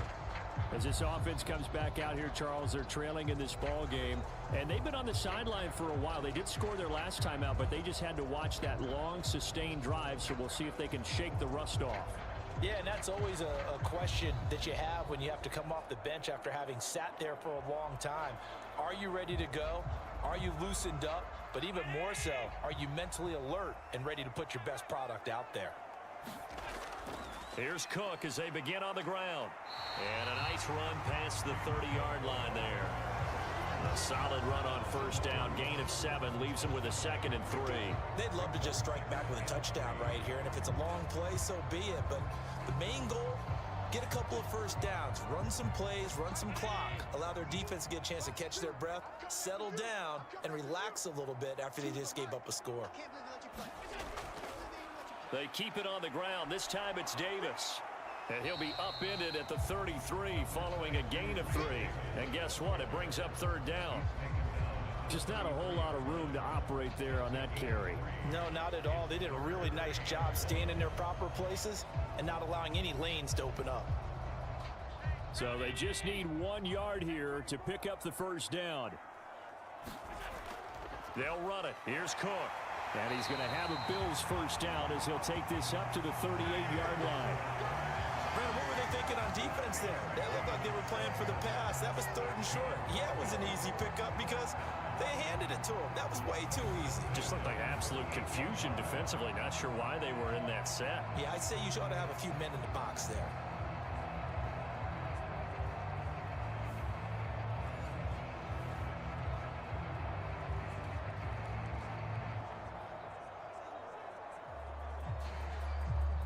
So here's a 1st and 10 at the 38. Here's Allen. And that is incomplete. Oh, the coverage a little too good there, and it's 2nd down. They went with a dime look on defense. 2 extra defensive backs on the field and covered up essentially every blade of grass. That allowed them to disrupt the play. Now a 2nd and 10. Cook up the gut. And he's going to be stopped up quickly here. Just a yard up to the 39. Pretty good little 2-play sequence there. You force the incompletion, then a very short pickup. Yeah, now maybe you bring in an extra defensive back or 2 because you want to try and defend on 3rd down. They like to play those nickel or sub packages, don't they? Here's 3rd and 9. Here's Allen to throw it. And he's going to come up a few yards short. Brought down at the 45. Decent gain on the scramble to 6, but now it's 4th.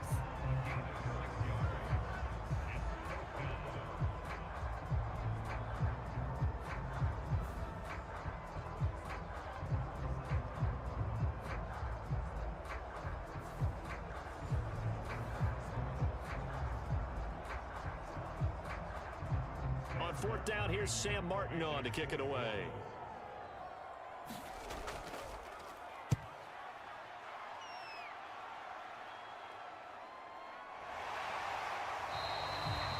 We'll call that a punt of 38 yards officially. And the Cards are going to have the football with a 1st and 10 deep in their own territory. The football back in the hands of the Arizona Cardinals. Right now, everything they touch turns to gold. This is their 4th possession. Touchdowns on their first 3 possessions. I mean, this defense, they can't seem to stop them. It's like they're on skates. Great analogy, Brandon, because they are pushing them back and winning everything at the line of scrimmage. They've just been laying down tracks towards the opposite end zone. So to themselves, all they're saying is, if we don't make a mistake, there's no way they can stop us. They'll start with the option. Murray has it knocked loose. Fumble. Now, and this is going to be brought back for a Bills touchdown. Huge play by the defense, not only to force the fumble, obviously, but to return it for a touchdown. And I know it's no fun for anyone who plays offense, but isn't it fun to see how a defense rallies when there's a fumble return and everyone tries to find someone to block and bring it all the way home? I always like their celebrations because they don't get there that often. No, they're not choreographed very well usually.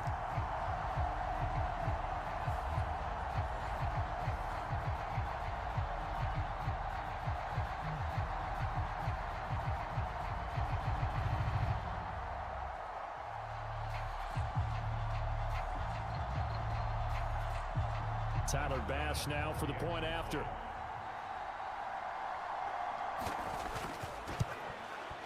It's up and good. This becomes a 21-14 ball game now. The scoop and score, always an exciting play in football, and we witnessed it there. Grabbing it off the ground and then rumbling it into the end zone for 6.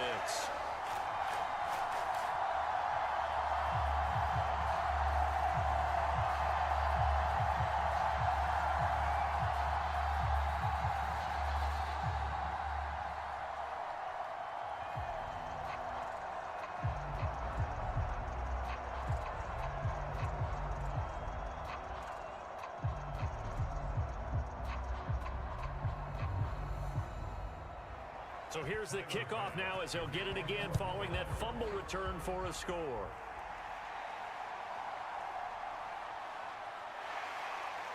And he'll get it up just past the 20 as his guys will go to work at the 21-yard line.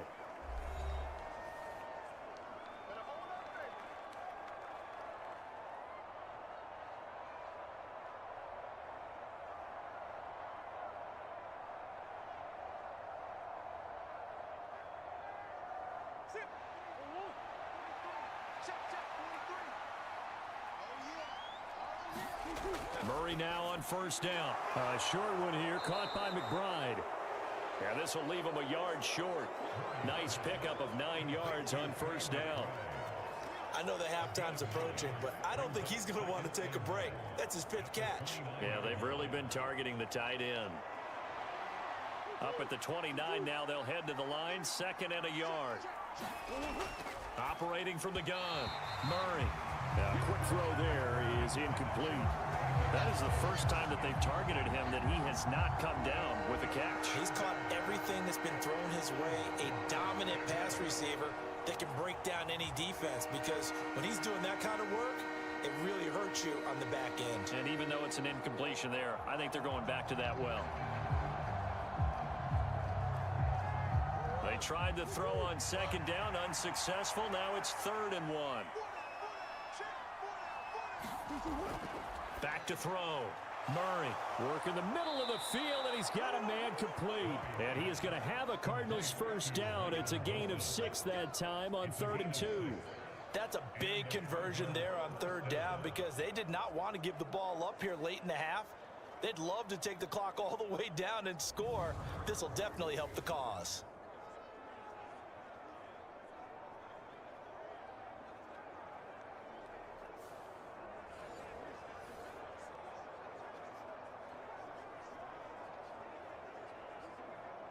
Ball up to the 35 now as they come up on 1st and 10. Throwing again, Murray. Eluding the pressure right. And out of bounds on the other side of midfield at the 45. The coverage may be too good that time as he breaks away for 19 with his legs and a first down.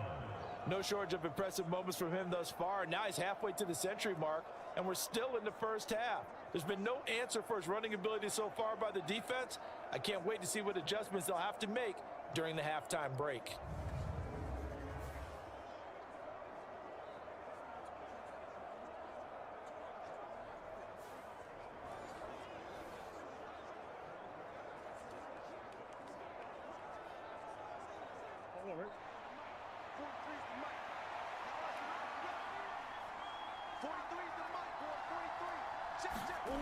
On 1st and 10, here's Murray. And he works his way past the line of scrimmage and then slides to a halt. The Cardinals going to use the first of their timeouts as they get the stoppage with a little over 50 seconds to go in the first half.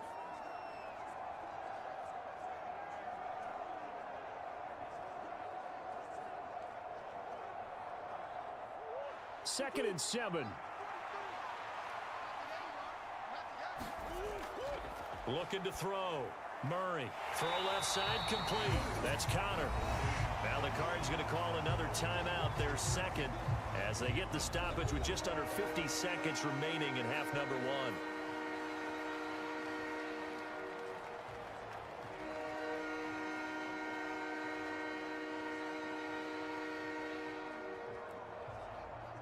And they'll need to get to the 35 if they want to keep this drive going on third down. Operating from the gun, Murray. And he's going to have to eat this one as down he goes.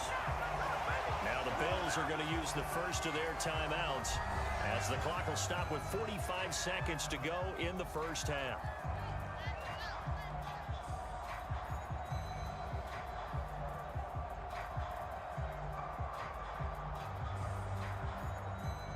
Blake Gillikin on to punt now on fourth down. And he gets it away, a directional kick going toward the sideline. And this will be out of bounds at the what here? The 12-yard line.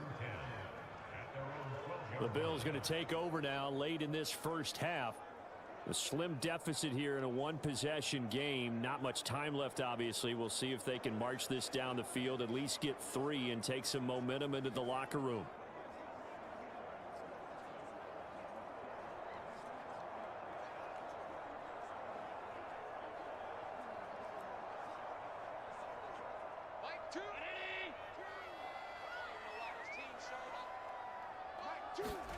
Throwing on first down is Allen. Throwing quickly there, but it's incomplete. To this point, I've been impressed with the work defensively. They have not allowed a lot of receivers to run free. And there's another example, another incompletion.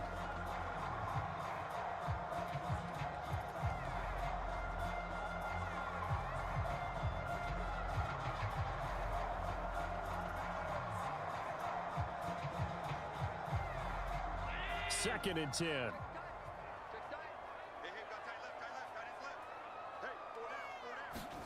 From the gun, it's Allen. And he slides and covers up at the end as he's going to be able to pick up decent yardage. He'll end up getting 5 out of that, but now they're looking at third down. I certainly like what he did right there because he smartly wanted to avoid forcing anything downfield because nothing appeared to be open. Nice harmless slide there to avoid the big hit, and he gets a small gain on the play. A final shot before half for Allen. That's into a crowd and intercepted. Picked up by Garrett Williams, and he will be brought down on what will be the final play of this first half. So we have reached halftime with a touchdown. That's the difference on the scoreboard. As we send you down to Orlando, where Jonathan Coachman has our EA Sports Halftime Report. Coach.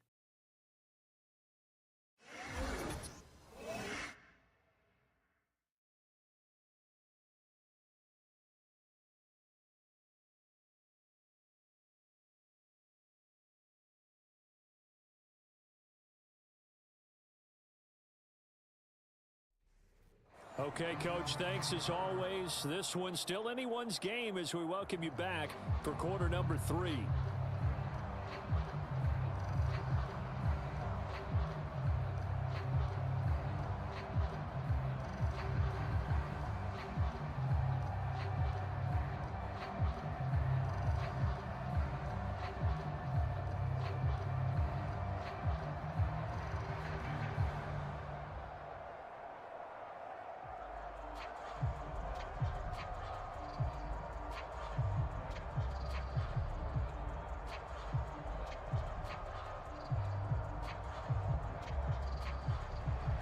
The Bills trail here, but they will get the football first as we are back underway on EA Sports.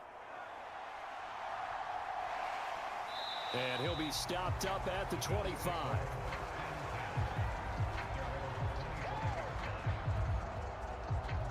Out come the Bills now as they'll go on offense first here in this third quarter.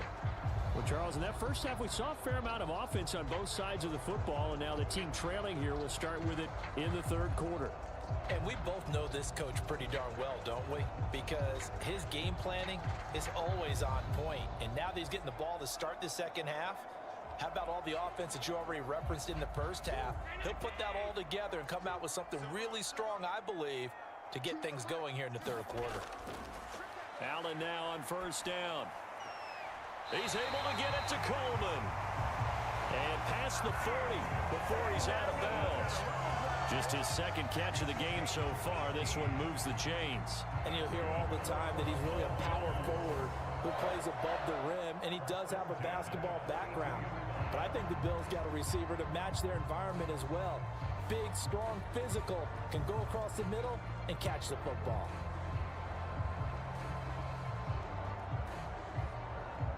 One play has him up past the 40 already, and another 1st and 10. Allen now looks to throw. Open man is Samuel, complete. This will be stopped about 2 yards shy of the marker. 8-yard gain, 2nd and 2.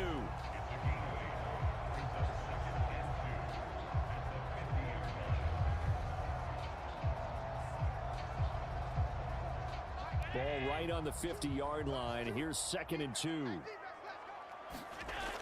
Option play. Here's Cook. Wiggles free. And he'll take it down shy of the 45 at the 46.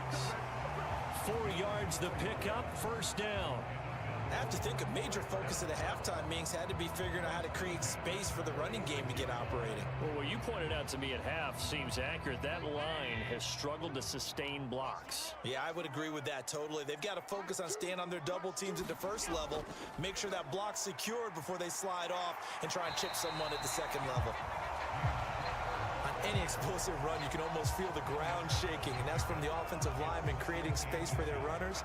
I had an old coach tell me before, they always told his runners, run around the offensive line in pregame. Get used to the ground shaking so you don't trip and fall when it happens in a game. Extra bulk up front for 2nd and inches. 3 tight ends. Complete out to Samuel on the quick throw. 7 yards there and a 1st down. Was that a design pass, or what was that? It was built into the play call. He had the opportunity to either hand it inside, keep it himself to run it, or do what he just did. Throw that pass inside, hitting a receiver on the run.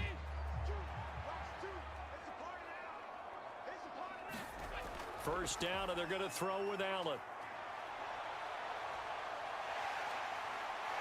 And inside the 20 before he's brought down. Give him 10 that time, escaping the danger, running with it, and picking up a 1st down. Evident there that he learned his lesson from the last drive. No way he was going to force a throw that time. When nothing broke open, kept it, and ended up running for a 1st down himself.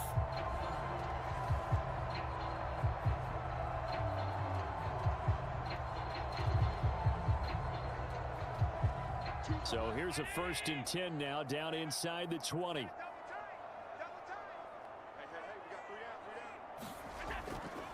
Inside give to Davis. And just a couple yards there down to the 17. Well done to sniff that out defensively. He had it diagnosed pretty quickly. I love that description because diagnosed is perfect on that one. Read his keys, made the play, and he couldn't even get going moving the football.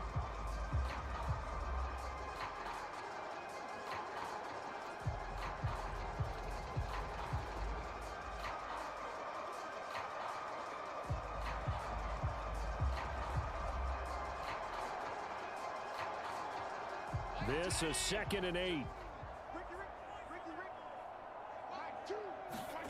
Now Allen. All that gets him is just a yard, and now it's 3rd down. Oh, partner, just a second earlier, and they might have had him because they certainly thought they were going to close in and drop him behind the line of scrimmage, but he had just enough time to dodge the pressure, and he ends up getting yardage before being stopped.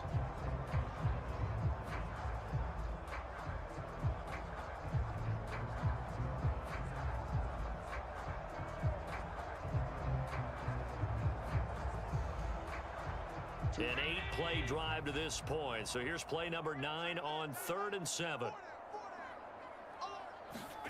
Now Allen. That is caught. And he'll be taken down, but he does have 1st down yardage. It goes as a gain of 9, and it moves the chains.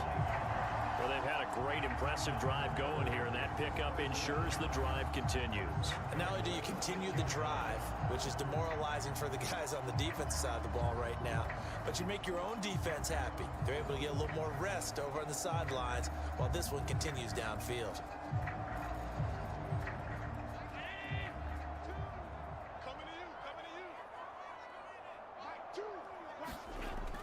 They'll run with Cook. And a minuscule gain of maybe a yard from the 6 to the 5. The yards may start getting a little tougher to come by down here near the goal line. That's good work defensively there on first down, holding them to a short gain. And the ball smack dab on the 5-yard line. Here's 2nd and goal.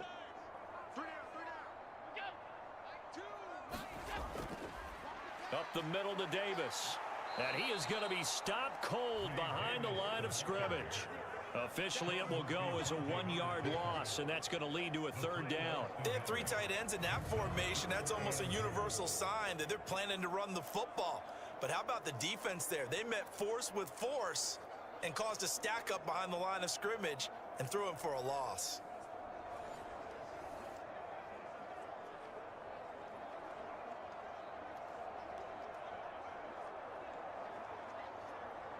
A big play forthcoming. Here's 3rd and goal. Allen going to throw. Escaping the pressure right. And he'll be brought down right on the edge of the goal line at about the 1-yard line. 5 yards that time out of the scramble. But now they're looking at a 4th down situation. That looked great when he first took off because in my mind, there was room to run and he had the marker in his sight. But I certainly didn't expect him to close so quickly, and neither did he. They got to him just in time, and now that forced him to make a decision with his 4th down call.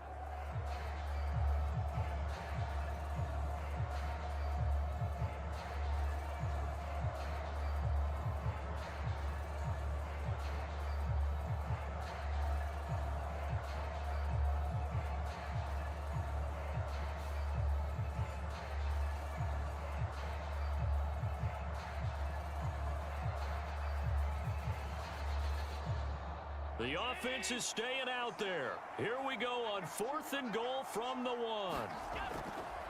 Running for it. Here's Cook. And he'll get in. Touchdown, Buffalo. James Cook punching it in from a yard away. And the Bills' decision to go for it pays off with 6 points.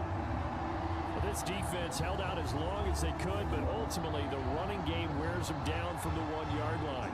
And that gets set up throughout the entire drive, doesn't it? And when you put those big bodies and determination into that carry, the end result, touchdown.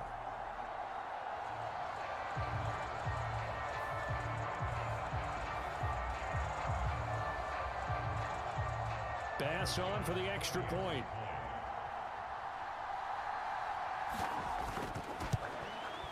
He's got it, and we're all tied at 21. So that one a 13-play drive in total. And it was James Cook capping all of that off with a touchdown run.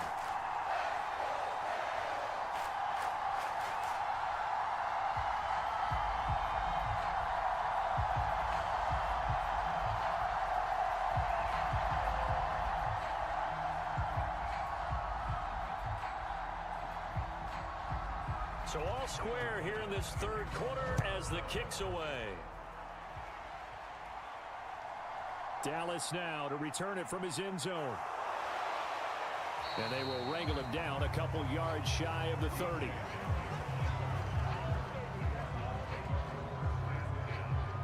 The Cardinals offense now ready to get their first opportunity here in the 2nd half. Their halftime lead now evaporated. We're back to level following that touchdown a moment ago. And that shouldn't change the mindset a whole lot from an offensive perspective because they already knew this was going to be a hard-fought game. Now they just need to go out, execute their game plan, and keep moving. Murray and the Cardinals with a 1st and 10 at their own 28-yard line. He'll start the drive with a give to counter. And he can only manage to get a couple. 2nd and 8 coming up. Well, it's time for them to be good teammates right here. And what I mean by that is possess the ball for a little while. Get at least 2 first downs. Give their defense a chance to settle down a little bit after they give up a touchdown.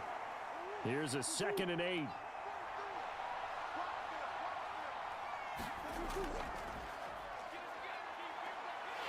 He's brought down at the 34. Call it a gain of 4. I don't care what the emphasis is in the NFL at any given time.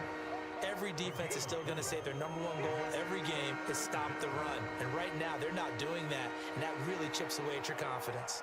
3rd and 4.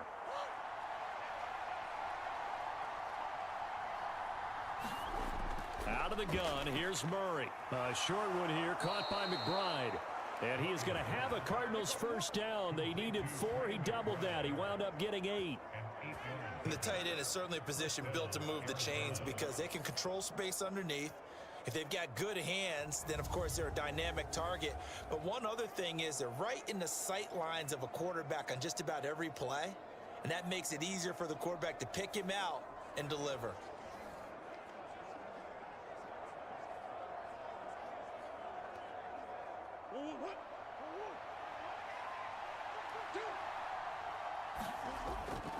Murray a give. This is Connor. Oh, he breaks a tackle, and he's got an alley. And they're well past midfield, just a yard or two shy of the 40. 52 yards rushing now on 8 carries for him so far. It may sound cliche, but those are the types of yards he can get you. He's such a bruising back. He is, and typically with that type of a back, if he has any type of stamina, it shows up later in the ball game. Because trust me, guys get tired of running up and trying to tackle that big fella. It wears on him, and then he gets stronger as the game goes on. So 1st and 10 now in Buffalo territory at the 41. Back to throw. Murray. Quick hitter here. It's complete. And he's going to get this inside the 30. Another nice gain. That's now 30 yards between those last 2 plays. I like watching the wide receiver screen because it's a real teamwork play. Because guess what? The guy catching the ball, he'll get all the credit. But how about the people up to block in front of him, either fellow receivers or offensive linemen? That makes that play a really nice timing play, and sometimes it can break big.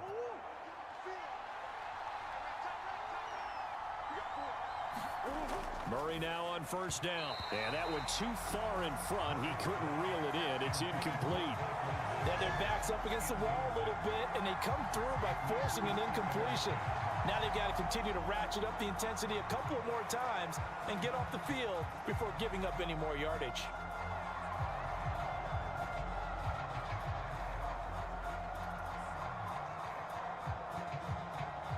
Third quarter, all tied up. This is 2nd and 10.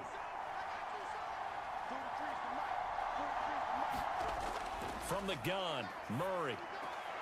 And a completion to Wilson.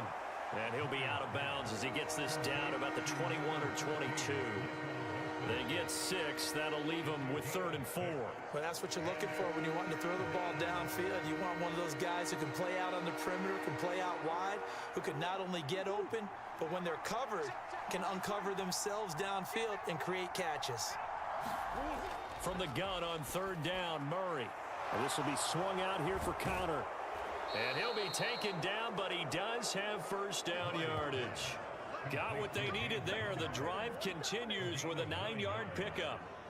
Well, they certainly had success throughout this contest, getting him the ball in the passing game, and there he picks up another 1st down. Whatever they saw going into this one, they've been able to capitalize on it, and no adjustment has been made to take it away.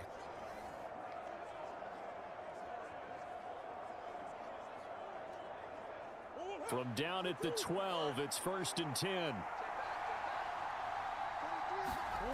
Shotgun now for Murray. That's to the sideline and incomplete. A great job defensively taking away his receivers, and he was forced to put that one into Lake Erie, but that's what good quarterbacks do.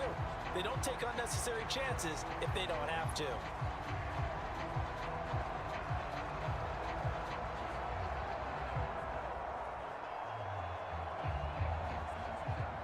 We're in the 3rd quarter in upstate New York with a 2nd and 10.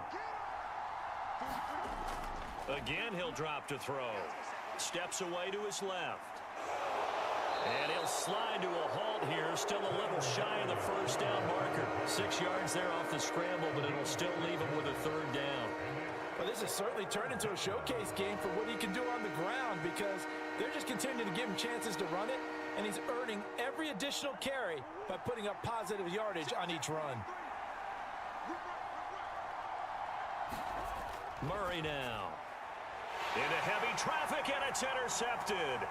Taylor Rapp with a pick. And the Bills are going to get the football back as time will run out in this third quarter of play. So it'll be a change of possession on the turnover when we get back. You are watching the NFL on EA Sports.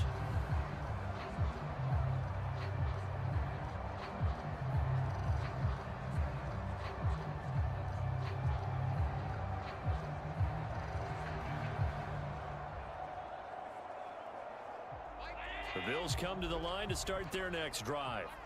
And the question, can they turn that interception into points? A tie game for the moment in the fourth quarter. And they're not able to hook up there. Incomplete. That certainly appeared to be a play call where they were just trying to make second down, second and short. I think they thought the coverage was off a little bit more than it was. Nice job there pressing up on it and forcing the incompletion. An incomplete pass leads to 2nd and 10 from the 25. Allen.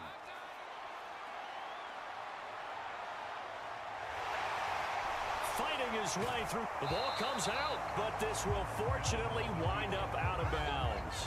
Josh Allen, very athletic at 6'5", showing the versatility, picking up the first on the scramble. I don't know about you, but I could hear and feel the sigh of relief all the way up here in our booth. That was palpable. The sideline, the friend there. No doubt about it. If the ball goes over the sideline, able to retain possession, no turnover. I know his coaches are screaming, just hang on to the ball, man.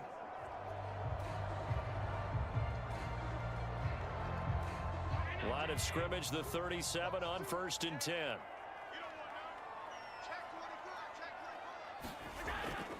On play action, Allen. The Cards get to him here. He's brought down for a sack. Buda Baker, the safety, he gets in from the secondary for the sack. We've seen him escape similar situations earlier in the game and get away for pretty good yardage. At that time, they get him down.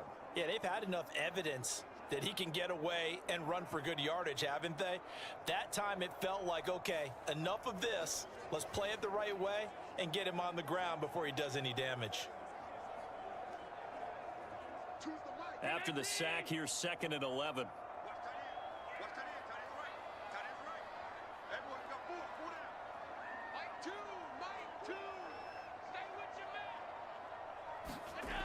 Operating from the gun, Allen. Oh, the pressure too great, and he goes down once more. It'll be a loss of only a couple on the sack, but now it'll bring up 3rd down. So once again, they dial up the pressure and get home and get a sack. It brings up a 3rd and long, but it's really not an unmakeable one, especially considering they just gave up back-to-back sacks.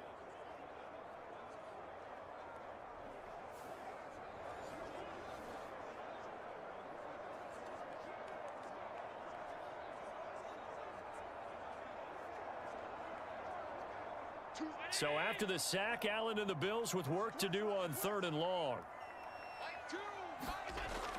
Looking to throw. Allen flushed out right.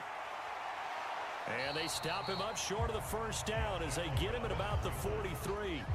Give him 8 yards that time on the scramble, and now 4th down. I thought he did a pretty good job there to get back what he could, but let's face it, that sack on 2nd down, talk about throwing a wrench into the works. It certainly did. Yeah, he did everything he could there trying to pick up some positive yardage, and he did, but not enough.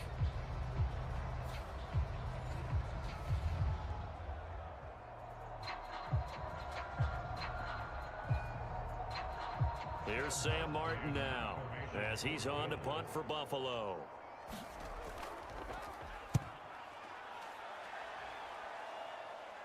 Fair catch called for and made at the 16 or maybe the 17-yard line. 36 yards on the punt with no return. And the Cards will take over 1st and 10. Here's the Arizona offense now as they get set to take over. Excellent job by their defense to force the punt and provide them with this opportunity, all tied in the 4th quarter.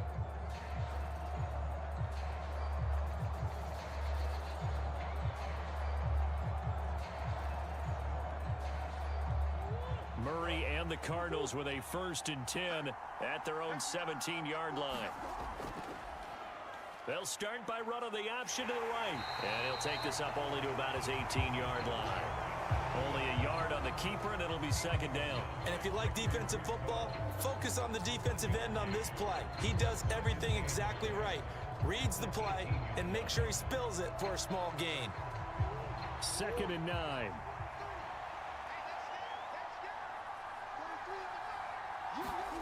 Here's Murray. And this is going to be intercepted. Pick made by Terrell Bernard. And he is going to score. It's a pick six and a Bills touchdown. So this defense doubling its pleasure there. Remember, they had the fumble return for a score earlier in the game, and now this time an interception return for another score.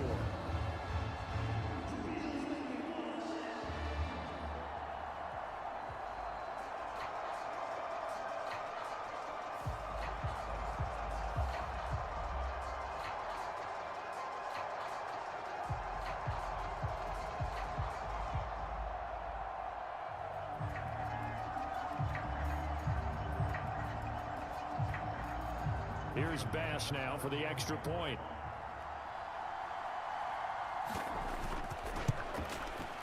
And it's good. That makes it a 28-21 game. A heck of a play there defensively, getting the interception, navigating his way into the end zone for the touchdown.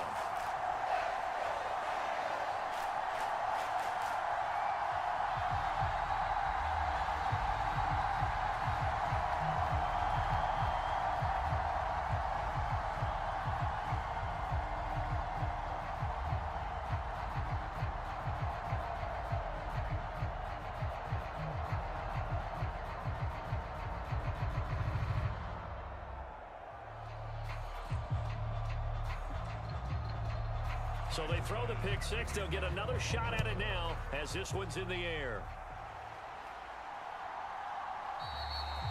And the returner down to a knee, and this will come out to the 30-yard line. The Cardinal offense now making their way back out onto the field. And can they regroup? That's the question. The pick six hurt, no doubt, but this is still a one-score game here in the fourth.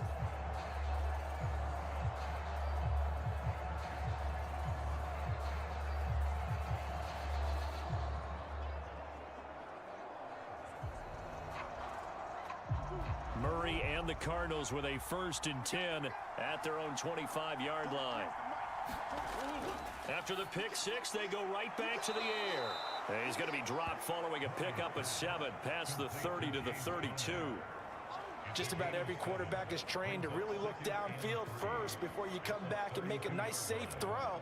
And in this case, that's exactly what he did. Found his running back, let him create some space, and it turned out to be a nice play for the offense. They'll operate from the 32-yard line here, 2nd and 3.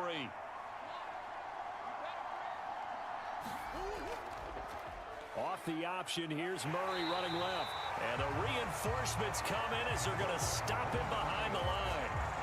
This will be a loss of 3, and now a much tougher 3rd down looming. Well, he's had success running the football in this one. Yeah, that's undeniable, but that time the defense was on to it. And, partner, I think the more you see a play like this, the more they're able to diagnose it quicker and easier for them to defend it. I think you have to dress it up a little bit and show maybe some different formations and looks.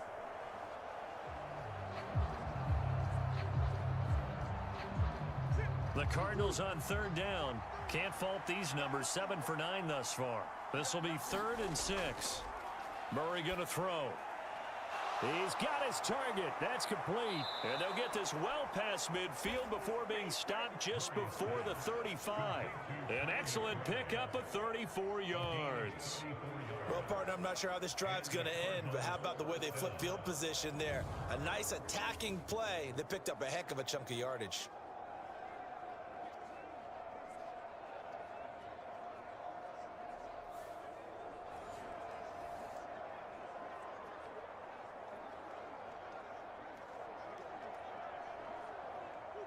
So signs of life in what's been a dormant offense in this second half. Here's 1st and 10. A give running right is counter. Down the left sideline. Touchdown, Cardinals. James Conner, 37 yards. And the Cardinals are an extra point away from tying this game here in the fourth. We are set up for a fantastic finish now. A fourth-quarter touchdown here. We're an extra point away from a tie football game. And I know they're thinking about possibly going for two, but I'd go ahead and kick this one and just get it back to level.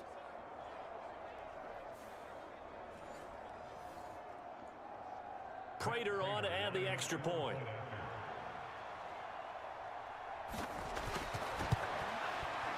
And no sweat, he puts it through, and we are tied here in the fourth.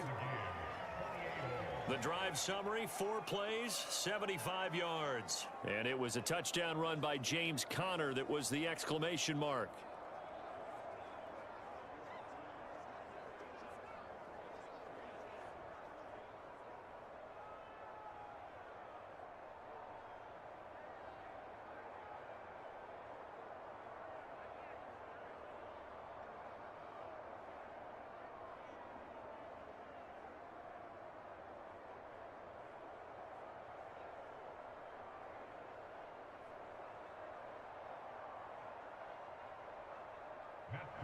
Now this one setting up for a great finish. All tied in the fourth as the kick's away.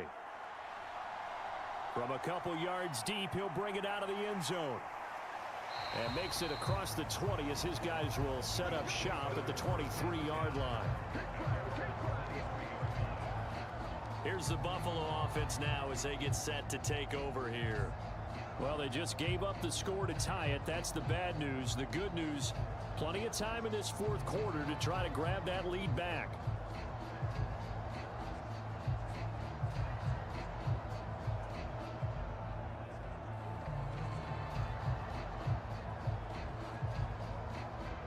Allen and the Bills now with a 1st and 10 at their own 23.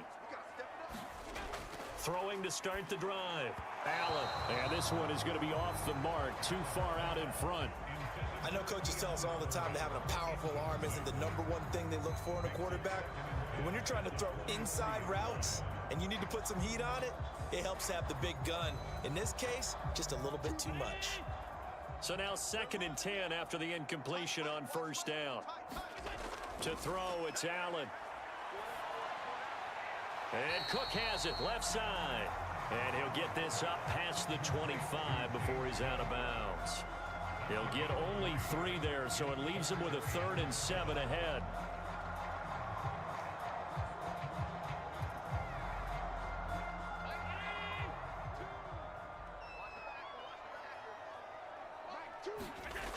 To the air, Allen. Oh, he had him. He was open, but he couldn't get it to him. It's incomplete. Had an open man that time, but ended up putting a little too much heat on it, don't you think, partner? Absolutely. Just needed a touch more air under it. Instead, he fired an absolute bullet. Here's Sam Martin now, as he'll punt it away for the 4th time today.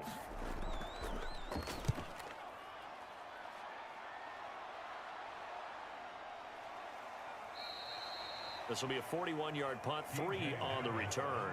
And out will come the offense as they take over.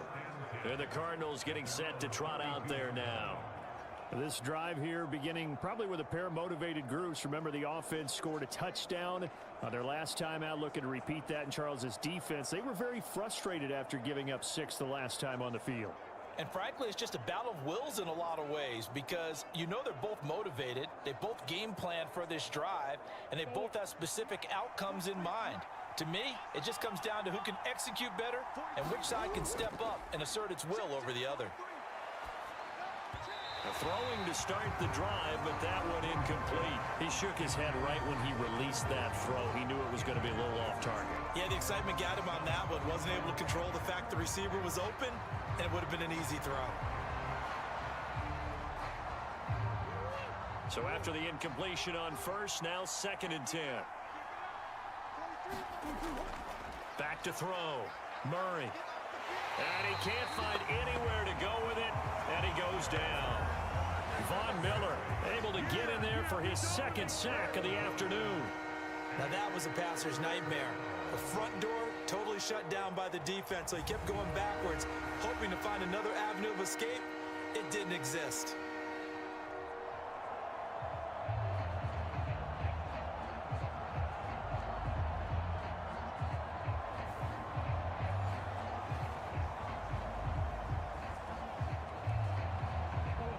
Well, that last sack puts Murray and the Cards in a tough spot, 3rd and long. They'll drop to throw. To Connor on the check down. And he'll get to the 29-yard line, brought down there. That'll bring up 4th down. They wind up getting 8 yards, but they needed more than that. So much about this game is just understanding situations and then having to execute, isn't it? Guard the first down sticks. Don't let them get there. And they rallied and made the tackle.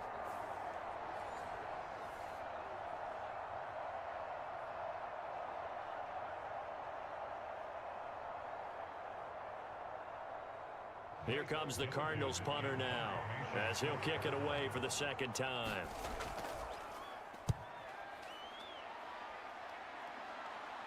And the fair catch is made at about the 27-yard line. It'll be a 39-yard punt, no return. And the Bills will take over the football with a 1st and 10.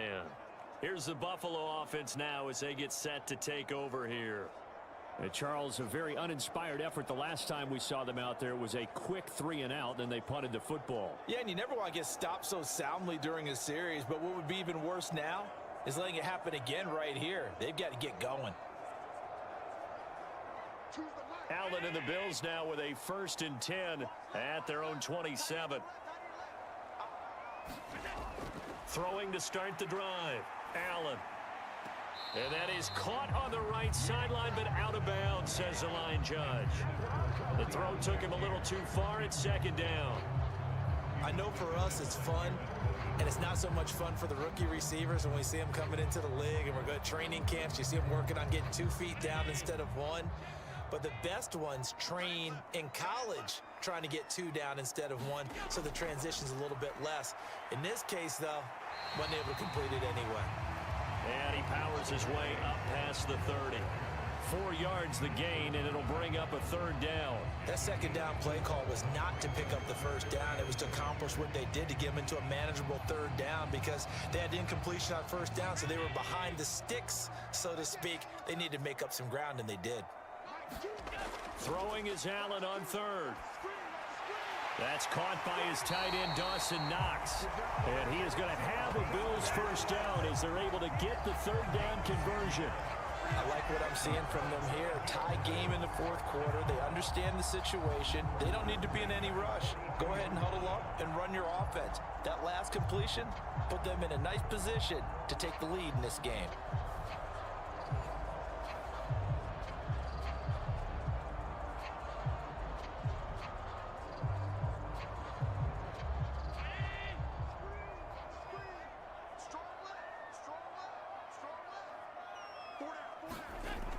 First down, here's the run with Cook. And running room scarce here. He's going to be stopped in his tracks at the line of scrimmage. No gain on the play. It'll be 2nd down. He can rack up those tackles in bunches in the run game from that middle linebacker spot. And what he has to do is make sure he congratulates the guys in front and tells them thanks a lot, because as the guy in the middle, the Mike linebacker, you're counting on your front 3, your front 4, your front 5, whatever you've got in front of you, to take up all the blocking, allow you to roam and hit, and that's what he did on that play.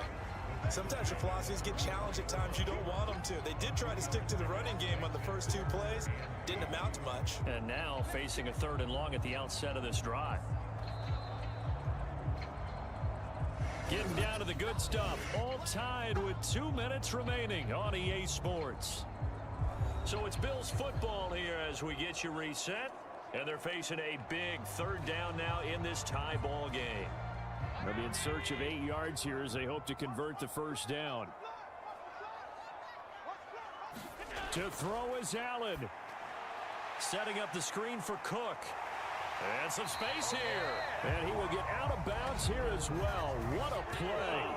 Big yardage. They stop the clock. And they move it to the boundary of field goal range as well. I know it's an emotional game, Charles. You can't do that. And when you get into your film sessions and you argue your case with your coaches, that's exactly what they say at the end. You just can't do it. It costs your team.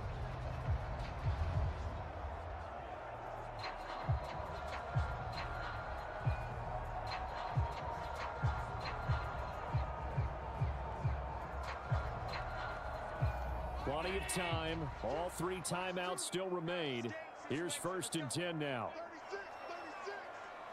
Here's Allen. Cook following the penalty. And the result here, a pickup of 8. Leaves him with 2 to go on 2nd down. But they picked up a little bit of yardage there, and now, in this situation, should be in no hurry to run a play really fast. Let the clock wind down.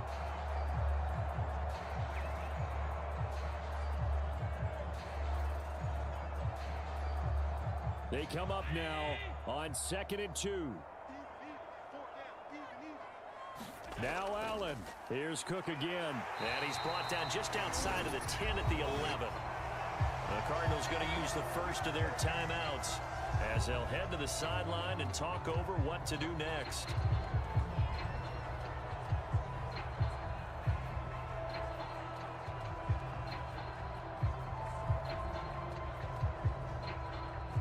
Here's 1st down. Throwing, Allen. Up the middle, it's Cook. Now the Cards going to call another timeout, their 2nd, as they'll head to the sideline and talk over what to do next.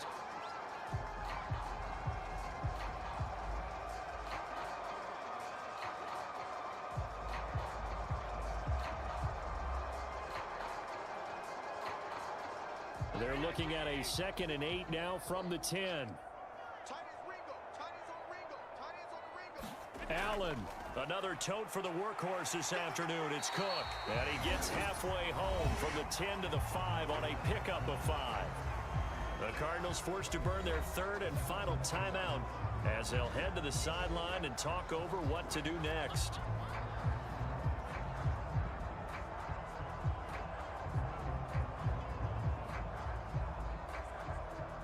An important one here, no doubt.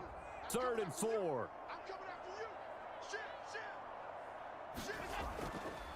Give to Cook out of the gun. And he won't get close. Only a yard, 4th and 3. Have to kick this field goal, don't you? No question about it. Look at the clock. Look at the situation. Kick the field goal.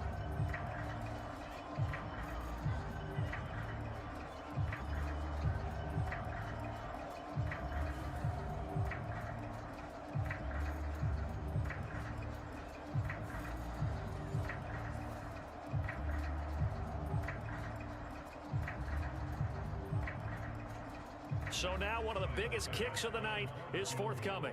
This to take the lead here in the final minute. The kick by pass is good. And the sideline celebrates as they have taken the lead in the final minute. All right, so time to reset here. It's a huge kick there, gives them the lead, but they've got to be careful that their celebrations aren't a little too premature. You're exactly right about that, because there still is time for the other guys to run a few plays and get into field goal position. So this defense is going to need to come up with one final stop if they're going to get out of here with a victory.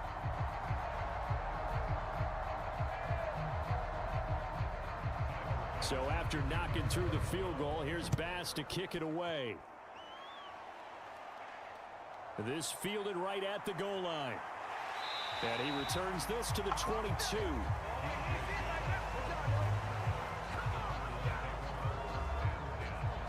Kyler Murray now in the Cardinal offense. Down 31-28. A little over 30 seconds remaining. How will this thing pan out? We'll watch as they come up on 1st down.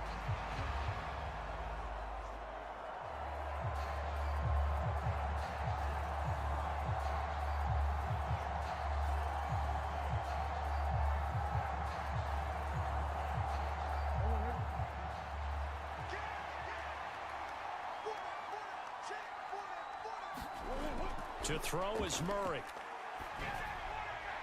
That's caught by Wilson. And he's got a first down to the 40-yard line, but the clock runs. Tell you what, he's been able to put the ball in some tight spots all game long. That throw, no different. Yeah, a lot of people would call it a gutsy type of a throw. I think he looks at it as, I can do it, so it's not that big of a deal to me, and I'm going to keep firing. Here's 1st and 10. Murray, one final try. That pass completed to Dortch. And he'll be stopped right at midfield. That was a long shot, but they did get one final chance to try to score and overcome this small deficit. No touchdown, though, Charles. And that brings this one to a close. Yeah, I think Hope was wearing one jersey, and Worry was wearing another on the other sideline as that final snap played out. Now, we've seen some incredible plays to win games before, but in this case, I think the distance was just a little bit too great for it to happen here.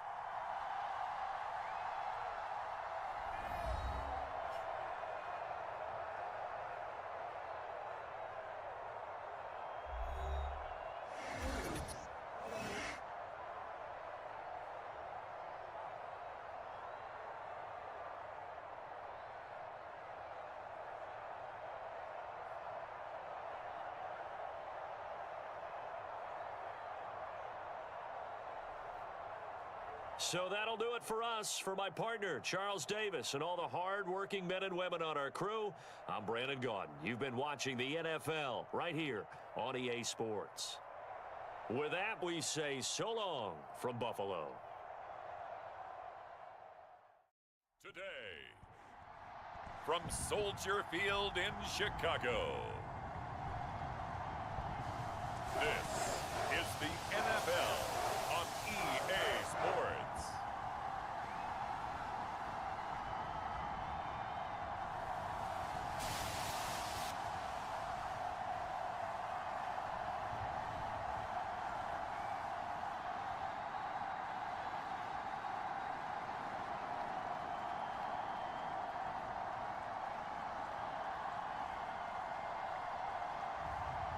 It's the Chicago Bears taking on the Tennessee Titans. They say summer is the time to live in Chicago. Well, that's extended into autumn as we are ready to roll under blue skies at Soldier Field. Up in the booth with Charles Davis, I'm Brandon Gaudin, and kickoff straight ahead, CD. What's one thing that you're going to have your eye on? I think about what the great coaches of the past always said. The key to any ball game. Can you rush theirs and protect yours? Well, in this case, both of these teams get after the quarterbacks. I'm watching the pass rush.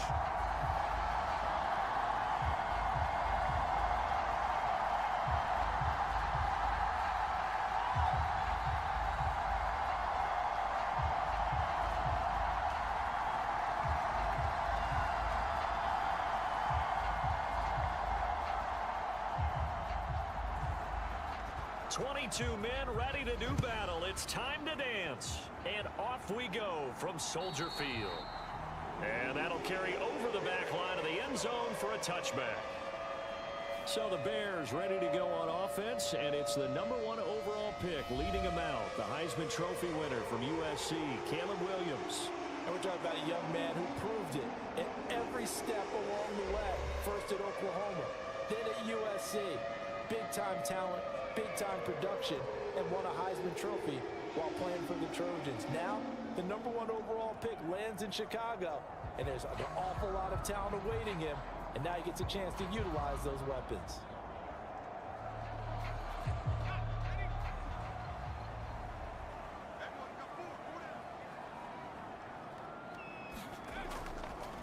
First carry for DeAndre Swift. He'll be dropped after a gain of about 6 across the 30 to the 31. That was a really nice job by them picking up the run blitz and detecting it and blocking it and turning it into a nice run. And a lot of times you think if you blitz a running play, you're going to smother it.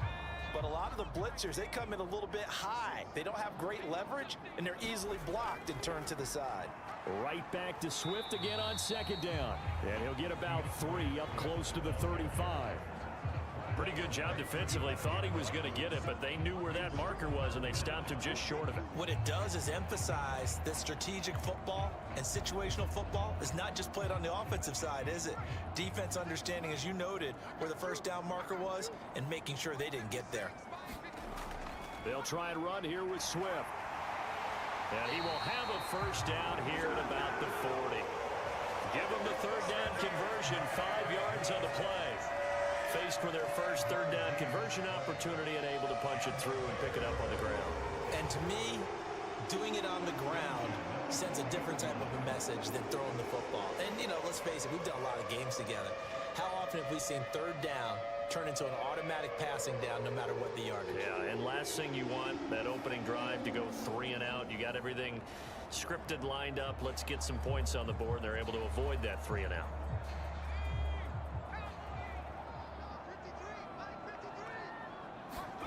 Williams now looking to throw on 1st and 10. He'll get this to the longtime Charger. It's Keenan Allen.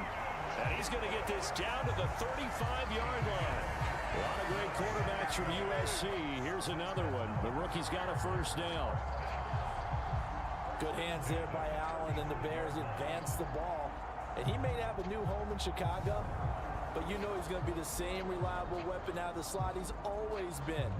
Broke into the league with the Chargers with Phillip Rivers, then broke in Justin Herbert out there, and now gets a team with a rookie quarterback, Caleb Williams, and you know he's going to be more than reliable and make big plays in the Chicago offense. On 1st and 10, it's Williams. That's the rookie from Washington, Rome Odunze. And brought down, but not before they're inside the 25. 12 more yards there and another first down. That early game script that they drew up is working pretty well here on this first drive. Already in field goal range, Charles knocking on the door of the red zone. You know, Brandon, when we met with the coaching staff, they kind of predicted that they would come out firing like this. I think you and I were a little skeptical that it'd be this easy, but they certainly knew what they were doing in scouting, in preparation, and understanding what their team was capable of.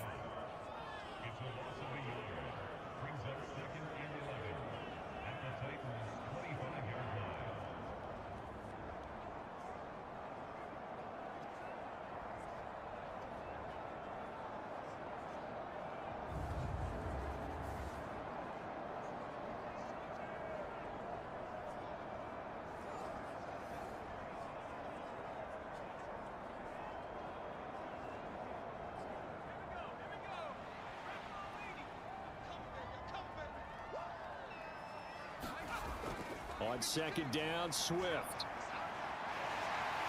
And they're knocking on the door now as a good run there. Going to take this to about the 10-yard line. That gain of 15 gets him on the doorstep, 1st and goal. Well, they've taken this opening kickoff and marched it right down the field defensively. Not much resistance. And that's the point, because my admiration is for the guys moving the ball right now. They know what they're doing. Their plan is working.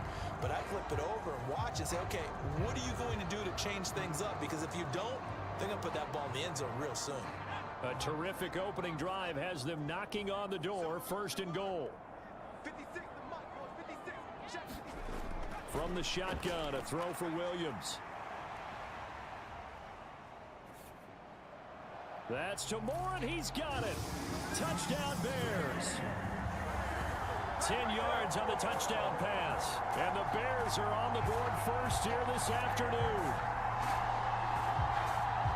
Well, with this rookie QB, we talk a lot about his ball placement and how good he can be at laying it right in there. I think we just saw, Charles, though, the strength of that arm. That was an absolute rifle for the completed touchdown. It absolutely was, and let's face it, you think he was really ready to get that first touchdown? Absolutely. He threw that pass with authority, just as you described.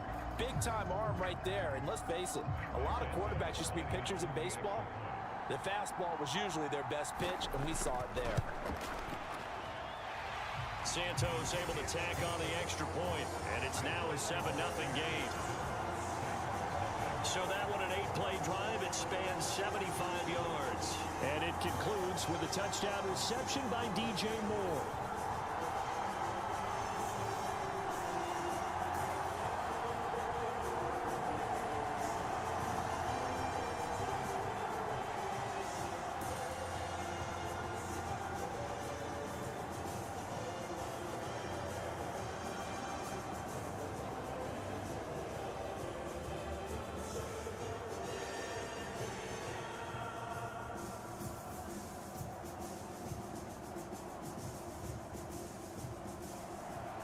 Bears send the kicking team out there, and they will send this one away.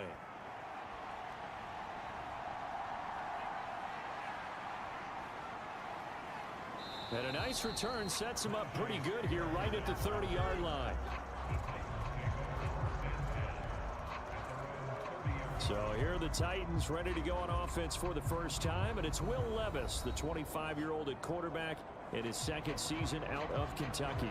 And last year, his rookie year, a bit of a mixed bag for the young signal caller out of Kentucky. Showed off plenty of tools, but was hurt in the preseason, and it took a little while to get going. But once he did, he showed exactly why the Titans wanted him. Toughness, leadership, and a big arm. The team rallied around him down the stretch. So 1st and 10 now from the 30.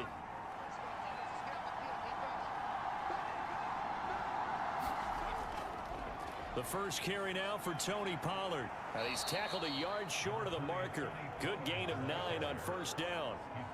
Brandon, to me, what's important right here on this drive is for them to get at least 2 first downs. They've got to give their defense a chance to settle down, catch their breath a little bit after they give up a touchdown on the opening drive. Ball on the 39. Here's 2nd down and a yard. Going to run again here with Pollard. And a pretty good burst there as he'll get this across midfield and down to the 46. That one good for a pickup of 15 for Tennessee. That was good, tough running right up the middle. And if the defense can't penetrate and make him slow his pace or change direction, that's often the end result.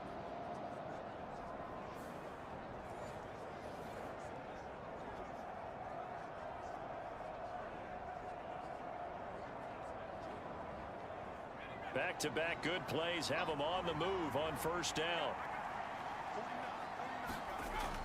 Levis now off of play action. He's going to look deep end zone for Hopkins.